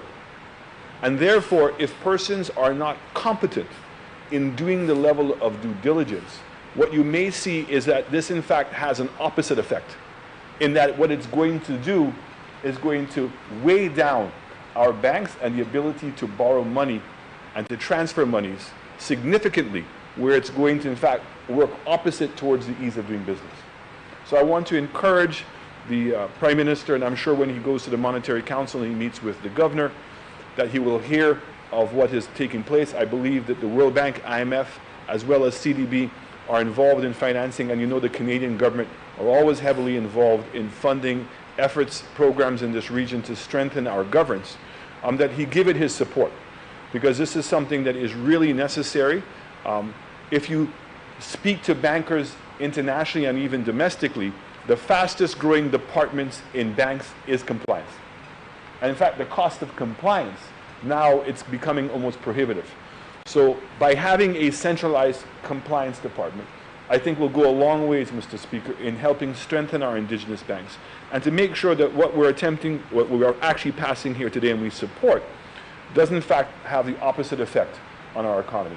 So again, we in the opposition support this bill wholeheartedly, but we give that little caveat and seek the Prime Minister's indulgence, and hopefully that he supports and continues to support the decision to create one singular compliance department. I thank you, Mr. Speaker. Member for Labrie. Thank you very much, Mr. Speaker. Mr. Speaker, I rise in support of the Money Laundering Prevention Amendment Bill, and I join my parliamentary colleagues in saying that the bill makes provisions for strengthening the anti-money laundering and countering the financing of terrorism, or AML-CFT, supervisory framework in St. Lucia. Mr. Speaker, the issue of AML-CFT is a global issue that requires global coordination, and these amendments are in keeping with St. Lucia's commitment to become compliant with international standards. It is important for St. Lucia to strengthen its AML-CFT supervisory framework in order to effectively manage the risk associated with money laundering, terrorism financing, and proliferation. Mr. Speaker, we can all remember, as is clearly articulated in this House, the issues that the ECCB member countries face with that withdrawal of the corresponding banking relationships. The withdrawal of corresponding banking relationships, Mr. Speaker, had to do with the assessment of the profitability and assessment of the risk of the relationships with the domestic banks. In particular, the decisions to terminate the CBRs often relate to the correspondent bank's lack of confidence in the respondent bank's capacity to effectively manage risk. Recent changes in the international regulatory and enforcement landscape have contributed to this phenomenon, notably with respect to more vigorous and prudential requirements, economic and trade sanctions, and anti-money laundering and combating the financing of terrorism. It is therefore important, Mr. Speaker, that St. Lucia implement the international standards in relation to the AML CFT framework in order to ensure that it is not blacklisted. This act gives the Financial Intelligence Authority wider powers in relation to AML, CFT matters. In particular, Mr. Speaker, the FIA is given the power to interview and take statements from a person in relation to terrorist financing and proliferation financing. Moreover, Mr. Speaker, this amendment bill provides for the FIA or the authority, as it is defined in the Act, to conduct inspections and audits of financial institutions and persons engaged in other business activities to determine compliance with the Act. The bill also gives the FIA the power to inspect a licensed financial institution on reasonable grounds, Mr. Speaker. In addition to strengthening the powers of the FIA, the amendment bill also places requirements on licensed financial institutions.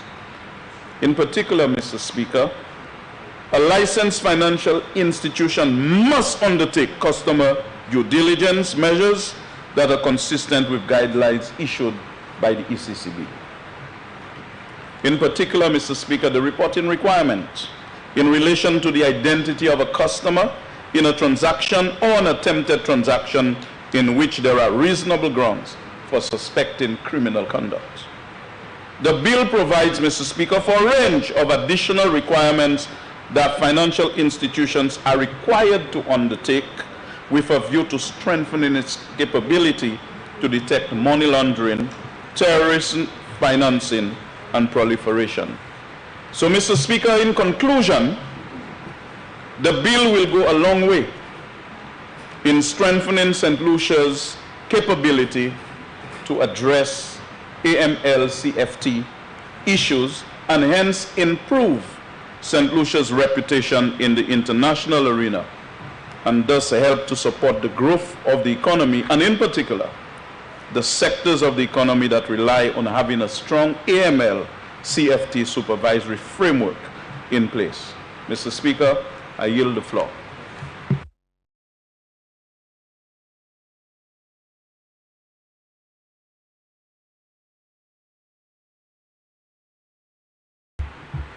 Any rebuttal, Mr. Minister for Finance? Honourable members, the question is that the Money Laundering Prevention Amendment Bill be read a second time. I now put the question. As many as of that opinion say aye. Aye. As many as of a contrary opinion say no. I think the ayes have it. The ayes have it.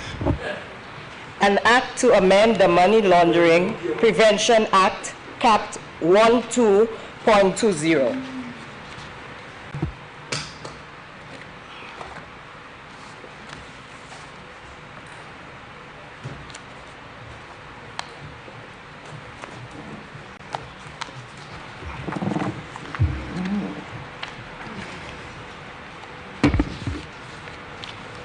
Clause 2. Interpretation. Clause 2 stands part of the bill. Clause 3. Amendment of Section 2. Clause 3 stands part of the bill. Clause 4. Amendment of Part 2. Clause 4 stands part of the bill. Clause 5. Insertion of new Part 2A. Clause 5 stands part of the bill. Clause 6. Amendment of Part 3. Mr. Speaker, Clause 6, Section 17(1)(b) on page 34.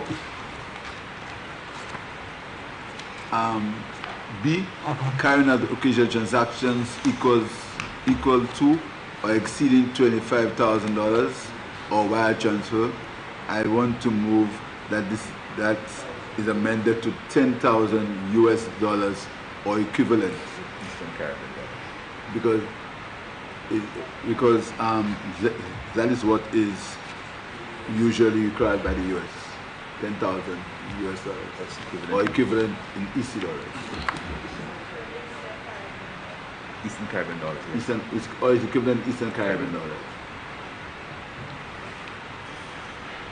It is proposed that on the clause 6 at page 34, 1B, the words 25 be replaced by US 10 and the words 10,000. well 25. Yes, because but I only removed 25, so 1,000 stays. Okay. So I'm only amending what I've removed. So removing 25 and replacing it with US 10 and adding after the word dollars EC equivalent. 10,000 US dollars. Yes. Oh, it is. Or it's US equivalent, or it's EC equivalent, yes. Clause 6 as amended stands. Could you read it again, please? Carrying out occasional transactions equal to or exceeding US $10,000 or its EC equivalent. You want it in the United States dollars. That's why I said US $10,000 or its EC equivalent. Yeah? You want to put United States dollars? You can put that. Okay, exceeding United States $10,000 or its Eastern Caribbean equivalent. No. Right. Clause 6 as amended stands part of the bill. Clause 7. Amendment of Part 5.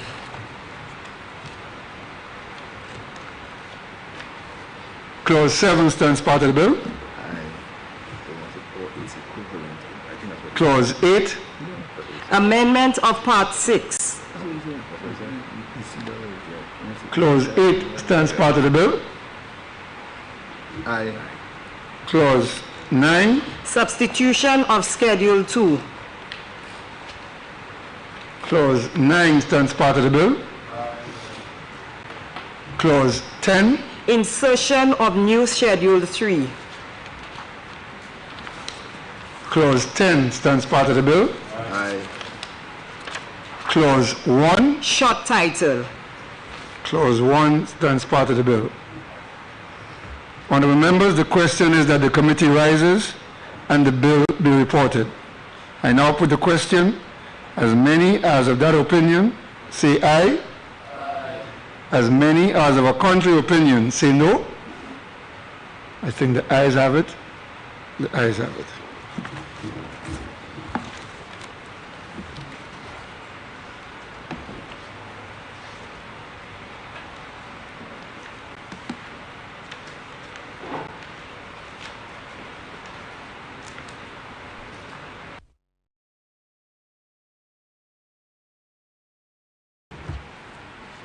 Honourable members, I beg to report that the Money Laundering Prevention Amendment Bill went through committee stage with amendment to Clause 6.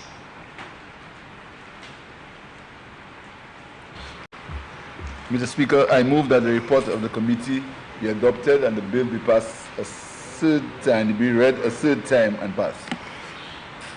Honourable members, the question is that the report of the committee be adopted and that the Money Laundering Prevention Amendment Bill be read a third time and passed. I now put the question. As many as of that opinion say aye. As many as of a contrary opinion say no. I think the ayes have it.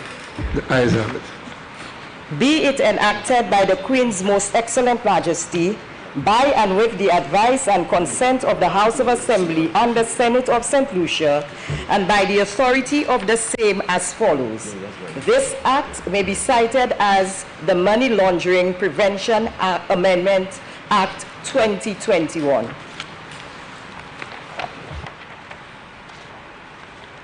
Minister of Finance. Mr. Speaker, I beg to present for first reading a bill shortly entitled St. Lucia National Economic Fund Amendments. St. Lucia National Economic Fund Amendment. Mr. Minister of Finance. Mr. Speaker, I beg to move for suspension of standing order number 48-2 to allow the bill to go through its remaining stages at this sitting. Honourable members, the question is that standing order number 48-2 be suspended in order to allow the Prime Minister and Minister of Finance to proceed with the remaining stages of the bill at this sitting. I now put the question. As many as of that opinion say aye. As many as of a contrary opinion say no. I think the ayes have it. The ayes have it. Leave is granted. Proceed, Minister of Finance. Thank you, Mr. Speaker. Mr. Speaker, the bill amends the St. Lucia National Economic Fund Act number 18 of 2019. The act had essentially created the St. Lucia National Economic Fund, the fund. In addition, the act provides uses of the fund and the financial requirements relating to the fund. Section 4 of the act provides the functions of the fund. Currently, under Section 4(1)(e) of the act, one of the functions of the fund is to provide monies for a purpose approved by cabinet that is not considered recurrent in nature. This section has created some ambiguity in its interpretation. Section 4(1)(e) of the Act, Mr. Speaker, is therefore being amended to remove the words "that is not considered recurrent in nature" to make it clear that Cabinet will approve the purpose of the monies to be provided by the fund. Mr. Speaker, the Cabinet is the decision-making body that takes laws to the Parliament, where the majority of elected members support these laws, and after it goes through the Senate, these laws are passed, Mr. Speaker. So if the Cabinet, in its wisdom, the Cabinet decides that expenditure should go in a particular direction for a particular project or particular purpose, Mr. Speaker. If the Cabinet decides that that ought to happen, Mr. Speaker, we believe that the Cabinet, particularly the Cabinet or the Lucia Labour Party, is responsible enough to determine or to decide how the monies of this country can be spent, Mr. Speaker.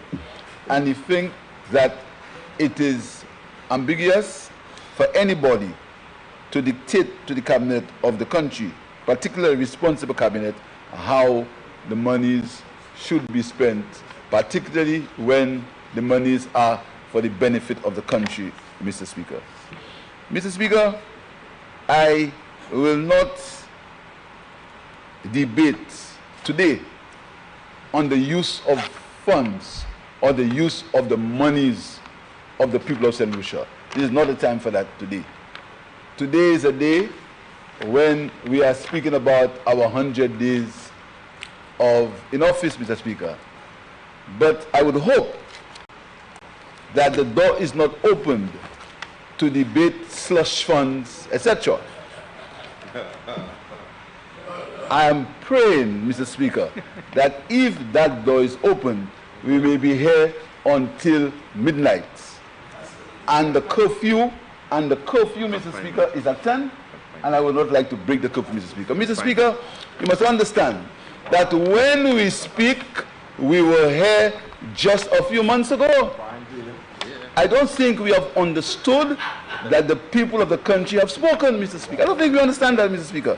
So today, I am saying that this is an amendment that gives the Cabinet, the same way it gives the Cabinet authority to deal with the consolidated fund, which possesses all the money in the country.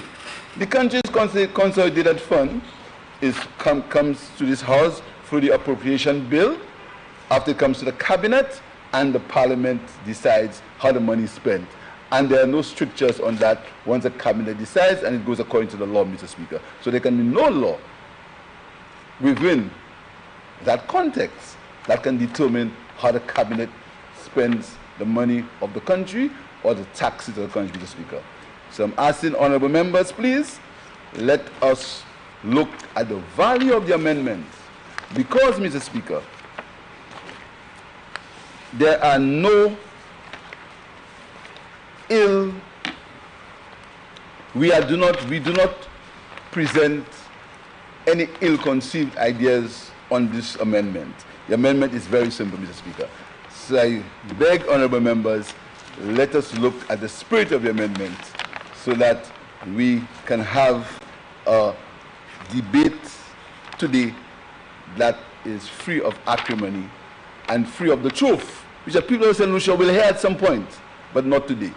I thank you, Mr. Speaker. Honourable members, the question is that the St. Lucia National Economic Fund Amendment Bill be read a second time.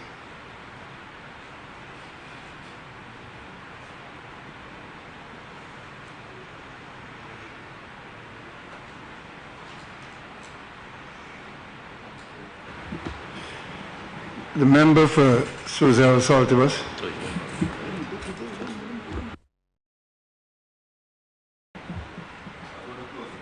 You going to close the debate? Oh. You sure of that? You sure that's what you're going to do? Thank you, Mr. Speaker. Mr. Speaker, you know, like the Prime Minister said, I understand the value of the amendment. I understand the spirit of the amendment. I understand all of that. And I also understand that when a government comes into office, the government makes its own policy, the way forward. What I don't understand, and well, not I don't understand it, but what I don't agree, Mr. Speaker, and what irks me is the disingenuity of a party. It is? I'll interpret it for you in a while. Is the disingenuity of a party in opposition saying one thing, and when you're in government, you propose something. That is the issue for me. And Mr. Speaker, I say that because the amendment, Mr. Speaker, is a reflection of a consistent pattern by this government saying one thing in opposition and practicing a completely different thing when you're in office. You see? So Mr. Speaker, so while the amendment will pass, obviously, because of the majority in the House, okay? We must not forget, Mr. Speaker, that we here in this Parliament, we have a 2 versus 15, so the majority in Parliament, it will pass. But the Parliament outside is also listening, Mr. Speaker. And the Parliament outside, Mr. Speaker, no, but let me go further. Member for Castry Central, you shall not refer, you shall, okay. Member for Suzel, just a minute. Member for Castry Central, you shall not refer to a member of this House by his name. I'm not opening the door you want me to open it. I'm not going to open that door.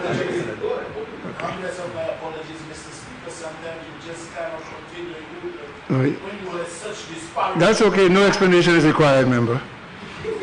Proceed. Mr. Speaker, the reason I say the members in the Parliament outside are listening, you see, and they were quick to respond that they put them in office. But the fact, Mr. Speaker, is 27%, Mr. Speaker, of the registered voters in St. Lucia supported the St. Lucia Labour Party. 27%. Which means 63% did not support and did not vote for the St. Lucia Labour Party, Mr. Speaker. Okay, Mr. Speaker? That's a fact. That's a fact, Mr. Speaker. So, Mr. Speaker, I urge your protection. I'm not getting opportunity. Order. Is that how Order. we go Member. Is that how we go Member for Suzel. Member for Suzel, please. Listen. Member for Suzel, I am on the floor. There are members. There are only 17 debaters in the House of Assembly. The chair does not debate. The chair rules.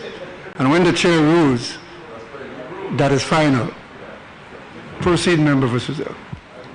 Thank you, Mr. Speaker. See, Mr. Speaker, I recognize the tactic is to try to, as much as possible, disturb me. Mr. Speaker, so Mr. Speaker, so you see, Mr. Speaker, what I'm saying is 63% of registered voters in St. Lucia did not vote for the government. And I say that, Mr. Speaker, even in the 27% that voted for this government, many of them were misled and misinformed, particularly with what is happening there today, Mr. Speaker. So, Mr. Speaker, members, please allow the member for Suzel to make his point. While we will continue to have amendments like this, Mr. Speaker, you know what he's going to do, Mr. Speaker?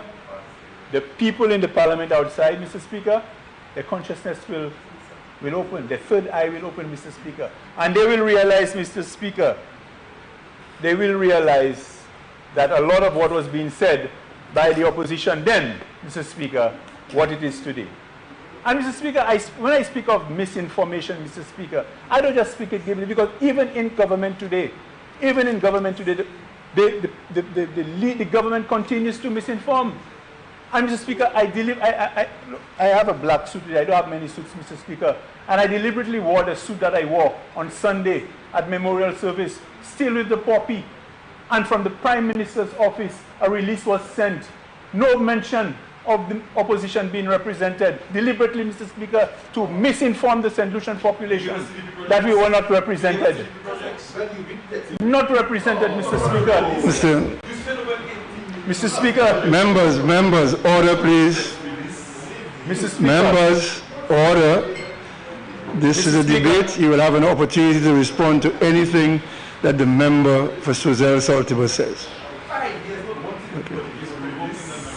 But what does that have to do with CDP? What does that have to do with CDP? He may be provoking the member, but the members on the side to my right are provoking the speaker. And that's not a good thing. Mr. Speaker, I recognize the tactic opposite, but that's okay. Mr. Speaker, this amendment gives full authority, okay, for Cabinet to unilaterally approve anything with CIP money. But, Mr. Speaker, you will recall, Mr. Speaker, that when this bill came into Parliament, the then opposition vehemently denied, opposed. They vehemently opposed, Mr. Speaker, that the Parliament of St. Lucia had no say in what was done by Cabinet. And, Mr. Speaker, this amendment really and truly waters down the role of any board that's going to be overseeing CIP. That is what it is. In fact, in our local parlance, Mr. Speaker, making a cardboard of a board. And Mr. Speaker, even the fact, Mr. Speaker, and you, Mr. Speaker, actually said it, that any bill which in your mind or in the mind of the government, which is extremely important to the people of St. Lucia, you would not have it to go through all the stages. You'd let the people ponder on it. And my good friend opposite, and he knows that I listen to him very well, because, there are other occasions when we can speak a little more freely, He said, Mr. Speaker, that you need to give people the opportunity for feedback, to provide discourse. And an amendment like this, which is extremely important, Mr. Speaker, that opportunity should be given, Mr. Speaker. In fact, I remember my friend using the words, that what was happening. Who is your friend on the other side? I'm not sure. My friend, for the records, my friend knows himself very well, Mr. Speaker. No, there are several members opposite too. But they're not necessarily my parliamentary colleagues, but I have a friend, Mr. Speaker. Oh, I see. Okay. But you wouldn't want to identify that. My friend said his words, that what was happening then, we were bastardizing, I think that's the word you use, and vulgarizing the CIP, Mr. Speaker. These were the words used, Mr. Speaker. And today, Mr. Speaker, and I remember as well some of the words in terms of how CIP money should be used, and he quoted then how it was used in Dominica for various capital projects. So, Mr. Speaker, I am not necessarily against the amendment, you know, because as I said, every government has a right to do, but I have to speak, Mr. Speaker, of the hypocrisy. You cannot on one hand speak to your vehemently opposing something, and when you come in, you know, say something differently, Mr. Speaker. So see, Mr. Speaker, every time the government of the United Workers' Party demits office, there's always some money left in the kitty. Always money is left in the kitty. So John left a sinking fund. There was an airport fund that was left some time ago, and now the CIP, Mr. Speaker, and you know, but Mr. Speaker, I'll say something. I'm happy that we were able to leave money in the CIP, and I'm really hoping that many of the promises that were made, that these monies will be used, Mr. Speaker. I heard this morning the member for Castle South is just walking out. He spoke to relief coming to bar owners and bus drivers and transport owners, Mr. Speaker. So I'm hoping now, Mr. Speaker, that many people will have a good Christmas, because a lot of, you know, the election promises now, Mr. Speaker, an avenue was left so that they were able to, will now be able to take care of these people, Mr. Speaker. So, Mr. Speaker, as I said, and I will repeat it, the government has a right, Mr. Speaker, to conduct their own policy. What irks me, Mr. Speaker, is the disingenuity of saying one thing and then practicing another. I thank you, Mr. Speaker.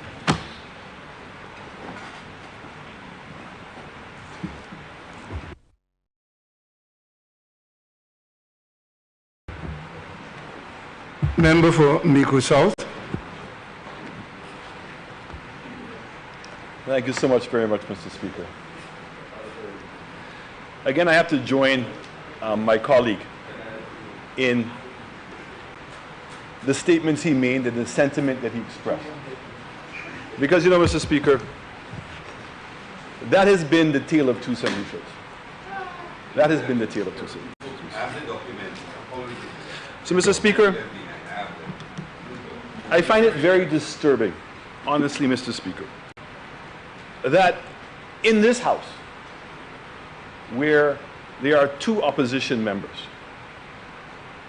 and in the name of democracy, that the leader of government business, the Prime Minister, as I now know there's a separation of roles, right? That I take it as a threat. I take it as a threat that we are being challenged not to speak.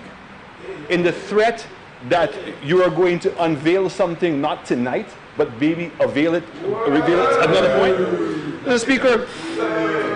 Speaker, I stand proud of all that we've accomplished. And the records are there to speak for themselves. And so, Mr. Speaker, let me say that as a former Minister of Finance and confronted with the conditions that were set on the economic fund, it wasn't easy.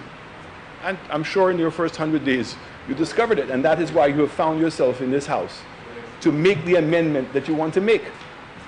Because it is not cumbersome to say that you cannot use and you should not use the money for recurrent expenditure. There's nothing cumbersome in that. It's deliberate and it's very clear. It was deliberate to be appointed Deputy Speaker. Excuse me? Mr. Speaker. Member for Castries Central, the relevance of the comment to what is being debated is absolutely no nexus. So please allow the member from Mico South Mr. to Speaker, proceed. Everything is always subject to interpretation, exactly what my colleague said. Today, the government has the majority in the House to make whatever amendments they want. And there's nothing that we're going to say that is going to change that in this House. But certainly what we want to put on record with this amendment is what we think that this amendment is going to do. So here it was, we had the Minister of Health not too long ago speaking about not putting a politician at the head of the command center. I believe that's what he said. And you said so as well.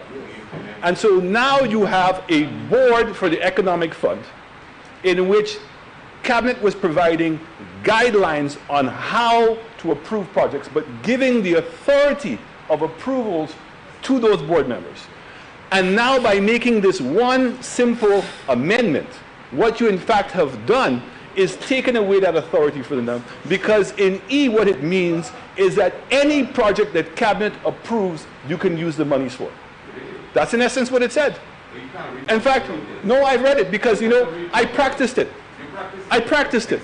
Okay? So the fact is that with that clause in, and also specifically saying you cannot use it for recurrent expenditures, that is what caused the difficulty and caused the government to have to put together solid cases when we went to the Economic Fund. So where you had the hurricane relief at the CDC buildings, where you had the situation with the farmers, because ideally the way that the fund was designed, Mr. Speaker, was for it to be a sovereign fund. And the reason why the fund could buy bonds or the funds could make investments into government-approved projects. Who approves government projects? Cabinet. Right? And there's a mechanism to do that. And in fact, a government-approved project which is already getting financing is included in our budget process, of which it gets parliamentary approval. So Cabinet has a mechanism of approving those projects. So why would you want to take out recurrent expenditure? Now, if in fact, exactly what my colleague said, that income support was being deemed as a recurrent expenditure, and you wanted to come with a one-off case to help persons with income support, I would support that. But to make a carte blanche amendment, which in fact opens up the Pandora's box to allow Cabinet to make the decisions as to how the monies are going to be used, I think it is a regressive step. Regressive. Mr. Speaker, exactly what my colleague had indicated, that even the members on the opposite side would have to agree with me. In fact, when they were in opposition and this bill came up, they spoke of transparency and accountability. And they said that the first thing that they would have done when they got into government was to have immediately repealed this bill. Here's 100 days has gone by. You're bragging about all the things that you have accomplished. Many of them, I have to add, are things in which the former government had started. So it begs the question, if in fact we had not done many of those things, where would your first 100 days be? They used adjectives, Mr. Speaker: dangerous, frightening, and vulgar. They also asked the question, where's the money? Where's the money gone? They kept coming to the House. One member in particular kept coming to the House, despite all the evidence to show him that in fact how the monies were being spent was already being proved. And he had concerns with that. Speaker, and if in fact he has concerns... Member for Cassie South, what's the point of order? The member for Miko South is misleading the House. The member for Miko South has never come to this House for approval for the use of CIP funds. And we've said it over and over in this House. And he changed the law to prevent him from having to do so. And if he's going to say in this honorable House what he is saying, he has to prove it. He has never given evidence to this House how he has spent over $150 million from CIP, and I will prove it with a document of the House when I stand to speak. Do not mislead the House. You're no longer Prime Minister. Member for Miko South. Mr. Speaker, thank you so very much. I see that the justification for the hypocrisy that we're seeing today is a short memory. Obviously. Because we've been in this House several times. In fact, that there was a to and fro debate where we actually showed the member exactly where in the budget everything had been lined out. And the fact is that all of the expenditure prior to the commencement of the Economic Fund was done through the budgetary process. And every single project was in there. And that's why, Mr. Speaker, I can stand up here without any fear.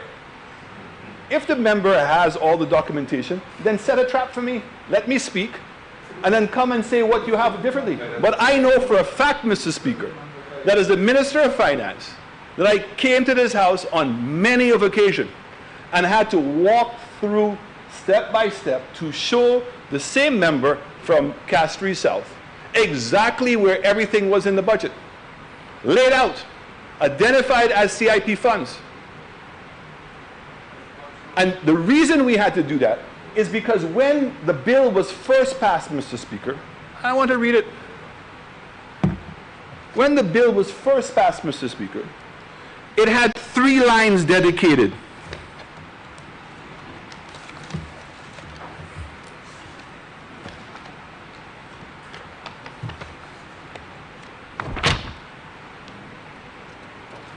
It had 3 lines dedicated to the economic fund. That there shall be an economic fund. Let me get a few. Absolutely.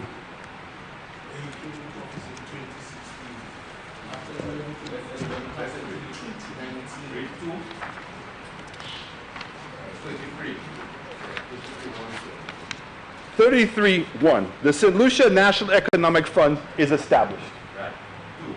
2. Qualifying investments of cash shall be paid into the St. Lucia National Economic Fund. The Minister for Finance shall lay before Parliament every financial year for its approval and purposes to which the funds will be allocated. Mr. Speaker, even the attendee, we did. Members, in the budget process. Okay? It was included in the budget process. So, Mr.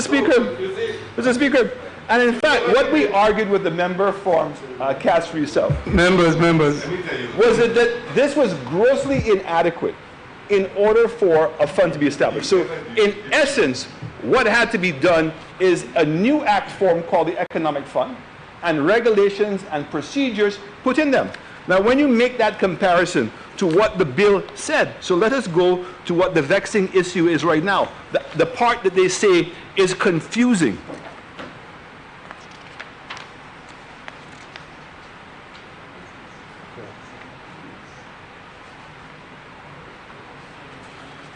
It says functions of the board. Functions of the board are 1, A, to advance loans for a government-approved capital project. So we now know what a government-approved capital project is. To provide, B, to provide investment for government-approved capital projects.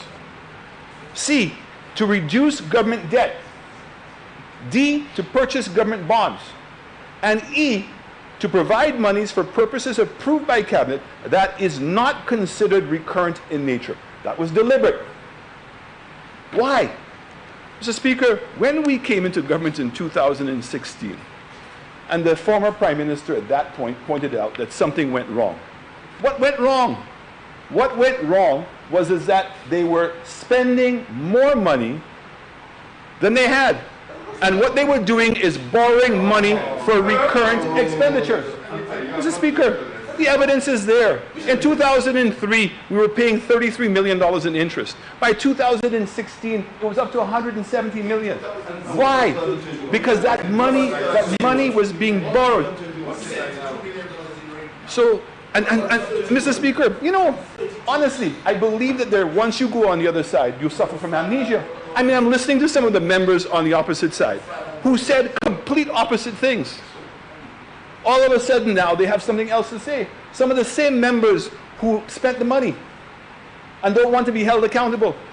But those things must be said because at the end of the day, there were so many mistruths that were told. And you know, Mr. Speaker, there's an old Indian proverb that says, when you talk, I shall listen. And when you do, I shall learn. And that's very much to a song that I always follow, which is, action speaks louder than words. That's the truth. And so we heard one thing during the elections in opposition. And we listened. And now we're seeing actions in a completely opposite direction on a continual basis, Mr. Speaker. On a continual basis. So, Mr. Speaker, if the members on the opposite side want to proceed with this, it starts bringing other questions. So, Mr. Speaker, I'd have thought in full transparency, a 100-day report, the CEO of CIP, who is a professional, a person with the credentials and is suitably placed to be in that position, and has proven his worth with what he has done in transforming CIP over the last 4 years. And let me read what the CEO is supposed to do. The Chief Executive Officer shall attend all meetings of the board, provide the necessary leadership of the unit, and importantly, monitor the citizenship by investment program to ensure that its independence and integrity is maintained and managed in accordance with international best practice. Let me repeat that again. It says monitor the citizenship by investment program to ensure that its independence and integrity is maintained and managed in accordance with international best practice. I thought the minister would have come to the House and indicated that he has sent him on leave. Why has he been sent on leave? Why? So, Mr. Speaker, I don't understand. So if we're going to be transparent and honest with each other, something as significant, especially if you're going to be hoping that CIP is going to generate all this additional revenue, why would you have sent the CEO on leave? He's been on leave for 2 months, Mr. Speaker. Paid leave. Why? I don't understand, Mr. Speaker. And the fact is that this is being hidden. Isn't that something that you did in the first 100 days? Is that an achievement? But you know, Mr. Speaker, I don't want to go off from where we're going.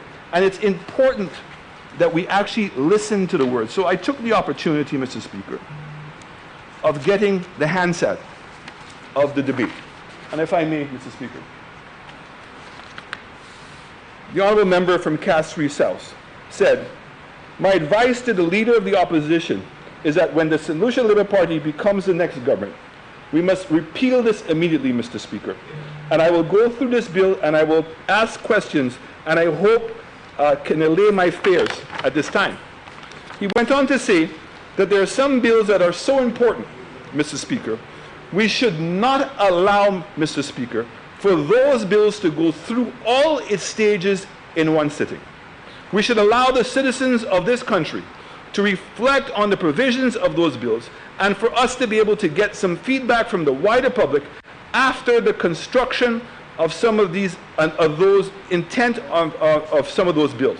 Mr. Speaker, here we are, 2 bills have come to the House, and on 2 successive bills, we've been asked now to read all the bills through.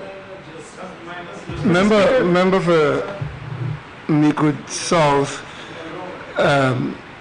perhaps I may interject that it is not the role of the chair to get involved in debates, but both members, the member for Suzel Saltibus and now you, have made the statement responding to a statement I made previously regarding the passage of bills at one sitting. I have sat here, I have listened to both you and the member for Suzel make a statement on the amendment to the bill, which I have read, and the interpretation of the bill that you have given is not consistent with what I'm reading. The member for Suzel said the bill is giving the cabinet the authority. That is not reflected in this. What is reflected in this is simply removing 1, 2, 3, 4, 5 words. The member for Suzel said the bill gives cabinet the authority to spend the money. The authority under this amendment appears to me to still remain with the CIP board. All that this amendment seems to suggest is the removal of what the leader of government, not the leader of government business, the Minister of Finance, said was a confusing set of words. And the debate must be structured around the amendment. The debate is being structured around something that is not in the amendment. There is nothing in this amendment that suggests the cabinet is now the authority that decides how to spend the money. So perhaps we can stick to what the bill says. At page 6, it simply says, amendment of section 4. The Economic Fund Act number 18 is amended by deleting the words, quote, that is not considered recurrent in nature. But we are hearing a debate about cabinet now having the authority to decide how the money is spent. That's not what is before me. Let's stick to what is in the amendment. So, Mr. Speaker, you and I go way back, and I always respect your opinion, but on this one, I'm going to have to differ with you. And certainly on the explanatory notes, if I may, Mr. Speaker, if I may. Where on the explanatory notes? Point 4. Point 4 said, it didn't say that, to make it clear, that the function.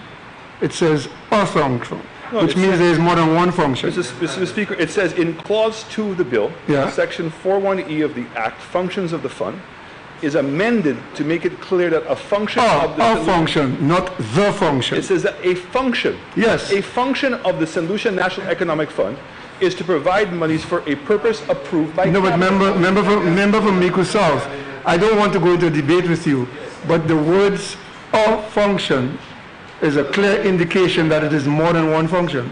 If it says the function, that's a different thing. Mr. Speaker, as a former Minister of Finance, and who had to go through and live with this act, and who went through a very difficult time, Mr. Speaker, okay? Because at the time when people needed income support, at a time when we wanted to be able to do more of a feeding programs, okay? And an attempt was made to use the economic fund for that. So I know the difficulty. And the fact is... Fully appreciate that, member from Miku South. All I'm saying is that I cannot allow a debate to take place on something that is not before us. But that's all I'm saying. But Mr. Speaker, Mr. Speaker, on a point of order. Mr. Speaker. What is the point of order? Can you make a ruling so the debate can move forward? I mean, we really need to continue the debate, and I think the leader of the opposition is prolonging an argument which is unnecessary. And as presiding officer, can you rule on the direction and let us proceed with the debate, if you don't mind? Well, I don't want to take away any of the latitude of the member from Miku South, but I will say to the member from Miku South that, as I said before, both the member for Suzera Saltibus and you are making a point that is not reflected in the amendment before us. So I would wish for the debate to reflect what is before us, which is simply not removing the power of the board to approve the spending of money, but simply to remove 5 words, 6 words. That's all the amendment is. So again, Mr. Speaker, I agree, it's a function. It's one of some functions, but it's a critical function, and that the amendment, as it is worded, is subject to giving it a tremendous amount of latitude. So if we look at the functions, if we may, function A is to advance loans for a government-approved capital project. Function B is to provide investment for government-approved capital projects. All those have to be approved by the government and cabinet. It then goes on to say, to reduce government debt. D, to purchase government bonds. And E, which is the one that we're now talking about, which is being amended, okay, which is another function. That function, in essence, makes everything redundant, because basically that's the bullet 1. Once you make the change where it says it's no longer for, it cannot be recurrent in expenditure, and change it to provide monies for the purpose approved by cabinet, once you have that, then any expenditure that cabinet approves, any, now can be spent through the CIP funds. Doesn't the board still have to approve? No. The board is going to process it, because what you've in essence said, once cabinet approves it, okay, then it's approved. That's the point I'm making, Mr. Speaker. No, that's not what this is saying. Mr. Speaker. But anyway, Mr. Speaker. Go ahead. Certainly, Mr. Speaker, as a former Minister of Finance, okay, and actually having to go through and to work through this dilemma with the chairperson and the board members of CIP, I understood why we put that provision there. Because what we did not want to do is what has taken place in other countries in which the monies from CIP are being used to pay salaries and are being used to burden up and support the government. And what we wanted to do was to have created a sovereign fund. And so it was to make it difficult in order to assign grant funds, but to ensure, because if you look at the list of things that were being said, all of them are investment in nature. Buying a bond. If you buy a government bond, it means it's the ability of transferring money to the government, but the government has to repay the bond back to the fund, so that the capital value of the fund remains intact. If you want to make an investment, that it's an investment, and that in fact it's going to be repaid back to the fund. Once you amend Section E, all of that is nullified. Because in essence, the person who becomes now the approver of how the money is going to be spent is Cabinet. Now, so Mr. Speaker, the question is, so when we came to the House and adjectives like dangerous, and what were the other ones that were being used?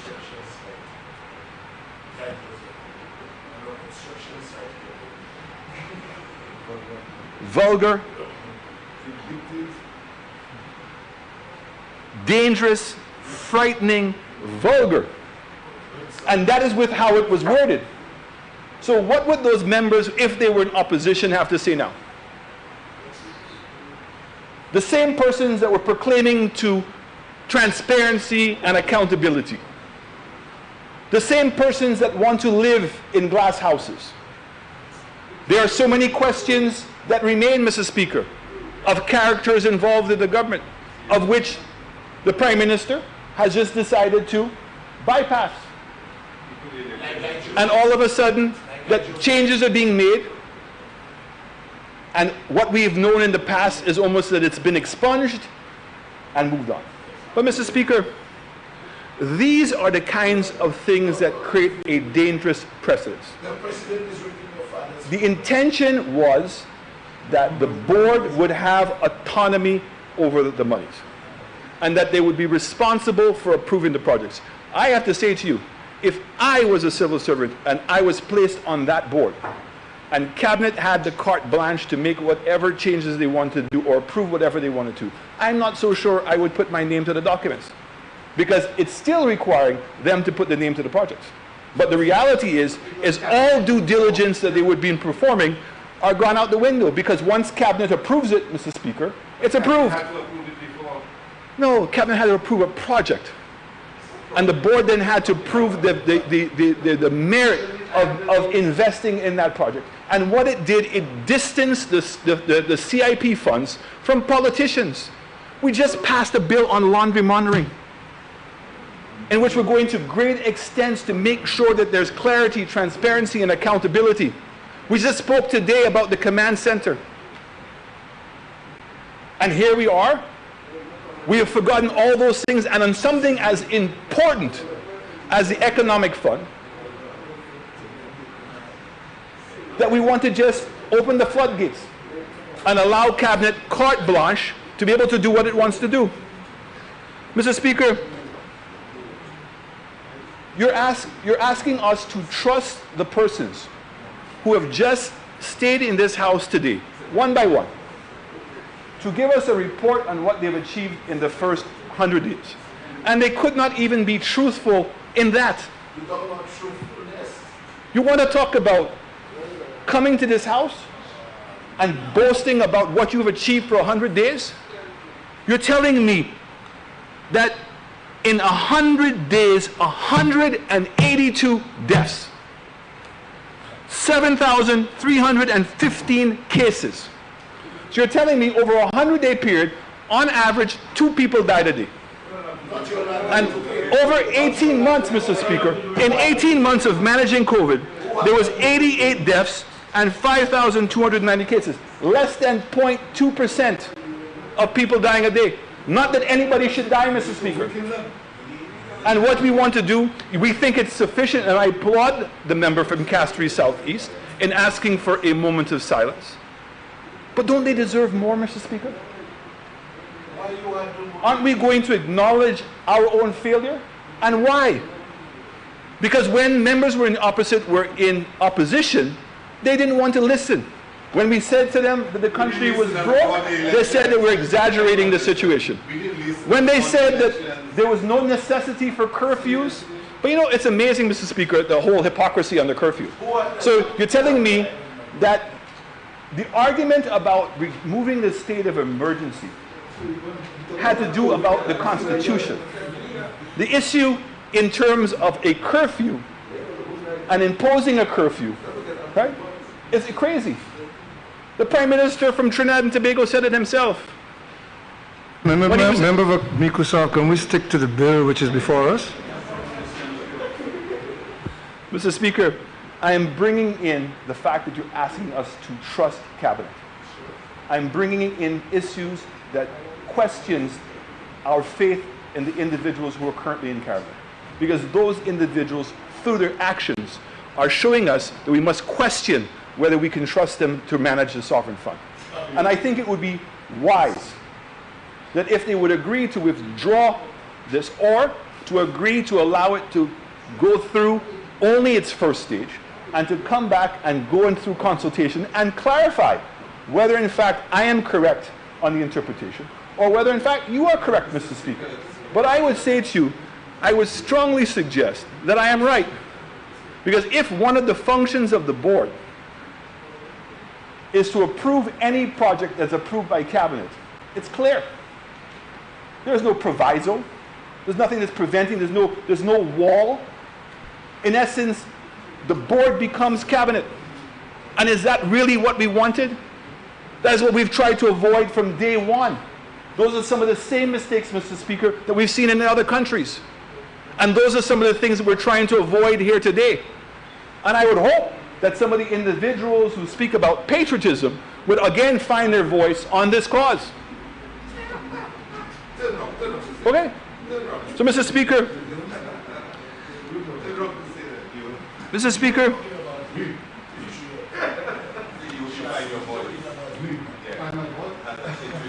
Mr. Speaker, while members of the government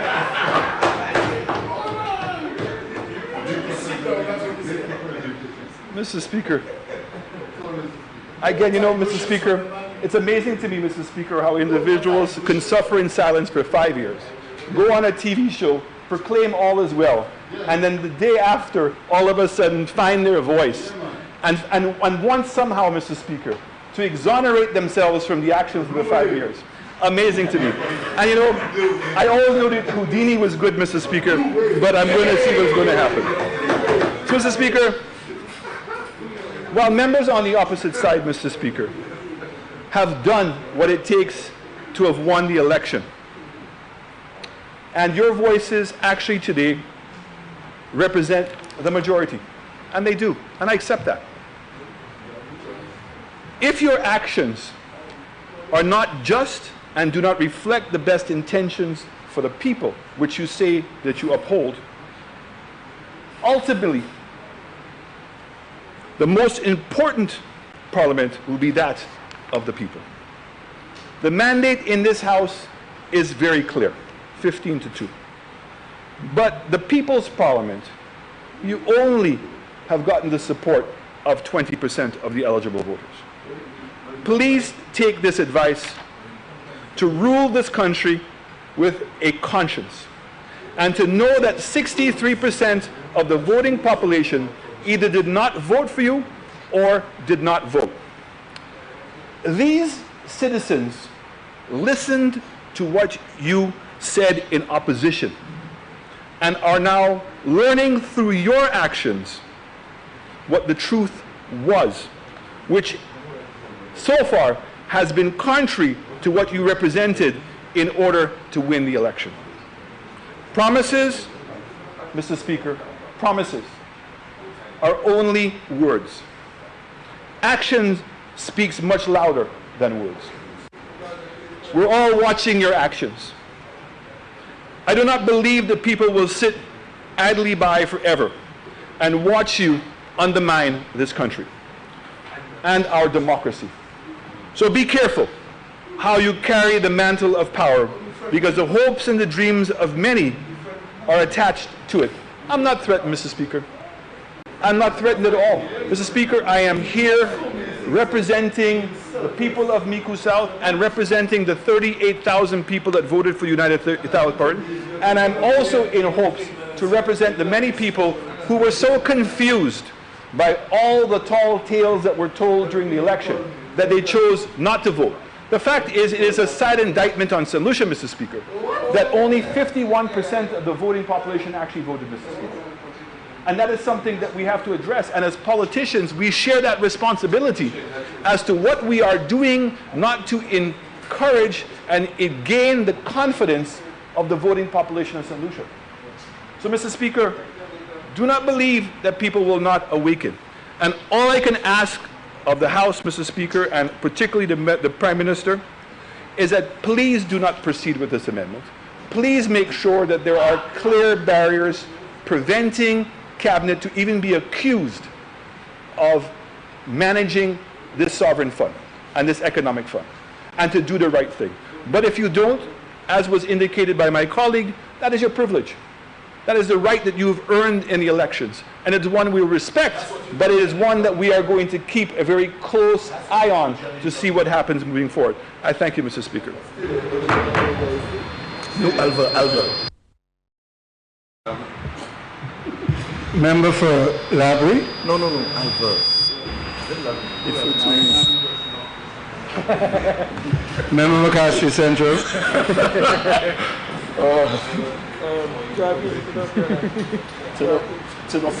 What you have done on your life for? I told you you can't come in that. Member for Castries, you need a podium? Or the lectern, sorry, you need a lectern? Yes. Okay.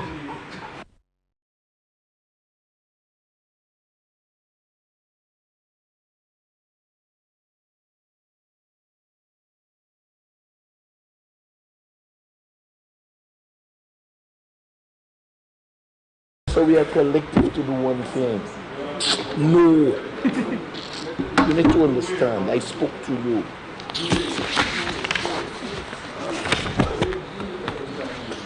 Oh.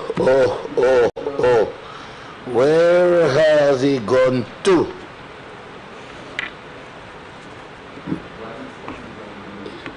Mr. Speaker, I want to start off by basically forgiving the member for Swazel. I believe that forgiveness must be in order because he spoke to disingenuity. I will not go down that road with you because, like the member for Castries North, I rather suspect your hands in the melee was minimal. So I forgive you. But Mr. Speaker, this proposed or rather circulated parliamentary intention to amend this piece of legislation has invoked amazingly and surprisingly comments all across social media, particularly commentary which superficially, Mr. Speaker, appeared to have carried the thinking of a great scholar. But when read and dissected, one comes to the inevitable conclusion that he or she who wrote this has completed the exercise of refining garbage. You then realize, Mr. Speaker, that the writer may be suffering from a tremendous bout of amnesia or Alzheimer's. Mr. Speaker, I refer in this particular context to a missive penned by no other than the member for Micoud South and leader of the opposition, and captioned, "We must not allow the CIP to be turned into a slush fund." Mr. Speaker, I will make it a document of the House, but for those who are not privy to the contents of this missive, I shall elucidate them by reading it in its entirety. It's relatively short. He says, and I quote, "The Opposition United Workers' Party is immensely concerned about the SLP government's proposed amendments to the Economic Fund Act coming before the House today.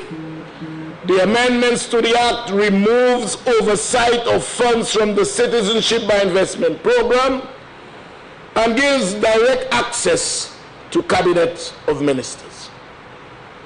This move is alarming," he says, "and should be of concern to all citizens, as the UWP, in establishing the fund in 2019, made sure that the Economic Fund Board was in place to manage the use of the funds to safeguard transparency and accountability.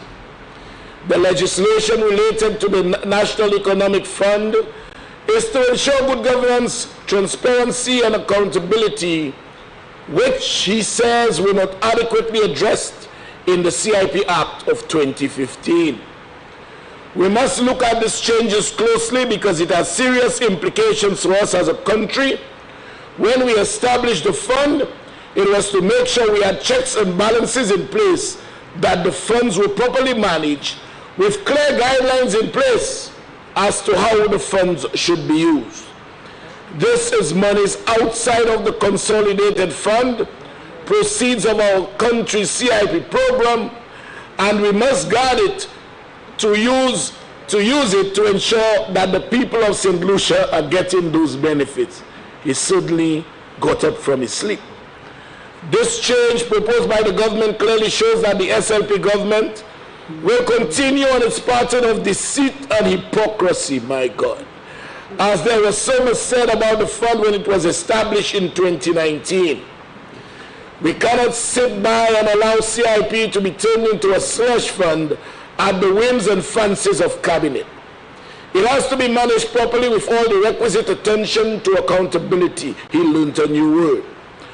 Why remove all oversight and checks and balances on CIP funds? There are a lot of questions that have to be answered. We view this latest move with indignation. There is no argument that can justify this. It cannot be a case of accessing the funds in a timely manner, because we proved that this was possible when the board provided emergency relief funds to benefit the agriculture sector, help clean up and restore the road network, and provide support to individual households impacted by the passage of Hurricane Elsa. We will be looking at whether this goes through all its stages, because one of the areas the SLP criticized whilst in opposition was items coming to Parliament and going through all its stages in one sitting. Allan M. Chastanet, not written by Richard Frederick. End of passage. Now, Mr. Speaker, let me quote excerpts from this missive. I read it over and over and could not believe a former Minister of Finance, a man who made a slush fund out of our entire consolidated fund, has the audacity, the gall, the guts to advise this government not to use CIP money as a slush fund. Mr. Speaker, it goes to show that hypocrisy is alive and well in this country. But had I been him, I would have taken solace in silence. I would have pressed my mute button when it comes to irresponsible spending of money that does not belong to me. And Mr. Speaker, I undertake to bring to the attention of this chamber and the outside world the many, many examples of how this ex-Minister of Finance proceeded to use our entire consolidated funds as his slush fund, and also for the benefit of his friends, family, and foreigners. And I will dare say the man who felt would have never defeated him at the polls, the man with a little more melanin in his skin than him, the little black boy from Masha, sometimes is referred to in their circles, would never ever do something like that or engage in that kind of largesse.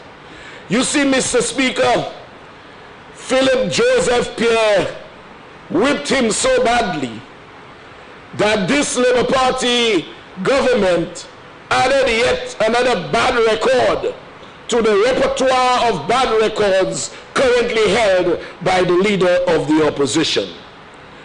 It is the very first time in the history of elections in this country that a political party has lost nine of its 11 incumbent seats. Put it in your pipe and smoke it. That has never happened in the history of elections. Member for Castries Central, could you tell me how this ties in with the bill before you? I am coming to that, Mr. Speaker. We'll try to get there very quickly. I will get there very quickly.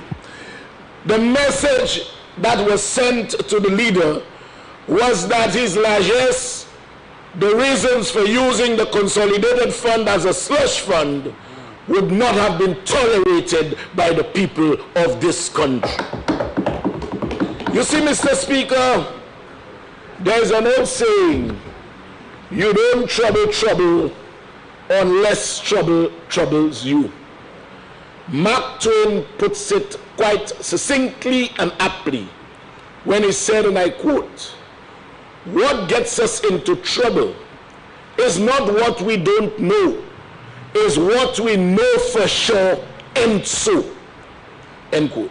I think Mark Twain in that quote aptly described persons who are basically strangers to the truth. In his speech, Mr. Speaker, the member for Mico South states that the amendment to the legislation removes the oversight of the funds from the CIP and gives direct access to the Cabinet of Ministers. Mr. Speaker, nothing is further than from the truth. This is a top-shelf lie. Mr. Speaker, I am trying to come to terms with the member's analytical ability, and I fall short in how he arrived at that assertion that Cabinet has all the authority. Mr. Speaker, all the provisions of the Act remain. Everything remains. Everything that was already there remains. We know that the board has the ultimate authority to approve. We know that. That, Mr. Speaker, remains. The only amendment is to remove the words "that is not considered recurrent in nature."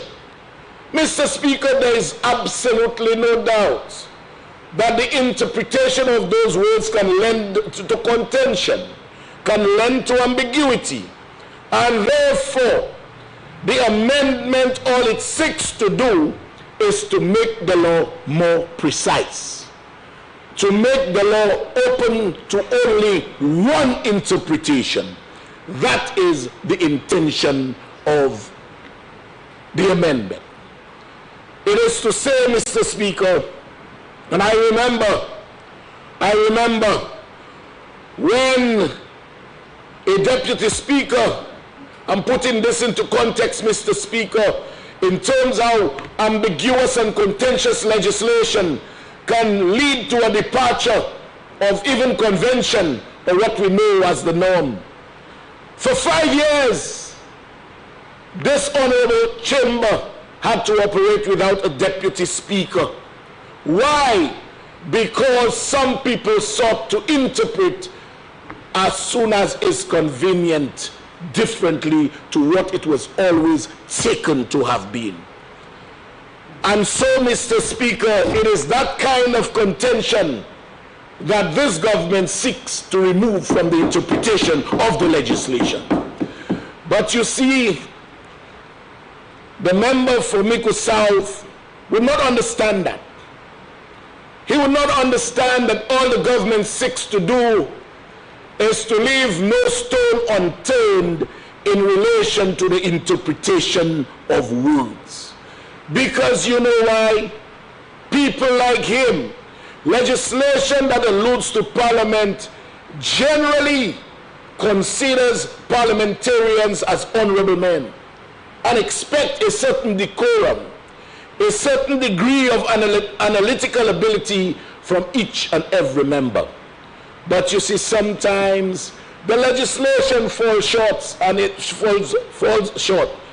its expectations are not met.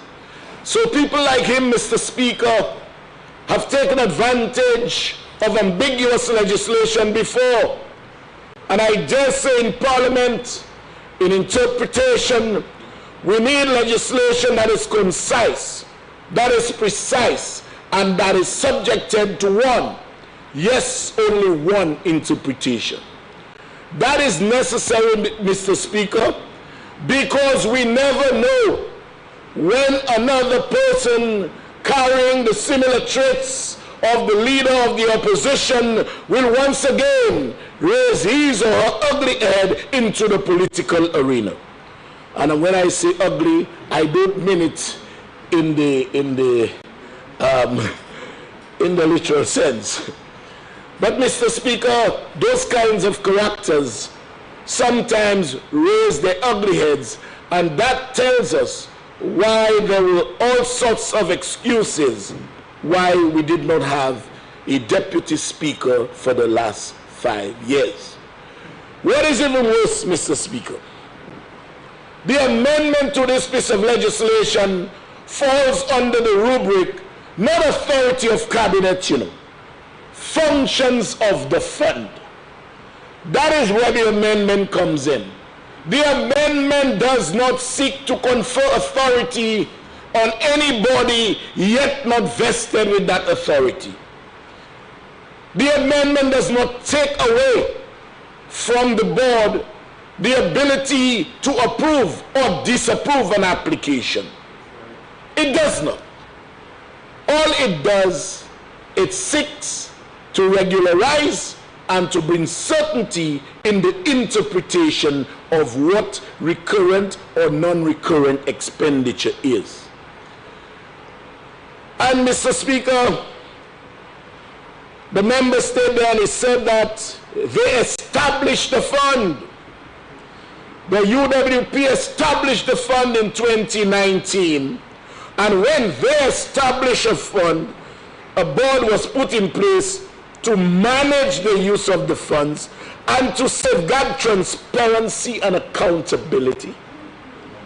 Can you imagine, Mr. Speaker? The member for Miku North certainly remembers the words transparency and accountability. For me, certainly remembers the words accountability and transparency. Before I get to that, Mr. Speaker, let me give a brief history of this piece of legislation. Mr. Speaker, the CIP Act was passed in 2015. And it was passed, Mr. Speaker, under Section 33, It mandated the establishment of the National Economic Fund. So when it was passed in 2015, it mandated that this fund be established and that all proceeds of the sale of our passports be deposited therein. The Act also made it mandatory, Mr. Speaker, that to spend money out of that fund, parliamentary approval was required. Said so. It said under Section 33(3), the Minister of Finance shall, not may, it's not discretionary, it's mandatory. The Minister of Finance shall lay before Parliament every financial year for its approval the purposes to which the funds will be allocated. Mr. Speaker, the member for Miku South went on. He spoke about establishing the fund, but one will notice that the act was passed in 2015. He assumed prime ministership of this country, unfortunately so, in 2016. It took him 3 years, 3 long years, to establish the economic fund, which was mandated to have been established upon passage of the CIP legislation in 2015. And what did he do, Mr. Speaker, before that? He amended the CIP legislation that made it necessary to seek or to get parliamentary approval before monies could have been spent from the fund. He amended the law so he did not need parliamentary approval to approve his largesse. And so, because he amended the law, John Public would have never known what uses that our passport money were being put to. Today, this same man is shamelessly referring to accountability and transparency. A man who said at the summit of the Americas meeting, and let me paraphrase here, don't let transparency get in our way. He speaks of transparency of the CIP funds.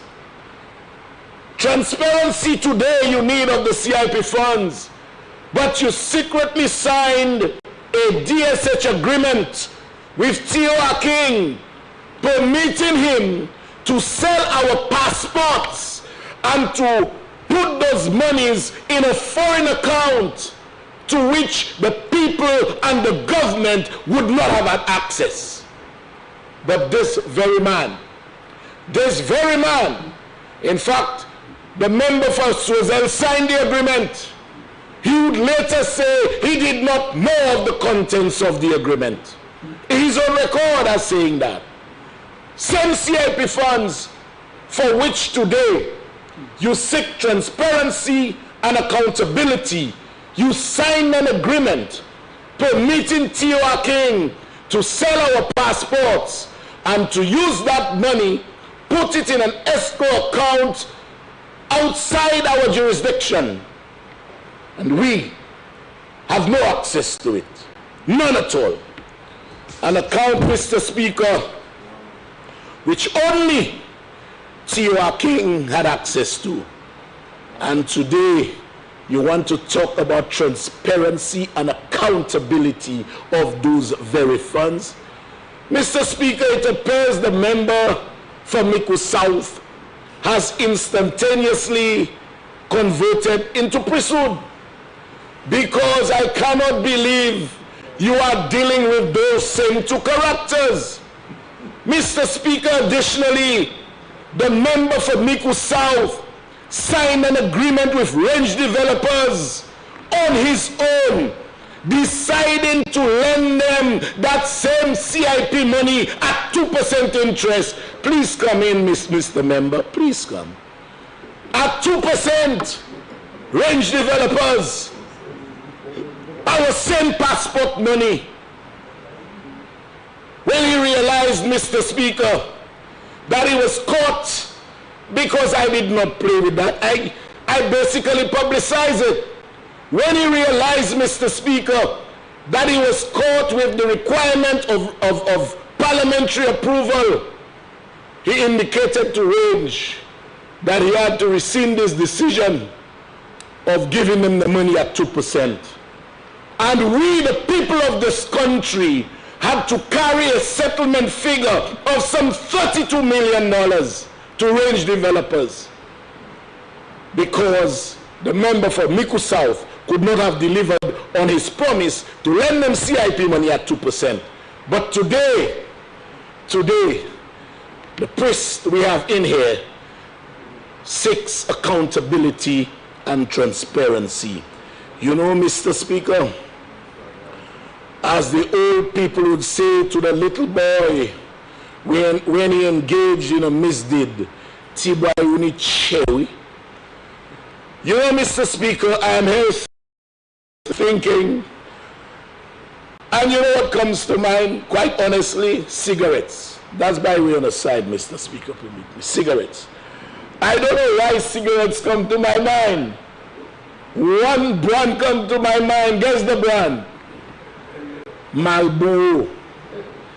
And I'm just wondering why Marlboro can come to my mind. Oh, Marlboro. I thought it was Marlboro. You know, that Mr. Speaker, you know, guess who said, Mr. Speaker, in that same thing, that we must ensure St. Lucians get the benefit of CIP funds. You see, that's the thing, you know. When I hugely criticized the largesse that our consolidated fund was being put through, I openly criticized the financial misdeeds of the last Prime Minister. His people were saying, you lie, you lie, you lie. Fake, fake, lie. And what does he do? When I want to put the allegation straight to him, he runs away. He runs away. You know, Mr. Speaker, today he says that we must ensure that St. Lucians have the benefit of the CIFP funds.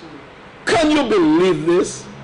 Mr. Speaker, for 5 years, as Minister of Finance and Prime Minister of this country, I challenge the member for Miku South to show me just one, I'm not asking for two, show me one project executed solely with CIP money. I challenge him. I challenge you, member for Miku South, and if I may use his name, Mr. Speaker, can I?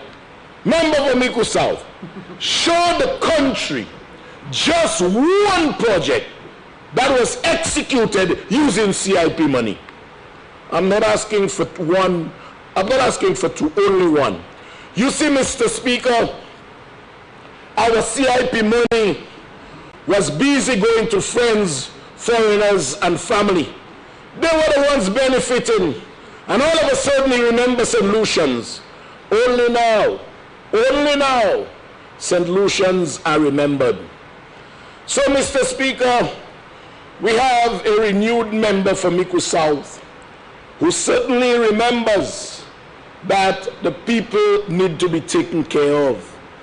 Mr. Speaker, crossing Dominica, in Dominica, CIP funds built at least 4,000 houses, and those houses were literally given away by the Prime Minister to the people of Dominica with CIP funds. Not one hospital. Reno built a hospital for them using CIP funds. Roads, bridges, and centers using CIP funds. In fact, the member for Class 3 South was involved in designing the whole housing thing for the Prime Minister of Dominica. And the Prime Minister told him that he will give away the houses because the people of Dominica have every right to enjoy the partial sale of their sovereignty. And those houses were given away, over 4,000. Where is ours? Where is ours? Show me one bridge. Show me a health center. Show me one house that was built with CIP funds. I'm just asking for one. Member from Swedell, I will yield if you can rearrange my ignorance in that regard. But nothing, we have enjoyed absolutely nothing. And yet you write something today saying that St. Lucians must be remembered.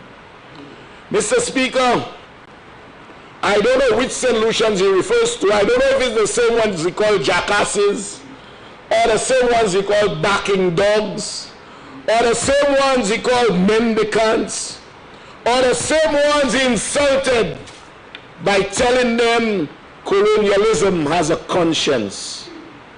He now says he needs to take care of them. We need to take care of them after Elsa. But Mr. Speaker, our people must be taken care of by any government in office. A government cannot give handouts to everyone. But it is incumbent upon the government to create an enabling environment for those who want to help themselves, they can. Whilst the people who suffered from Elsa may be a handful in relation to those that suffered from COVID-19, the records will reflect, Mr. Speaker, that Barbados, Dominica, St. Kitts and Nevis more particularly, all our neighbors, Mr. Speaker, were able to take care of their people using CIP funds. Using CIP funds. But having borrowed over $500 million under the name of COVID, Mr. Speaker, only a mere $7.2 million was distributed to the entire population under the last administration. It is heart-wrenching that you borrow all that money under COVID, but yet you only saw it fitting to give peanuts to our people for their survival. The same sum that this government gave in rent reprieve to the citizens concentrated more in the north. So, Mr. Speaker, isn't that a shame? And today, we are seeking to amend the legislation because that does not appear to be recurrent. It imports subjectivity into the whole dispensation of CIP funds. And the question would remain, who determines what recurrent expenditure is? Because you see, every political directorate may come with different policies. And if it is your policy to establish a new unit for a given venture, that may just become a recurrent expenditure. And so, Mr. Speaker, it was right to bring clarity, make the law more concise, and make it less open to ambiguity. But, Mr. Speaker, under the last administration, he speaks of the CIP being a slush fund. But under the last administration, the entire consolidated fund was a slush fund. The entire consolidated fund. Mr. Speaker, we spent $13 million on a bypass road for Tiawaking. Where did the money come from in the consolidated slush fund? We bought replacement land, $11 million to remove the farmers for Tiawaking. Where did the money come from in the consolidated slush fund? And you know, Mr. Speaker, doing that for Tiawaking was on top of, Mr. Speaker, permitting him to deposit our CIP monies into a foreign account. Mr. Speaker, which Minister of Finance does that? You create legislation without a conscience. You create legislation that essentially prostitutes your sovereignty to bring relief for your people. It's a hard decision. Ralph Gonzalez has said he's not going down that road. His sovereignty is too important for him. But you create it, you are forced to do it because economic circumstances does not permit you to navigate very well financially. So you do it. You do it with the view of assisting your people. But guess what? You take the money and ask a foreigner to deposit it in a foreign account to which we have no access and which does not redound to the benefit of the people whom it was meant to have benefited. And today you want to come and talk about accountability and transparency, Mr. Speaker. Mr. Speaker, yes, another one. Mr. Speaker, this government is not a hotelier, and CIP funds have gone into hotels. CIP funds have gone into everything. The consolidated fund, Mr. Speaker, tell me, which Minister of Finance, knowing that the government is not a hotelier, and any property acquired that is in sync with hotel development invariably will end up in private hands? Why are you putting the consolidated fund under that kind of pressure? If a developer comes down here and he wants to invest, he wants to buy a hotel, you give him incentives. But you cannot, Mr. Speaker, as a Minister of Finance, knowing full well that the Constitution is quite clear as to who carries the burden of compensation. Anytime you invoke your powers of compulsory acquisition, the Constitution tells you the burden of compensation is that of the government. So why acquire all those hotels? Why acquire all those lands to build hotels on? Why are we putting our consolidated slush fund under such pressure, Mr. Speaker? Mr. Speaker, by way of examples, there is a piece of property, I'm sure all of you all know, right next to the Shock roundabout. It had been on sale for years. C.O. Williams was offered it and they refused it. That's just by the bridge after the Shock roundabout on the left. Everyone who has seen it, they have refused it because of the difficulty in constructing any viable project there. But guess what?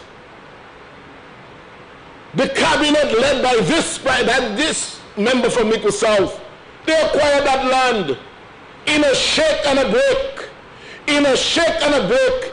Guess who was presenting plans for development of that land that cabinet just acquired? His brother-in-law. Days after the acquisition, his brother-in-law is busy putting plans at DCA for approval. And then you want to talk about slush fund and accountability and transparency. Mr. Speaker, I heard my Prime Minister indicate that we are owing some $60 million on acquisitions. But I don't think that figure is quite correct, Mr. Speaker. I'll tell you why. Mr. Speaker, Caribbean Jewel, that hotel in the north, opposite the casino on top of the hill, I have that gazette where that property was acquired. And Mr. Speaker, it was acquired with registered debt. The registered debt alone was 50 million US. Am I jogging your memory, member for Swizzle? Yes, very well. I'm jogging his memory. So he remembers. He remembers they acquired the hotel, Mr. Speaker, with registered debt of 50 million US. It's in the registry. I have the documents. The question is, with that magnitude of registered debt, far less unregistered debt, why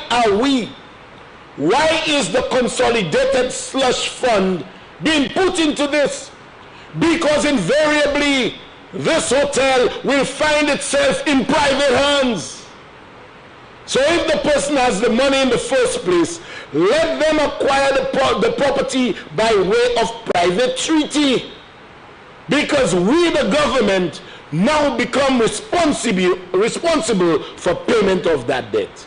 And you know, Mr. Speaker, at the time of acquisition, the secretary of that company was a company owned by the former chairman of the United Workers' Party.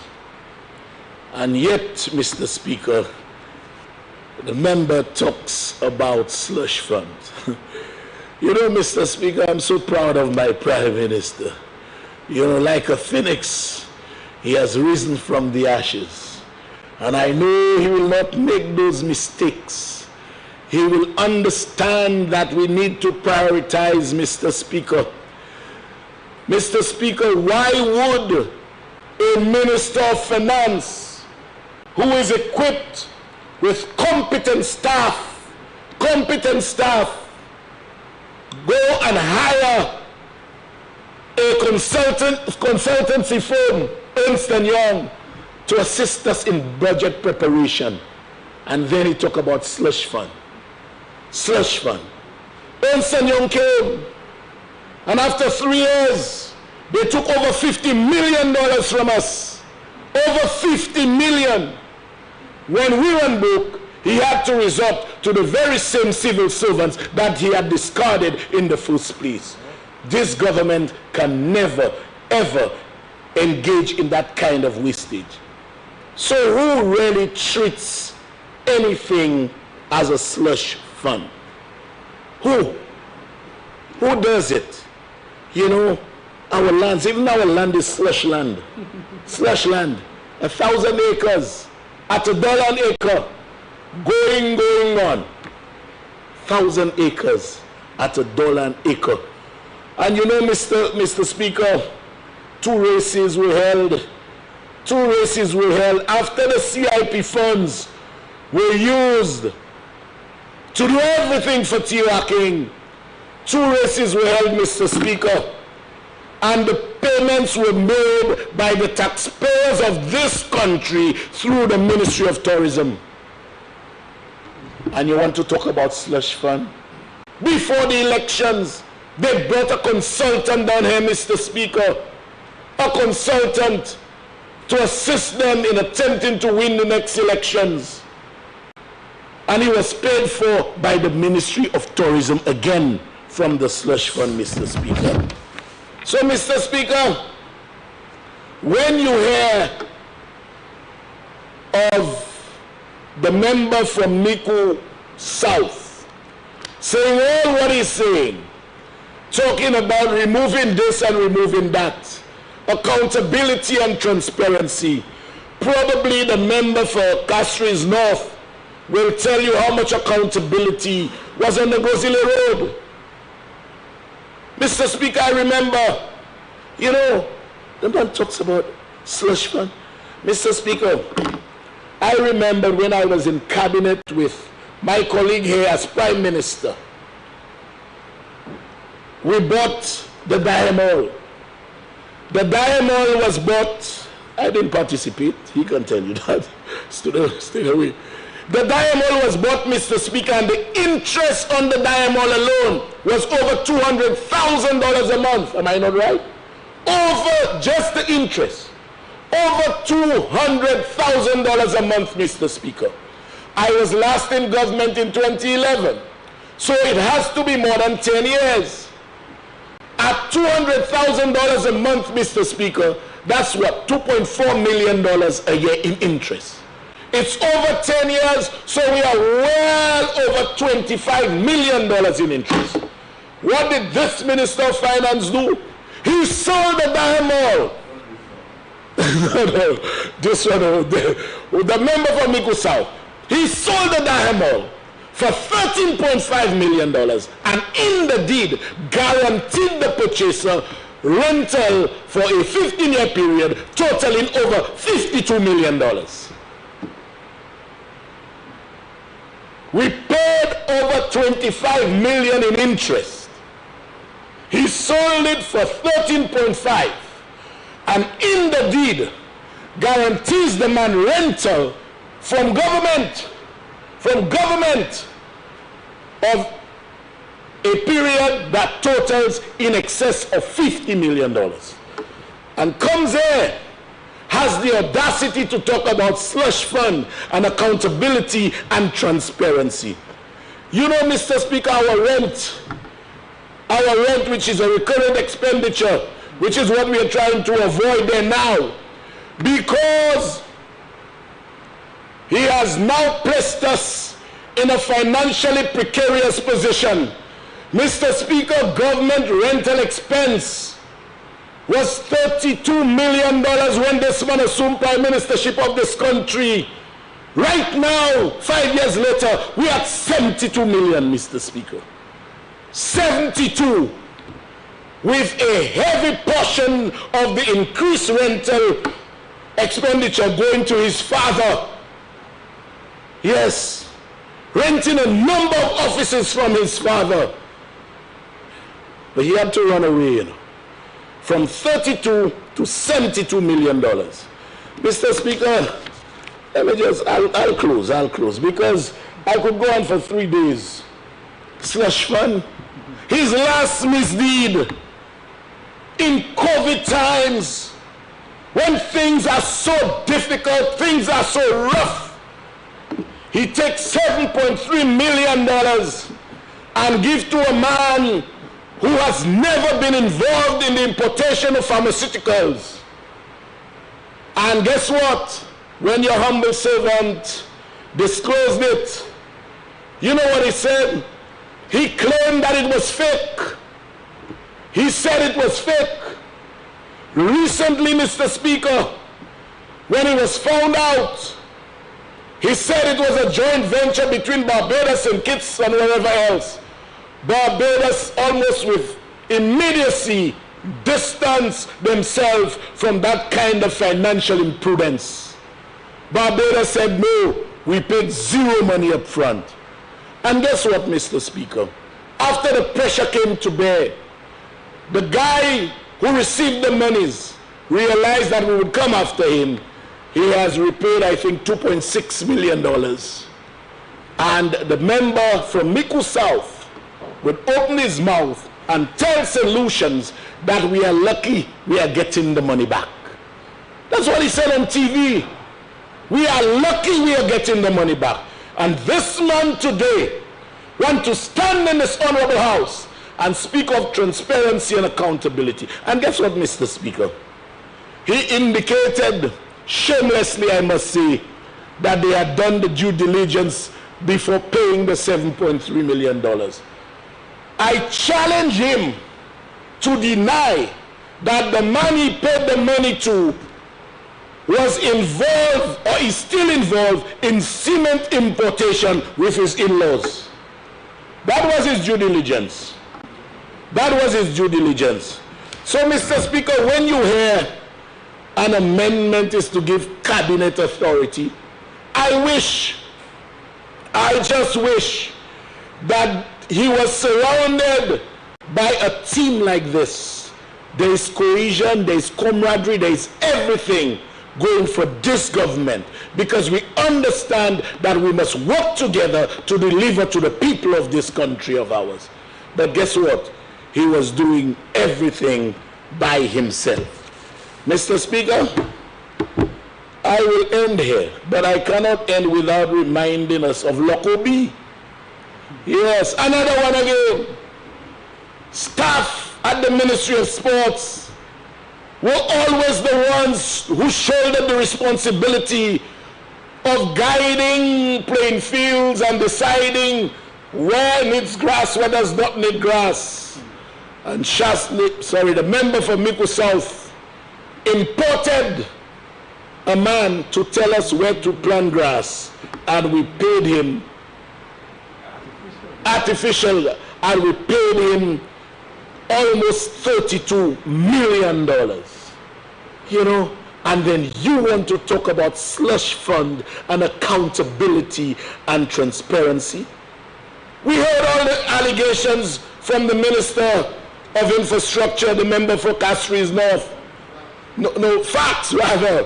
One of the facts that he did not disclose was that in preparation for the roundabout, the member for Miku South led a cabinet that acquired his own property. His own property vested in his name, his father's name, and his sister's name. And then this man wants to talk about transparency and accountability. Mr. Speaker, I want to end here by saying this. You know, I can lead you all to midnight, but I don't think it would be justified. Because St. Lucians have heard the stories. They have heard the stories. They have listened to the lies. They listened to the bluffs. And on July 26, Mr. Speaker, they passed judgment. They passed judgment, Mr. Speaker, and they returned their verdict. They heard lies. They heard the 23 islands. They saw it was a no-show. They waited for VG to become an island. That too was a no-show. They waited for the hotel in Miku. That was a no-show. They awaited the exportation of bananas to France. No-show. They awaited the hotel in Sabusha. No-show. They waited they awaited the visas to the US. No-show. They awaited rich developers for the hotel in down south. No-show. And they awaited the cruise port in Viewfort. No-show. So guess what the people of this country did, Mr. Speaker? On July 26, they told the member for Miku South, as a prime minister, you shall be no-show. I thank you, Mr. Speaker.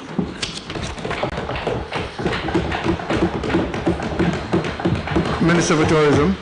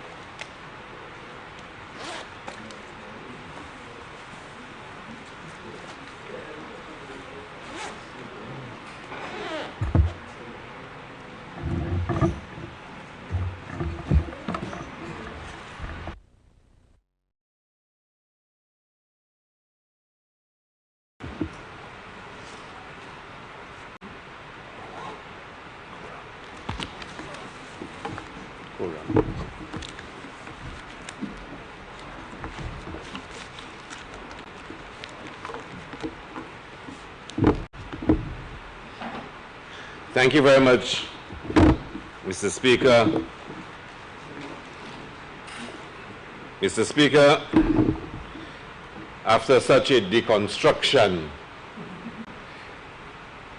of the lies and bluff of the member of Miku South by the member from Castro Central, I must temper myself. And Mr. Speaker, I notice the member from Miku South is re-entering the chamber. I have never seen such a coward in my life. I have never seen such a coward in my life. You said all what you had to say, and when you have been answered, you run outside and hide.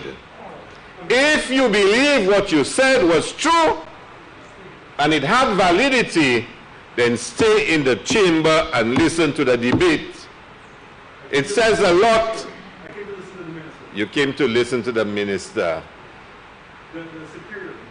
No, I'm never superior. You were the superior one. But Mr. Speaker, the disdain and disrespect that the member for Miku South has for the people of St. Lucia is unparalleled. I have never, ever come across an individual who has no respect and no regard for people like him. And he proved it once again today. But worse, Mr. Speaker, Mr. Deputy Speaker, is that, and let us acknowledge history in this chamber. It's been many years we've never had a Deputy Speaker presiding over the chamber. And the reason why we've never had a Deputy Speaker is because of the disrespect of the member from Miku South. Because of his disrespect. And I want to, Mr. Deputy Speaker, deal with a couple of issues before I go into the substance of what I have to say. And I will avoid repeating some of what the member from Castries Central said. It is a fact, and is represented in Hansard, that when the National Economic Bill came to this Parliament, I led the response against the bill. I did. And the member from Strozel is right. I said a lot of very strong things about the bill, which I still believe and I still hold to be true. I did say then that this bill should be repealed. And I said that my advice to the leader of the opposition is that when we get into government, that was 2019 or so, we already knew then that we were going to go into government. And I still believe it should be repealed, member for Strozel Saltibus. But in our discussions, we have an issue we have to deal with immediately, because we are reviewing the CIP, we are reviewing the National Economic Fund, and we know that it has to be rewritten. This cannot hold as is. It just cannot. This was designed to do exactly what the member from Castries Central said. It was designed to serve the interests of certain people. You read it. And Deputy Speaker, today we're not debating the bill, so I will not go and deconstruct it again. So it will be repealed or revoked. It has to be. But we have a matter that we have to deal with immediately. And therefore, we have to make the change. We have to make the change because there are issues before us.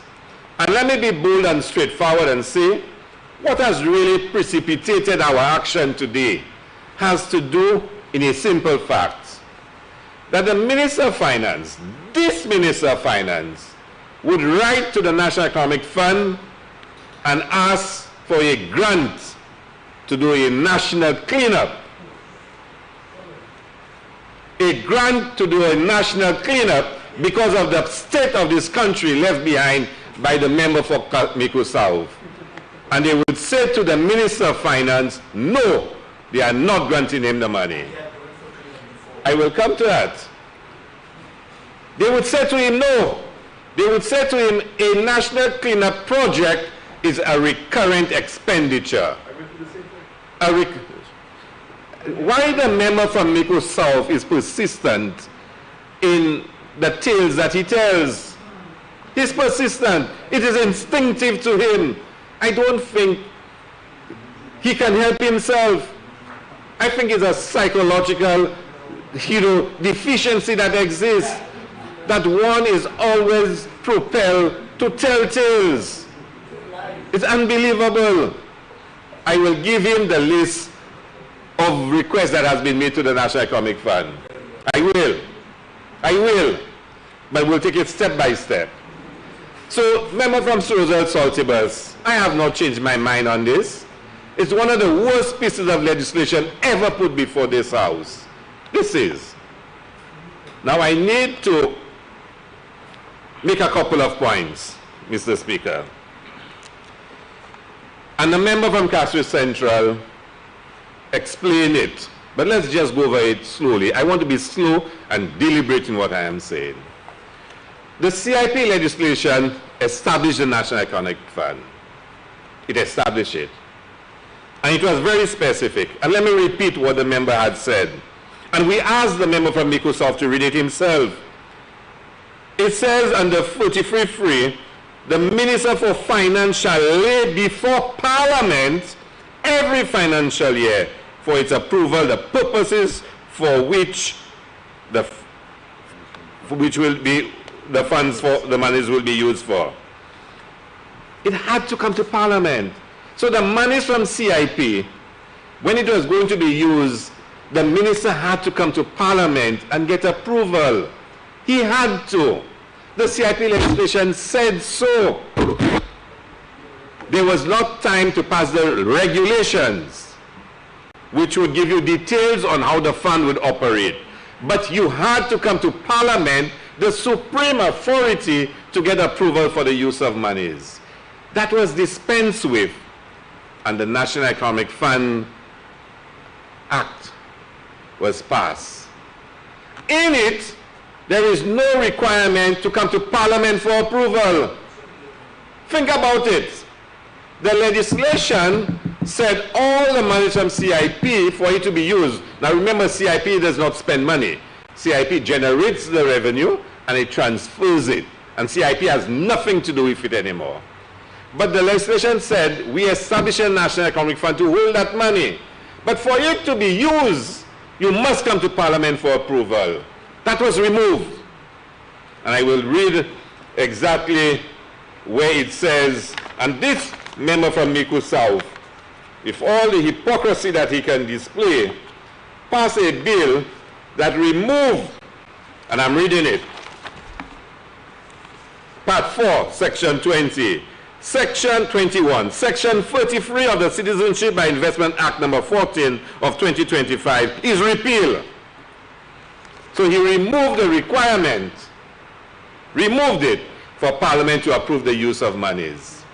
And he puts it in a National Economic Fund where there's no parliamentary oversight. None. But monies went to the Consolidated Fund. Remember, before this act was repealed, he had to come to Parliament for approval. Did he ever come to Parliament for approval? Let me tell you how much money he spent. Let me tell you how much money. National Economic Fund, donations deposited to the Consolidated Fund, $128 million. $128 million. CIP bonds, direct transfers to the Consolidated Fund, $47 million. Excess cash at CIP deposited to the Consolidated Fund, $23 million. Add it. Add it. Let's take out the CIP bonds. Between the donations, $128 million, and the excess cash, which is the operating surpluses, another $23 million, almost $150 million went to the Consolidated Fund and was spent by the honorable member with no parliamentary oversight. It did not go to the National Economic Fund. It did not go to the National Economic Fund. Member of Nicosa, what is the point of order? I'm sorry. Pardon? Hallucination. Are you yielding? Just a minute. Are you yielding? I will yield. I will yield. Because I want to demo to him after. Okay. Go ahead, member. Mr. Speaker. And thank you, honorable member. Mr. Speaker, we've come to this House on several occasions. The member is confirming that the monies went into the Consolidated Fund. We all know that in order for monies to come out of the Consolidated Fund, it has to be approved in the budget. And it's also contained in the estimates. There is no legal way, once monies are put into the Consolidated Fund, for any individual, which I know that that's what the member is implying, and I want to make it clear, for any individual to control the money. the only way it can come out, and the purpose of putting it into the consolidated fund, so there would be accountability. The reason why he has the numbers is because it went to the consolidated fund. And in order for it to be taken out of the consolidated fund, it has to go through estimates. It means we come to the House and we approve the estimates, and how the money is going to be spent is included in every single estimate. And no matter how many times we try to explain that to the member, and maybe I cannot believe it's because he doesn't understand government accounts. How do you get money out of the consolidated fund without the estimates? I don't understand. No. Mr. Speaker, honorable members, help me understand this. I mean, the honorable member from Mako South has a problem in understanding. This is elementary. Let me just repeat it again. Let's just go over it again. The legislation says, and I want to repeat it again, the Minister for Finance shall lay before Parliament every financial year for its approval the purposes to which the funds shall be allocated. The law said that you had to come to Parliament and lay before Parliament. So the $150 million, you were supposed to have come to Parliament and say, this is how I will spend the money. That's what the law said. You spend the money. You never came to Parliament. And you saying to us, almost as you're saying, I didn't need to come to Parliament. Once the estimate has CIP in it, then the money, I don't need to come to Parliament. That's not what the law said. And I will tell you, Mr. Speaker, it is only because of the pressure the Labour Party put on in this House, and persons like the member from Cassis Central did, asking where the money gone, that the honourable member decided, and I'll tell you what he did. But he spent a lot of hours reconciling it. They picked out of the estimates projects, and tally it. And say, oh, you all want to know how we spend the money? Here are those projects, add it up. Because in the budget, in the estimates, for people who know the estimates, there is a source of funding, and there's a code. So near every item, it says source of funding. It's either grant, loan, or revenue. And then you go to the, how you call it, not the appendix. And it will tell you what each code stands for. So when he gave us the list of projects, in my little stupid self, I took it and I went into the estimates and I checked that project was the source of funding for it. He didn't have no CIP. He didn't have no CIP. The cheapest trick in the book. The member is a trickster. He's a trickster. And his tricks did not get him through on July 26, 2021. And your tricks, and you know, Mr. Speaker, the member says to us, when we were in opposition, I want you to listen to this, honorable members. When we were in opposition, he warned us and we would not listen. But we didn't listen and we won the elections. So we should have listened to you? We should have listened to you? We didn't listen to you. You want to chastise us today for not listening to you when we were in opposition. But we did the good thing and the right thing. We didn't listen to you and we won. But you're still not learning. You're saying to us 180 days, and what have you all achieved? What have you all done? 100 days, and where have you been for the 100 days? You're not learning. Where have you been for the 100 days? I won't talk about any counseling or anything like that. Where have you been for the 100 days? So you say to me, the people of St. Lucia, that you miss you? If I were in another chamber, I'll tell you something quite appropriate, but leave it for another time. Mr. Speaker. Mr. Speaker, you lost the election. You ran away from St. Lucia. And for over 100 days. And you want to say to us, where have we been for 100 days? You have the guts to say to us, where have we been for the 100 days? And you have not, I hope you told all your followers outside that you live in the island on Thursday to go back where you came from. You came for 3 days.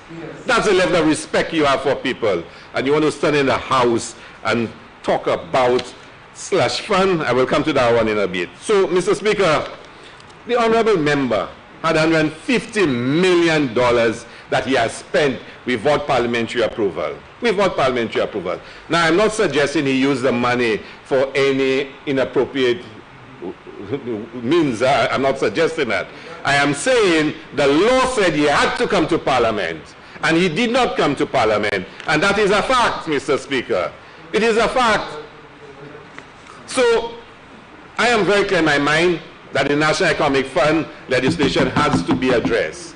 And the Prime Minister has said we will do so. When we finish our reviews, we will correct it. But let's go further, Mr. Speaker. I want to share with you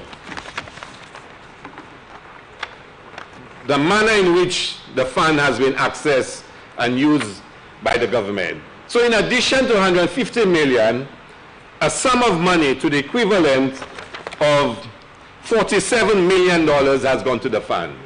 $47 million has gone to the fund. And the fund is chaired by a board. Now, I want you again to go back to what the Honorable Member from Mako South was saying.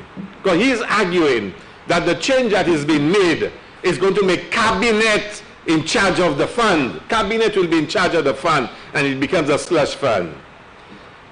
The fund was supposed to advance loans for a government-approved capital project. Listen to this. Approved loans for a government-approved capital project. To provide investment for a government-approved capital project. To reduce government debt. To purchase government bonds. And the last one, which is the one we are amending today, to provide monies for a purpose approved by Cabinet that is not considered recurrent in nature. So this tells you that Cabinet had to approve it. We're not changing that. Cabinet still has to approve it. We're not changing anything. The only thing we're changing is the requirement that according to this, it has to be recurrent in nature. And the reason why we're doing it is because the interpretation of what is recurrent in nature can be warped in the minds of some persons or deliberately mischievous in the minds of some people. The only change we're making is we're taking out the words that is not recurrent in nature. And I said to you that this Prime Minister had asked that same committee for monies for 4 million to do a national cleanup. And they said no, that this is recurrent. How a national cleanup project is recurrent? Now, if in their mind that is recurrent, we'll always have problems with them because they will define any application as recurrent. So let us take it out. Now, if the Prime Minister was different, he would have given a directive to the committee. Like he would have done like a member from Mako South. But we don't do business that way. We don't do business that way. So if they cannot interpret recurrent in the same way, because we have a simple understanding of recurrent. It means an expenditure that takes place over and over and over and over. Like salaries, like paying your light bill. Having a national cleanup project, because of the state of the country, is not recurrent, but they interpret it as recurrent. They interpreted it as recurrent, and they rejected it. So we'll remove any ambiguity. Once Cabinet has approved it, which was there before, but let me prove to you that in the past, Cabinet was approving. So here it is. Request Cabinet Conclusion 922 of 2020. Cabinet Conclusion 922 of 2020. Kisa Samin. It means that Cabinet had approved it. Well, it's just a Cabinet Conclusion number. It doesn't have a date. Yeah? So hear what it says. But listen to this. Listen to this. Yeah, but here it is. Hear what the money is for. Hear what the money is for. A loan request for an investment to secure St. Lucia's interest in the banana trade in the UK. £1.2 million sterling. Now here it is. The same government then that had said we would export bananas to France and that at the eve of elections they had signed an agreement and that we would be sending bananas to France. They bankrupted the banana industry. They destroyed it. And when the company in England had to be liquidated and there were debts to be settled. Member for Castry South. At this point, I think you will have to. If the member for Miku South, what is the point of order? The point of correction, Mr. Speaker. Let's just hold 1 minute. Member for Castry South, are you yielding? For what? A point of correction? There's no correction, Mr. Speaker. Are you yielding, member of Castry South? I beg your pardon? Are you yielding? No, I'm not. Not on this one. So the same way he didn't want to rebuttal. He'll get one. But it is, Mr. Speaker, it is quite funny. When the literature tell you you've been funny. All of a sudden, the member from Miku South has discovered that he's not Prime Minister anymore. And he has to sit down. No, you can't take my Jeep again. So, Mr. Speaker, anyway, Mr. Speaker, so they bankrupt Winfresh, and then they went to the same committee and got 1.2 million pounds. 1.2 million pounds to pay debt in England. Cabinet conclusion, 922 of 2020. Let me give you another one. Here a very interesting one. Yes, here a very interesting one. All members here want to hear this one. And it is pending. They still not made a final decision on it yet. DSH. Something to do, and it's written very funny. Now, when things are written funny, you know there's a lot behind it. Status of supplementary agreement for payment of 50% of all DSH citizenship by investment recommendations. I don't know what that means. And the amount was that the board is to evaluate the financial implications of this agreement and the method of disbursement to DSH. That was the decision of the board. And I heard they were given a directive to approve it. That same board. So they're still trying to evaluate the financial implications. Let me give you another one. And that one was quite interesting. Cabinet conclusion 340 of 2021. The blue pipes. Remember the blue pipes? Not the blue wave. The blue pipes. A first start needed pipes for a Northern Road project. You understand? Now they're so smart, it becomes all of a sudden Wasco project.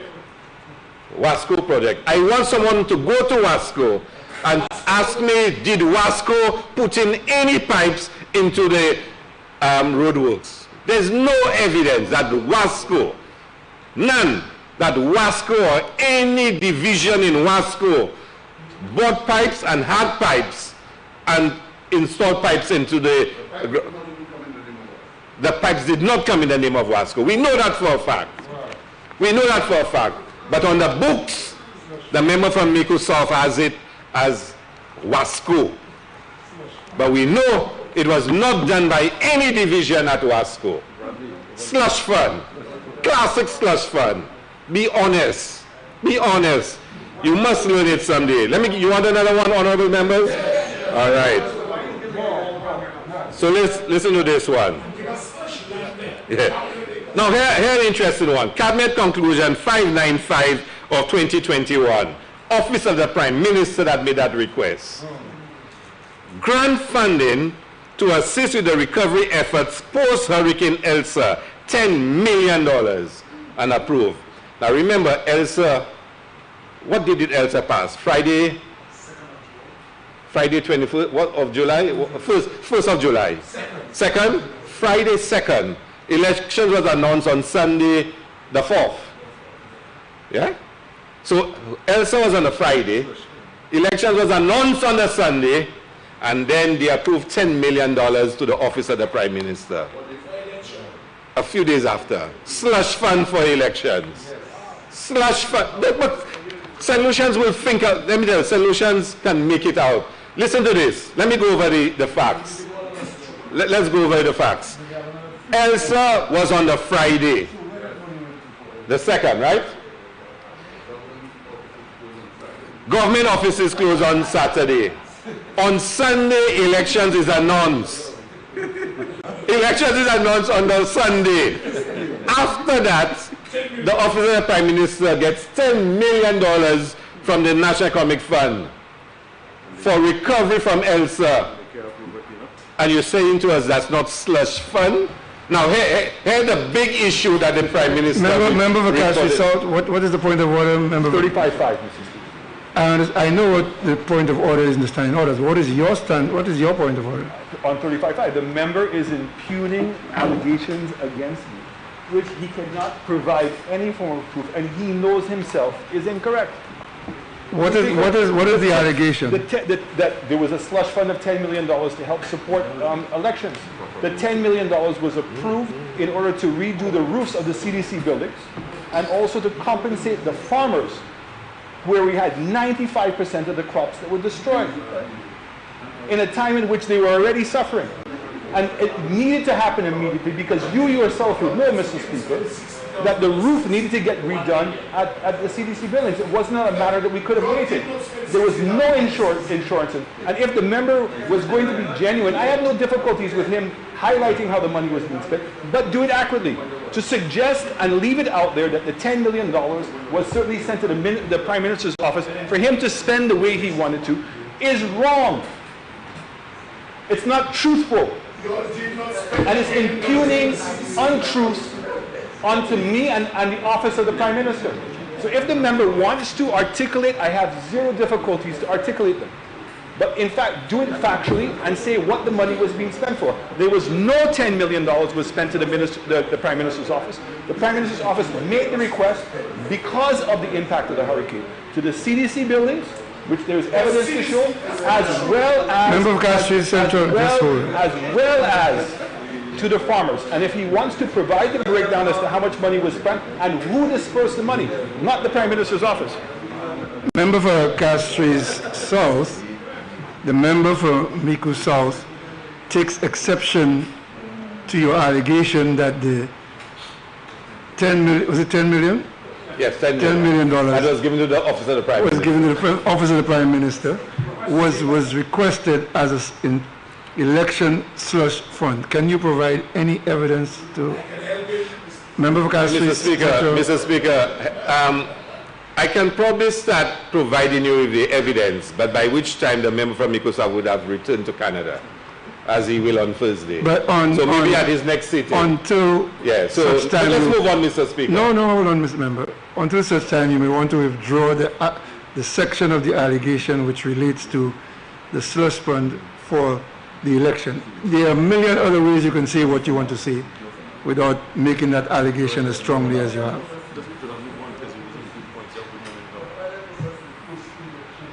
So, Mr. Speaker, you want me to withdraw a suggestion that there may have been a slush fund from the money, the $10 million? No, you see, you did not make it a suggestion.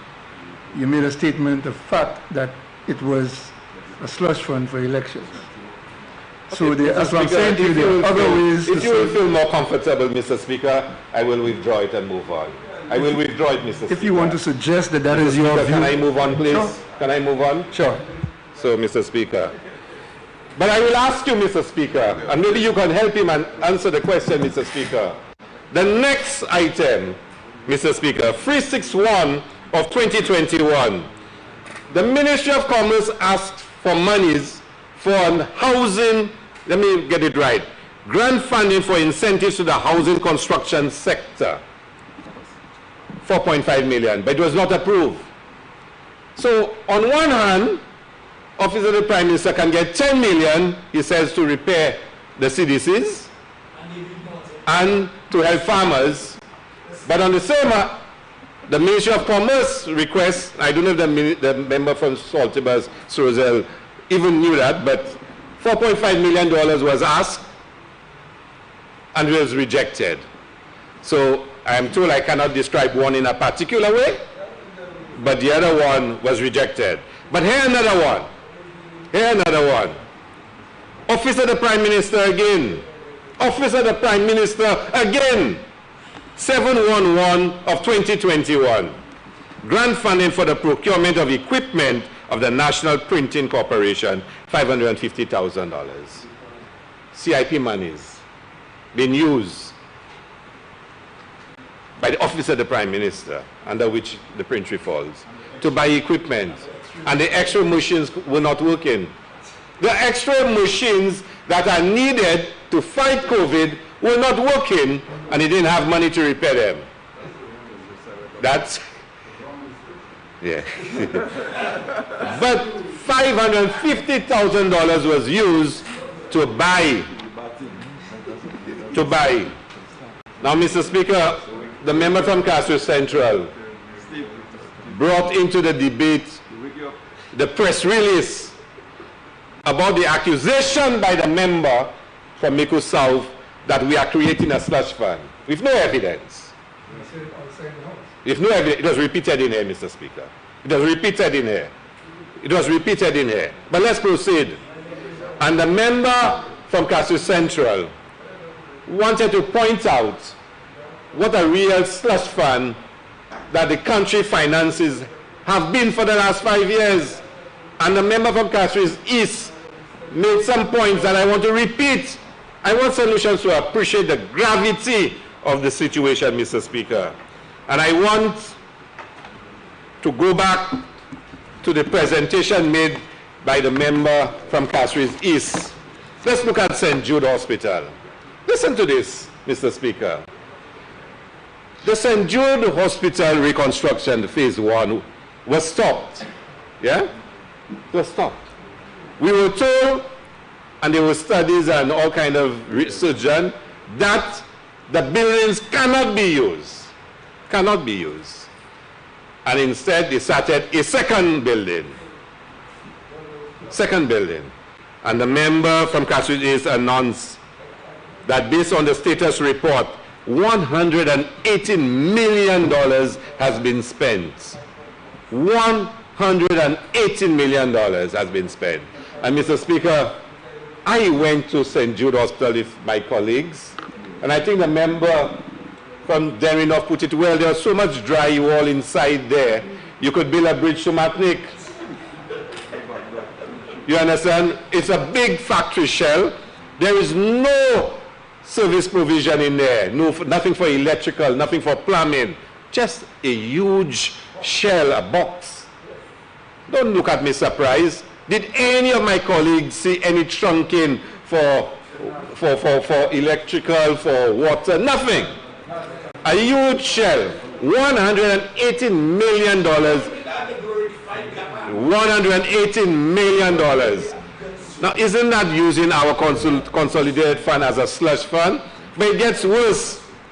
We have now, Mr. Speaker, Mr. Speaker, Mr. Speaker, order, member of the member from Microsoft always causes, problems in the House. Before the member from Microsoft had returned for the day, we had a very good parliament, proceeding nicely. But let's come back, Mr. Speaker. So now this government is going back to the same buildings we were told cannot be used for us to commission it. Think about that, Mr. Speaker. And I want St. Lucians to reflect on that. The same buildings we were told cannot be used, we are now going to commission them to move the patients from the stadium over there. So what was the $118 million spent for? Tell me, what was it spent for? The same buildings, we were told. There's a particular member who stood there and gave all kinds of stories, all kinds of reports. Now we are going to use the same buildings and move the patients to those same buildings. Explain that to me. But the one that really frightens me, Mr. Speaker, is Uranura International Airport. What the member from Castro East reported is frightening. Frightening.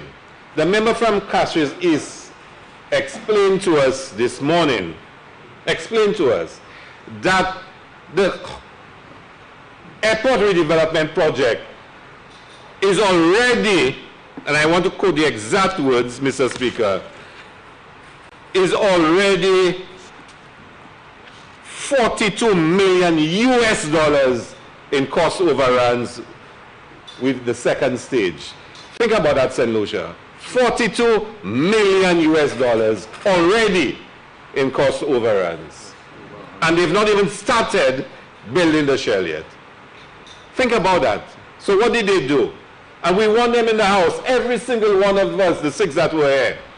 So you have a preliminary concept. You costed it at 160 million, an extra 15 for project management and consultancy fees. So you come up with a grand total of 175 million.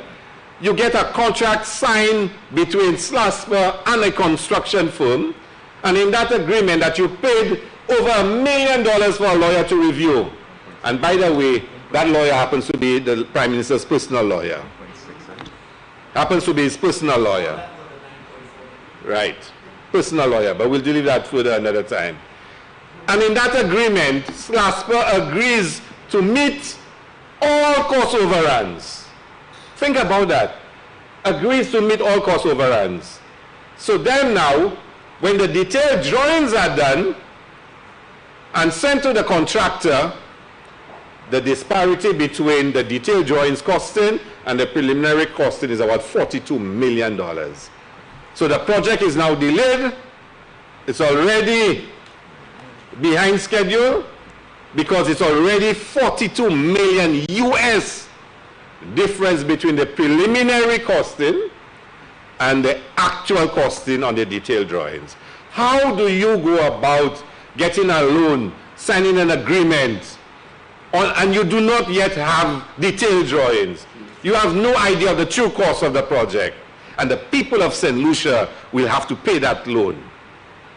So we cannot start stage 2 because we're already at 42 million US in cost overruns. We've not gone to stage 3, 4, and 5 yet. If stage 2 is already 42 million, let's just assume stage 3, 4, and 5 is $10 million each. We're already 70 million US. Cost overruns. Uranura International Airport. And I'm told the terminal was moved because they want arrivals to be able to drive past the racetrack. So the first sighting visitors have of St. Lucia is the racetrack. Can you imagine this? Can you imagine this? I heard these 3 stories because the first story has to be VIP lounges. Can you imagine this? I mean, Mr. Speaker, I want as the earliest for the member from Castries East to table the Uranura International Airport report in this House for us to debate it. Let's debate it. And the same way, the member from Microsoft went to get the Hansard to show what I said for the National Economic Fund. Bring the Hansard to show what all of us said during that debate and how true it is today. How true it is today. This project, which is costed at 175 million, plus the 45 million from the World Bank, making it about 220 million, can easily reach, from what we were told this morning, over 400 million US, almost $1 billion for upgrading an airport terminal, plus a few other items. And you talk about slush fund? Slush fund? That what we're trying to establish, because we're moving forwards of a recurrent nature, that we are trying to create a slush fund. And the member takes a joy and a delight. He has not learnt his lesson. He has not learnt it. And he has a natural, desire to always twist everything. Always twist everything. I am here and you there. I am here and you there. You can point your finger as much as you want. The people of St. Lucia judge you for what you are, Mr. Speaker. So I want to say to St. Lucians, this government tried to get a small grant of $4 million from the CIP for a national cleanup project to clean up the country, to beautify the country, to unblock the drains that have been blocked, to debush in some areas, And the committee said, no, they're not giving it to this Prime Minister. They're not giving it to him. But they gave the last Prime Minister $10 million. $10 million, you know, after election was announced, a few days before elections, and we have a difficulty with this. But they are professionals and we'll respect them. But we're saying to them, if your interpretation of recurrent is so dramatically different to what it ought to be, we will take out the word so there'll be no ambiguity in the future. There'll be no ambiguity in the future. None. And this Prime Minister someday will have to account for how we spend $150 million of CIP money without coming to Parliament for approval. One final point, gentlemen, and I want you, honorable members. In the same National Economic Fund legislation, it says that monies for any capital project has to be an approved project. What is an approved project? A project that has been announced by order and gazetted. All the projects I told you about, that's for, not one was gazetted. Let me say that again to you. For a project to be a capital approved project, it has to be gazetted as such. So that committee that denied this Prime Minister approved monies for projects that the law said had to be gazetted, but were never gazetted. I want a member from Microsoft to explain that one. Explain that, and I want to give him the exact clause so he can double check it himself. It had to be gazetted, and they were never gazetted. So how could the committee have approved any loan if the money was not gazetted? And I want to read it for you. So I want it to be entered. Let's look at 4.2. For the purposes of subsection 1, which is to advance loans for government-approved project, to advance investment for government-approved capital project, the minister shall, after consultation with cabinet, by order, publish in the Gazette, declare a government-approved capital project. So the committee was approving monies for capital projects that were never gazetted as such. Never gazetted. Illegality. And the same member from Mico South wants to stand in this house and accuse us. And talks about accountability and transparency. The member received monies as the Prime Minister for projects that were never declared as government projects. Never declared according to the legislation as government projects. And you want to, and the member from Mico South wants to come into this house and masquerade as a paragon of virtue. You know, now I understand why you're sitting where you are and why the member from Castries East is sitting where he is. Thank you very much. The member for Labrie.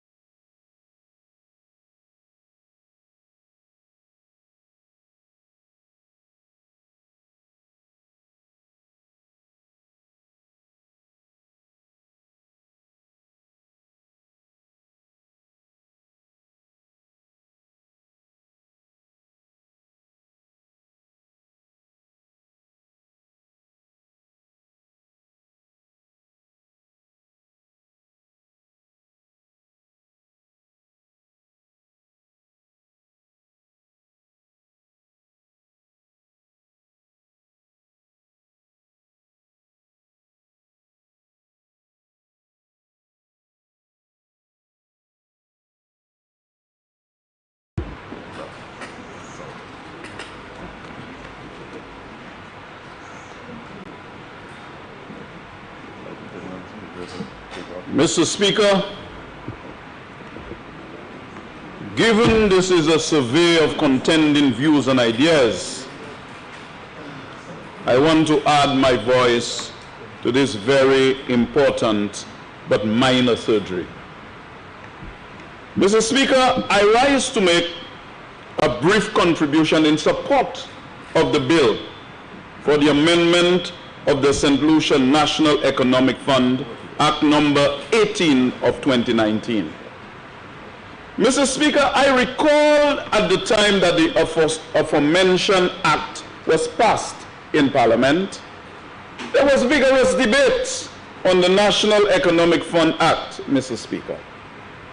In this regard, I wish to refer to the Citizenship by Investment Act number 14 of 2015, and in particular to section 33 of that act, which states as follows: the St. Lucia National Economic Fund is established. 2, qualifying investments of cash shall be paid into the St. Lucia National Economic Fund. And 3, the Minister for Finance shall lay before Parliament every financial year for its approval the purposes to which the funds will be allocated. We note, Mr. Speaker, that this section of the Act established the National Economic Fund in section 33. The former administration, in their own wisdom, then passed the St. Lucia National Economic Act number 2018 of 2019, in which section 3 of that act also established a special fund, if I recall, to be known as the St. Lucia National Economic Fund. We had vigorous debate on this matter, and at the end, we did not support the passage of this bill. The St. Lucia National Economic Fund Act outlined functions of the fund and established a governing body for the fund comprising almost wholly of members from the public sector. Notwithstanding the foregoing, Mr. Speaker, the functions of the fund which are stated in section 4.1 of the Act are as follows, and that's where the debate is, Mr. Speaker. The functions of the fund are: 1, to advance loans for government-approved capital project; 2, provide investment for a government-approved capital project; 2, reduce government debt; 2, purchase government bonds; and to provide monies for a purpose approved by Cabinet that is not considered recurrent in nature. Mr. Speaker, if there was one moment that I had to choose to support the member for Castres East and Prime Minister based on his competence in economics, is dealing with this minor surgery today in this House. You see all the back and forth and all people getting all hot and sweaty, all that lie, it was highly unnecessary. This amendment is simply removing impediments to the most effective use of the fund for St. Lucia's development. Mr. Speaker, we are of the view on this side that 4.1e is unduly restrictive in that it restricts Cabinet's authority in how it can allocate funds, especially at this time where we need to get the country out of its financial coma. Mr. Speaker, the debate on the relative merits of recurrent expenditure versus capital expenditure has been a long-standing one. In the past, recurrent expenditure was regarded as being consumption-oriented, while capital expenditure was regarded as being investment to coincide with the definition of the terms consumption and investment in the national accounts. There was a prevailing dogma, Mr. Speaker, that all investment was good since it contributed to economic development, and that recurrent expenditure was bad in that it reflected consumption of goods and services and did not contribute to future development of this country. We now know, Mr. Speaker, that this debate was futile, as there are bad capital investments which do not contribute to economic development and really represent a waste of resources. These projects are known in the common vernacular, Mr. Speaker, as white elephants. These projects contribute little to economic development and represent an extravagant waste of valuable, scarce taxpayers' resources. There were many projects implemented by the former administration that would fall in this category. Mr. Speaker, including the new building, that monstrosity at Auger, that was built in the name of St. Jude's Hospital, which was totally unnecessary, a pure waste of time. But it said about capital expenditure. Capital can be wasteful. Similarly, the new Wasco building in Newport, Mr. Speaker, was a terrible waste of Wasco's resources. Now we are hearing that they are accumulating debt and are in arrears on the bills, Mr. Speaker. Similarly, Mr. Speaker, there are recurrent expenditures that contribute significantly to development and can be rightly considered as an investment in the future. An example of this, Mr. Speaker, is the wages paid to teachers to educate our students. This expenditure is recurrent in nature, but contributes significantly to the future human capital and development of the country.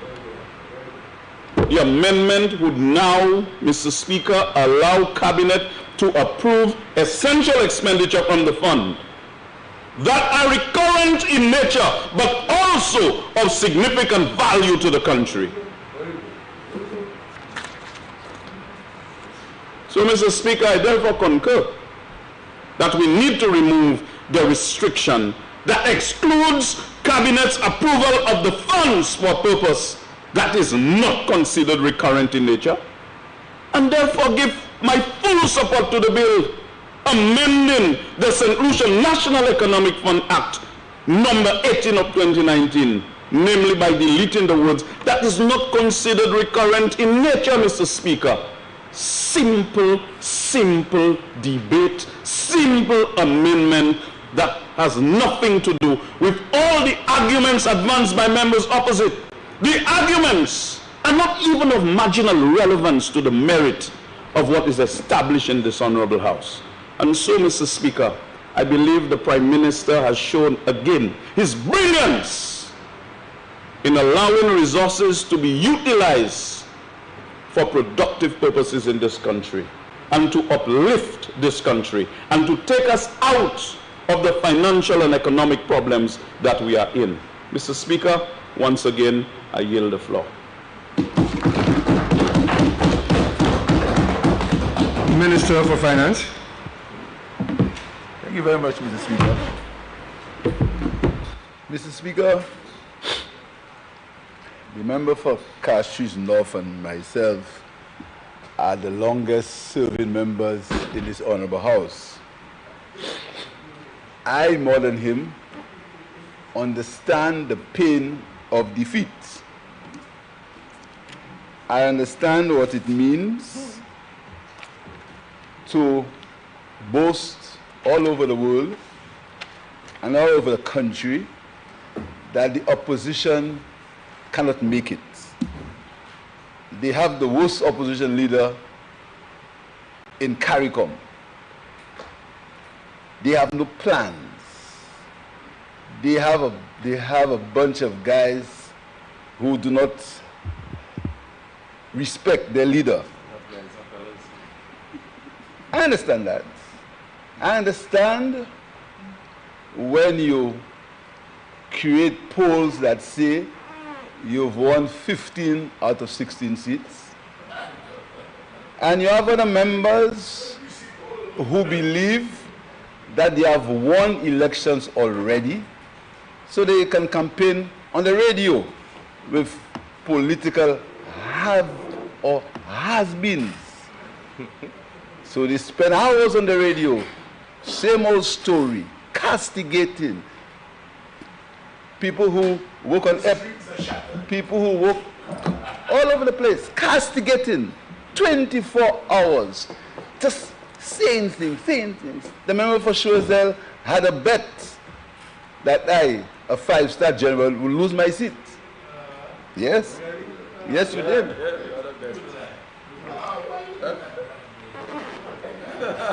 He was so confident that the rumor that he was saying that I was in trouble in Castries East, the Prime Minister at the time, he took his entourage and he went into Bagatelle. Big entourage, he up front, he walking.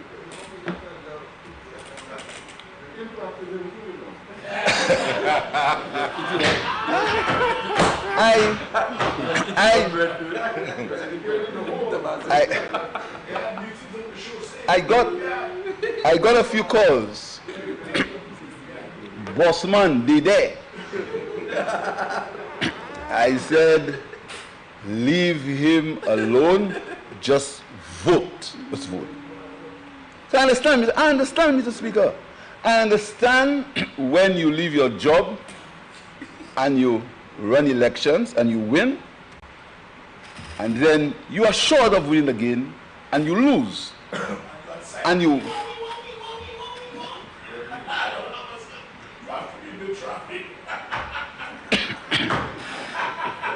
I understand. So I understand. So when the member for Choiseul comes in this honorable house and he says that the Labour Party only won 23% of the vote, so I don't know what you say. Mr. Speaker, right now we are in a system of first past the post. If you is 50 plus 1. So if each one of us here had won by 1 vote, we would be here and you would be there. So, Mr. Speaker, that is the illusion. That is the illusion that these guys have. You see, I've lost elections already. I lost in 1992. They beat me badly. You know what I did? I went back on the road. I didn't suffer from illusions and hatred and lies. For the 100 days we have been in power, these guys have lied on radio and Facebook every second in the 100 days. Yeah. Yes, every second. They spill, they are all over the country. They call in, lying. Wait, relax. It's only 100 days, relax. Your time will come. Relax, take it easy. But no, they can't understand that they have lost the elections. They can't understand it. There was one who sat there.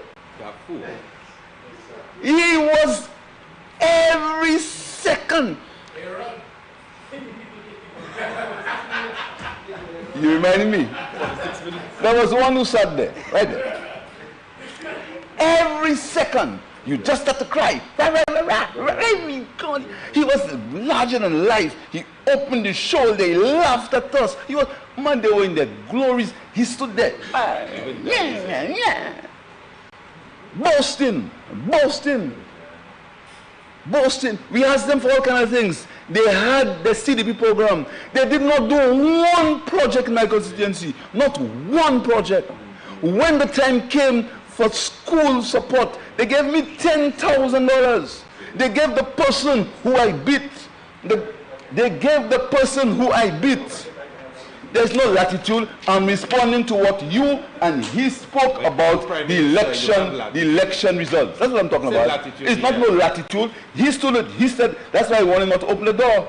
He opened the door about the electoral process. And I'm saying what the electoral process is about is a first past the post system, and if I win by 1 vote, I am here and you there.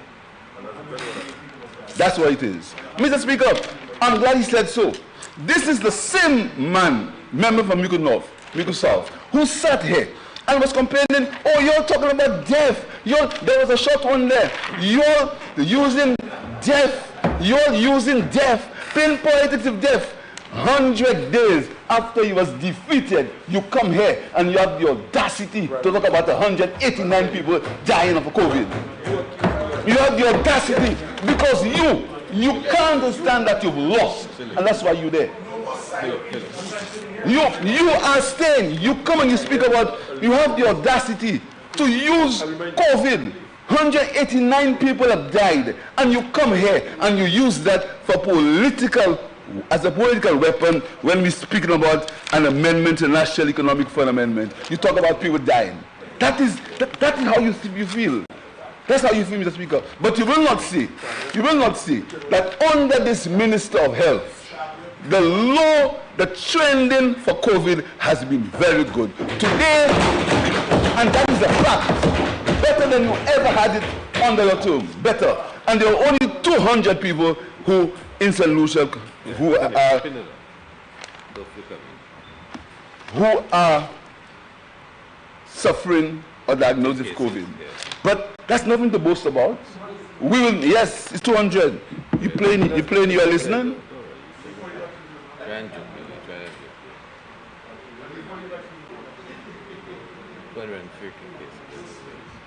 You see, because, Mr. Speaker, so you come here and you use that for a political weapon, but you did not say that somebody was hanged at the respiratory hospital and you committed suicide. Somebody got hanged and you never even called for a serious investigation at what happened there. And it's this Minister of Health who saw the plight of the nurses and the people who see up the stress at the hospital. You came here and you said that the hospital was never as good as it was before. And when there was a picture, a video of the leaking roofs, the condition the people were in, you wanted to fire the people who were involved. Because you said that the World Bank had said that the respiratory hospital was the best in the region. And it's this Minister of Health who improved the conditions at the respiratory hospital. And you come here and you speak about COVID, 189 deaths. Mr. Speaker,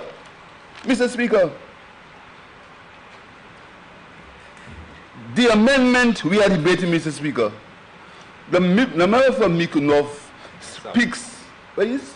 South, my apologies, speaks about a responsible government will not use the money for recurrent expenditure, Mr. Speaker. Mr. Speaker, if recurrent expenditure is for the benefit of the people of St. Lucia, this government that I lead will use it every day and every time.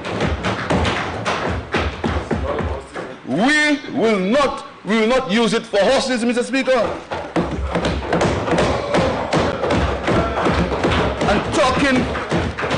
And let's talk about horses, Mr. Speaker. Let's talk about horses. You come here, Mr. Speaker, and you talk about a responsible government. You also boasted about a sinking fund. You boasted about a sinking fund, Mr. Speaker. I will put this honorable house, Mr. Speaker, and I want you to say to the people of the country, how did you use the money of the sinking fund? How did you use the money of the sinking fund between the years 2019 and 2020? How did you use the sinking fund investments? And the Public Finance Management Act speaks, Division 3, Section 20, a withdrawal from the sinking fund is only for repayment of a debt. You know what you use the sinking fund for? DSH. Yes. You use the CHH fund, Mr. Speaker, which I mean jail, for the entire amount was transferred to the Department of Irish and Sustainable Development and utilized to close the Viewfort Solid Waste Facility, $6.7 million, and to relocate the Bosheju Agriculture Facility to Miku for $5.2 million. For a race to take place. That is what the sinking fund was used. The sinking fund that was supposed to reduce debt. And you come here and speak about a responsible government. And you come here and you try to threaten people, Mr. Speaker. Mr. Speaker, I did not want to get involved because I thought that after this United Workers' Party had been so sorely beaten at the next general election, they would pull back. They would go and regroup like us. We lost 11-6. We went back and we regrouped and we continued to work. But no, lies, lies, lies, lies. Anything I say and do, lies. I go to speak at COP, lies. Everything I do, lies, lies.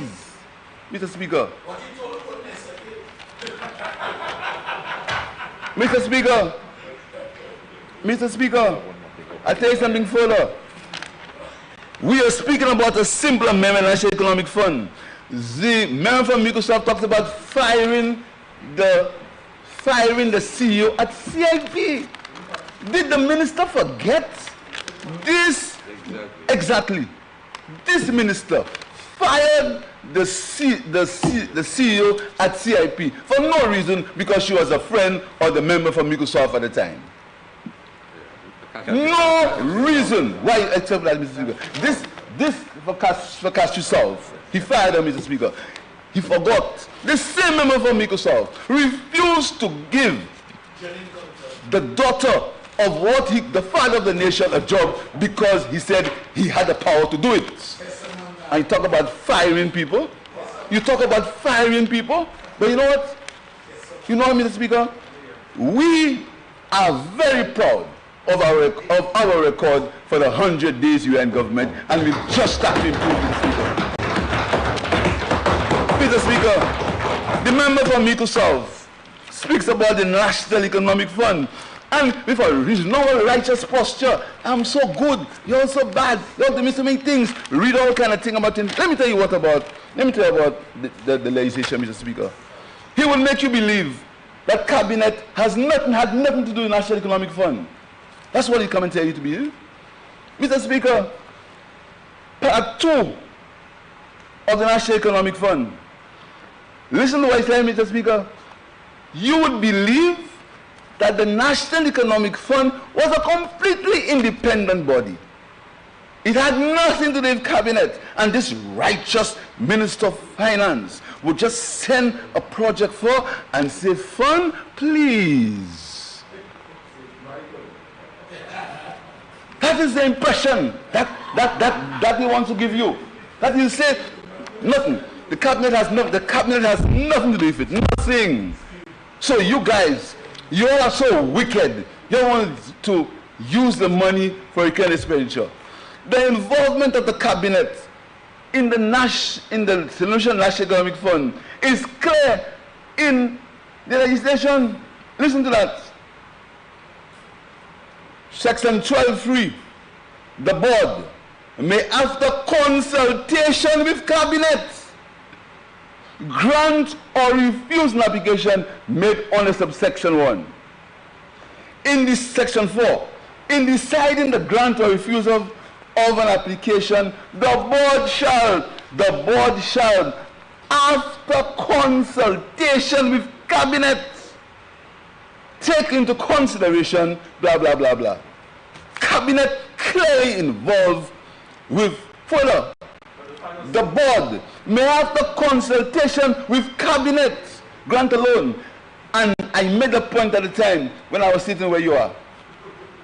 I made the point and I said, if the members, and I repeated it, and you can go and answer it, I said, if the members of the board are people that you appointed, which is most of them are public servants, permanent secretary, director of finance, budget director, chief economist, Ministry of Commerce, Attorney General's office, and 2 independent people. I made the point that if these people, who you are the boss, and the kind of boss you are, the kind of boss you were, if you are the boss, and they have to consult with you, they will always say yes to you. And I said that. I said so, Mr. Speaker. I said so. But today, because, am I doing anything disorderly? Okay. And Mr. Speaker, and if today, we are saying to you that there is a, and the member for Labi said it properly, there is a blow between recurrent expenditure and capital expenditure. Because the money you spend in St. Jude Hospital, $118 million and counting. That money, Mr. Speaker, you call it capital expenditure. But if there is need to take the nurses who are on sessions and the doctors who do not have full-time contracts, and you want to use money from a National Economic Fund to give them a gratuity or raise, you'll call that recurrent expenditure. And that is why it's blood. So we said, remove that ambiguity and give Cabinet the right, as Cabinet has the right to determine money that goes into the consolidated fund after it's passed by its honorable House, give Cabinet the right to advise the National Economic Fund on how to spend the money, the same way it is in Section 12 of this Act. The same way, Mr. Speaker. But because you, the member of Microsoft, is not the one who is in control, because he's not the one who can sit on his bully pulpit and all the people around, Mr. Speaker, because he's not the one, he finds it wrong that this cabinet, the cabinet that he thought could never happen, the cabinet he thought didn't have the capability, because he said we didn't have pedigree, because we would have lost the right to speak when we lost the elections. That's what the cabinet, that's what you said, that we've lost the right to speak because he lost elections. You think we do not have the caliber or the pedigree to decide how the money must be spent for the people of St. Lucia. That's what you think, that we can't do it, Mr. Speaker. But we're going to tell you, Mr. Speaker, that for the 100 days we've been in government, we have behaved with decency, with respect, and the people of St. Lucia are satisfied with the way we have run this country for the first 100 days, and they will be satisfied in the future even more, Mr. Speaker. Mr. Speaker,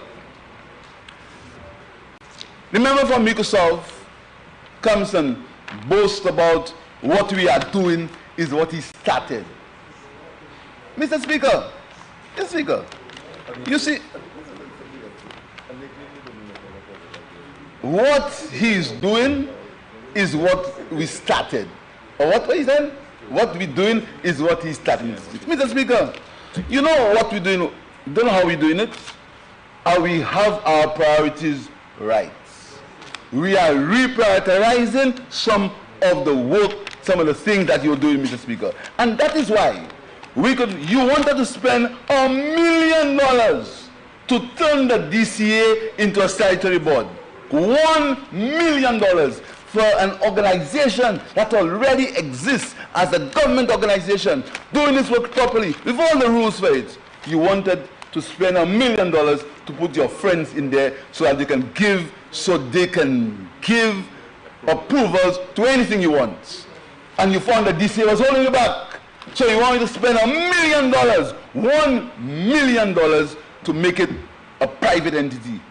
And I said, no, these men and women that you think have no pedigree. We said, no, put it for facility fees for the people of the children of St. Lucia. That's what we said, Mr. Speaker. That is how we use, that is how we got what we got done. That's how we did. And we also said that the people that you are rejoicing because 189 died, we are saying the mental trauma that they went through, this Minister of Health said, no, I give them access to Wi-Fi. So at least in their loneliness, they can speak to their friends and family. That's what we do, Mr. Speaker. And Mr. Speaker, these men and women that you say have no pedigree, you know what we said? That our children have devices so they can learn during COVID. You know what we said? We said we'll buy 4,000 devices for the children of the people of this country who can't afford devices. That is That is our pedigree, and that is what we want to use the sinking fund for. That's what you want to use the National Economic Fund for. That's what you want for, Mr. Speaker. And if you want to call it recurrent, you can call it whatever you want. But it's the people that benefit from that, Mr. Speaker.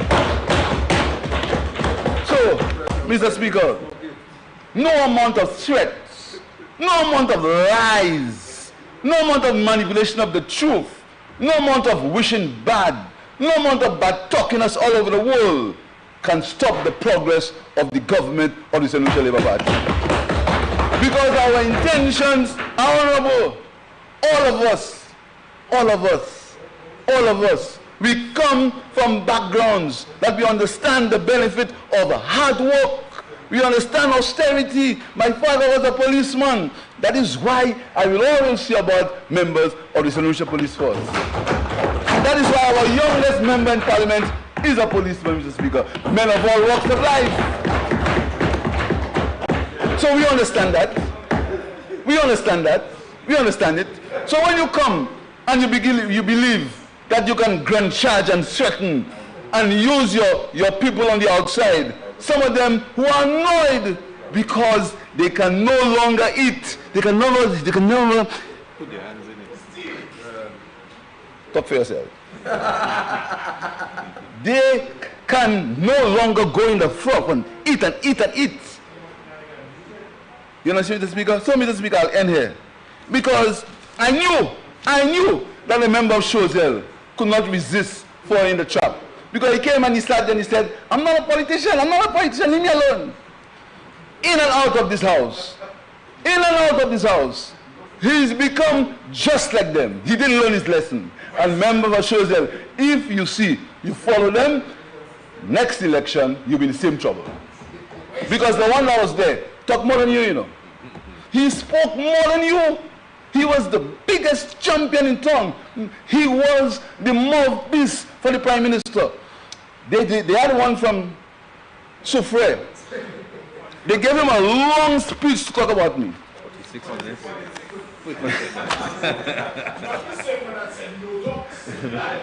He came here, and he spoke for 46 minutes and 16 seconds about me. Said all kinds of things about me, things you tell him to say. And you know what I'm to him? His history. Political history, Mr. Speaker. Mr. Speaker, I feel very proud. I feel very proud because the people of St. Lucia have decided that me, you call all kind of names. Me, your people say all kind of things about. Me, you tell the whole world is not capable. I today, with the support of the people of Castries East, and the prayers of my parents, and the assistance and the help of these men and women here, and the St. Lucia Labour Party, today I can stand and say I'm a servant leader and Prime Minister of St. Lucia. And I feel very proud, Mr. Speaker. I feel very proud. And I will work to ensure that the people of St. Lucia benefit, Mr. Speaker, and all the hopes and the aspirations that you have that we fail, it will not happen because we all are united in our love for people, Mr. Speaker. Mr. Speaker, I thank you.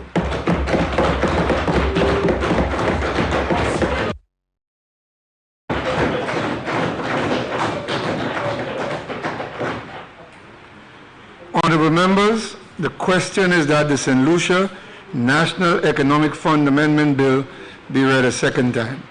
I now put the question. As many as of that opinion say aye. As many as of the contrary opinion say no. I think the ayes have it. The ayes have it. An act to amend the St. Lucia National Economic Fund Act number 18 of 2019.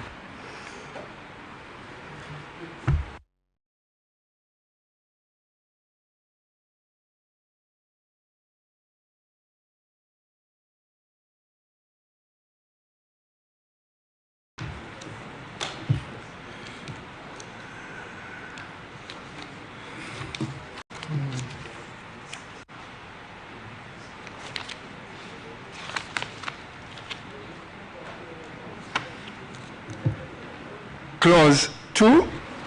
Amendment of Section 4.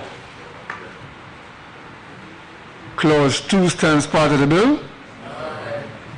Clause 1. Short title. Clause 1 stands part of the bill.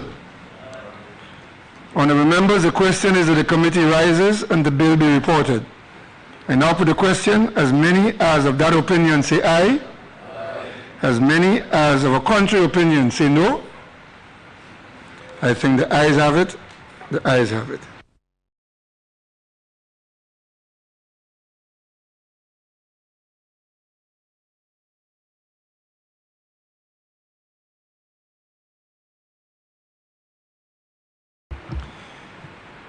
Honourable members, I beg to report that the St. Lucia National Economic Fund Amendment Bill went through committee without amendments. That the report of the committee be adopted and that the St. Lucia National Economic Fund Amendment Bill be read a third time and passed. I now put the question. As many as of that opinion say aye. As many as of a contrary opinion say no. I think the ayes have it. The ayes have it. Be it enacted by the Queen's Most Excellent Majesty, by and with the advice and consent of the House of Assembly and the Senate of St. Lucia, and by the authority of the same as follows. This act may be cited as the St. Lucia National Economic Fund Amendment Act 2021. Minister for Youth and Sports. Oh, okay. There's been a change of order. Minister for Tourism. Mr. Speaker, I beg to present for first reading a bill shortly entitled Distribution and Price of Goods Amendment. Distribution and Price of Goods Amendment. Minister for Tourism. Mr. Speaker, I beg to move that this bill be presented for second reading at the next or a subsequent sitting of the Honorable House. Leader of Government Business. Mr. Speaker, I move that this House be adjourned. Sign it aye? Sign it aye. Honourable members, the question is that this House do stand adjourned. Sign it aye. I now put a question. As many as of that opinion say aye. Aye. As many as of a contrary opinion say no. I think the ayes have it. The ayes have it. Sitting adjourned.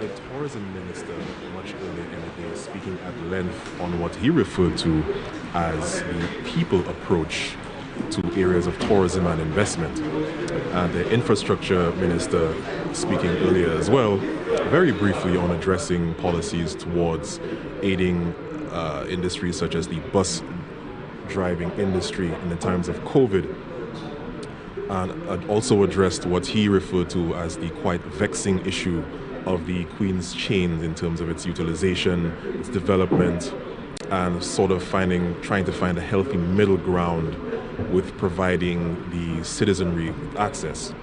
We also had earlier the Minister for Health, Wellness and Elderly Affairs lamenting many of the challenges faced in the fight against COVID.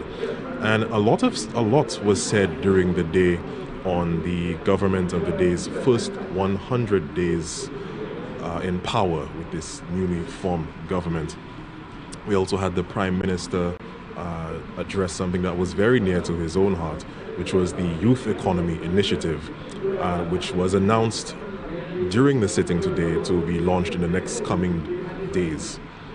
We had several papers to be laid. We had two motions that were laid before the House of Assembly. The second one addressing many of the concessions that will be made for the Christmas such as foodstuffs, toys for children, that sort of thing. And we also came towards the end where we had 2 bills passed through all of its stages. We had the money laundering or prevention amendment, as well as the St. Lucia National Economic Amendment. And we hope to see the Senate on Thursday. I hope you can stay tuned to the broadcast on Thursday of the Senate and the Upper House of Parliament. This is Jacques Kingston Compton from the Government Information Service. Please stay tuned to the National Television Network as well as the GIS for further programming and content on the governments of St. Lucia's activities and policies of the day. Thank you very much.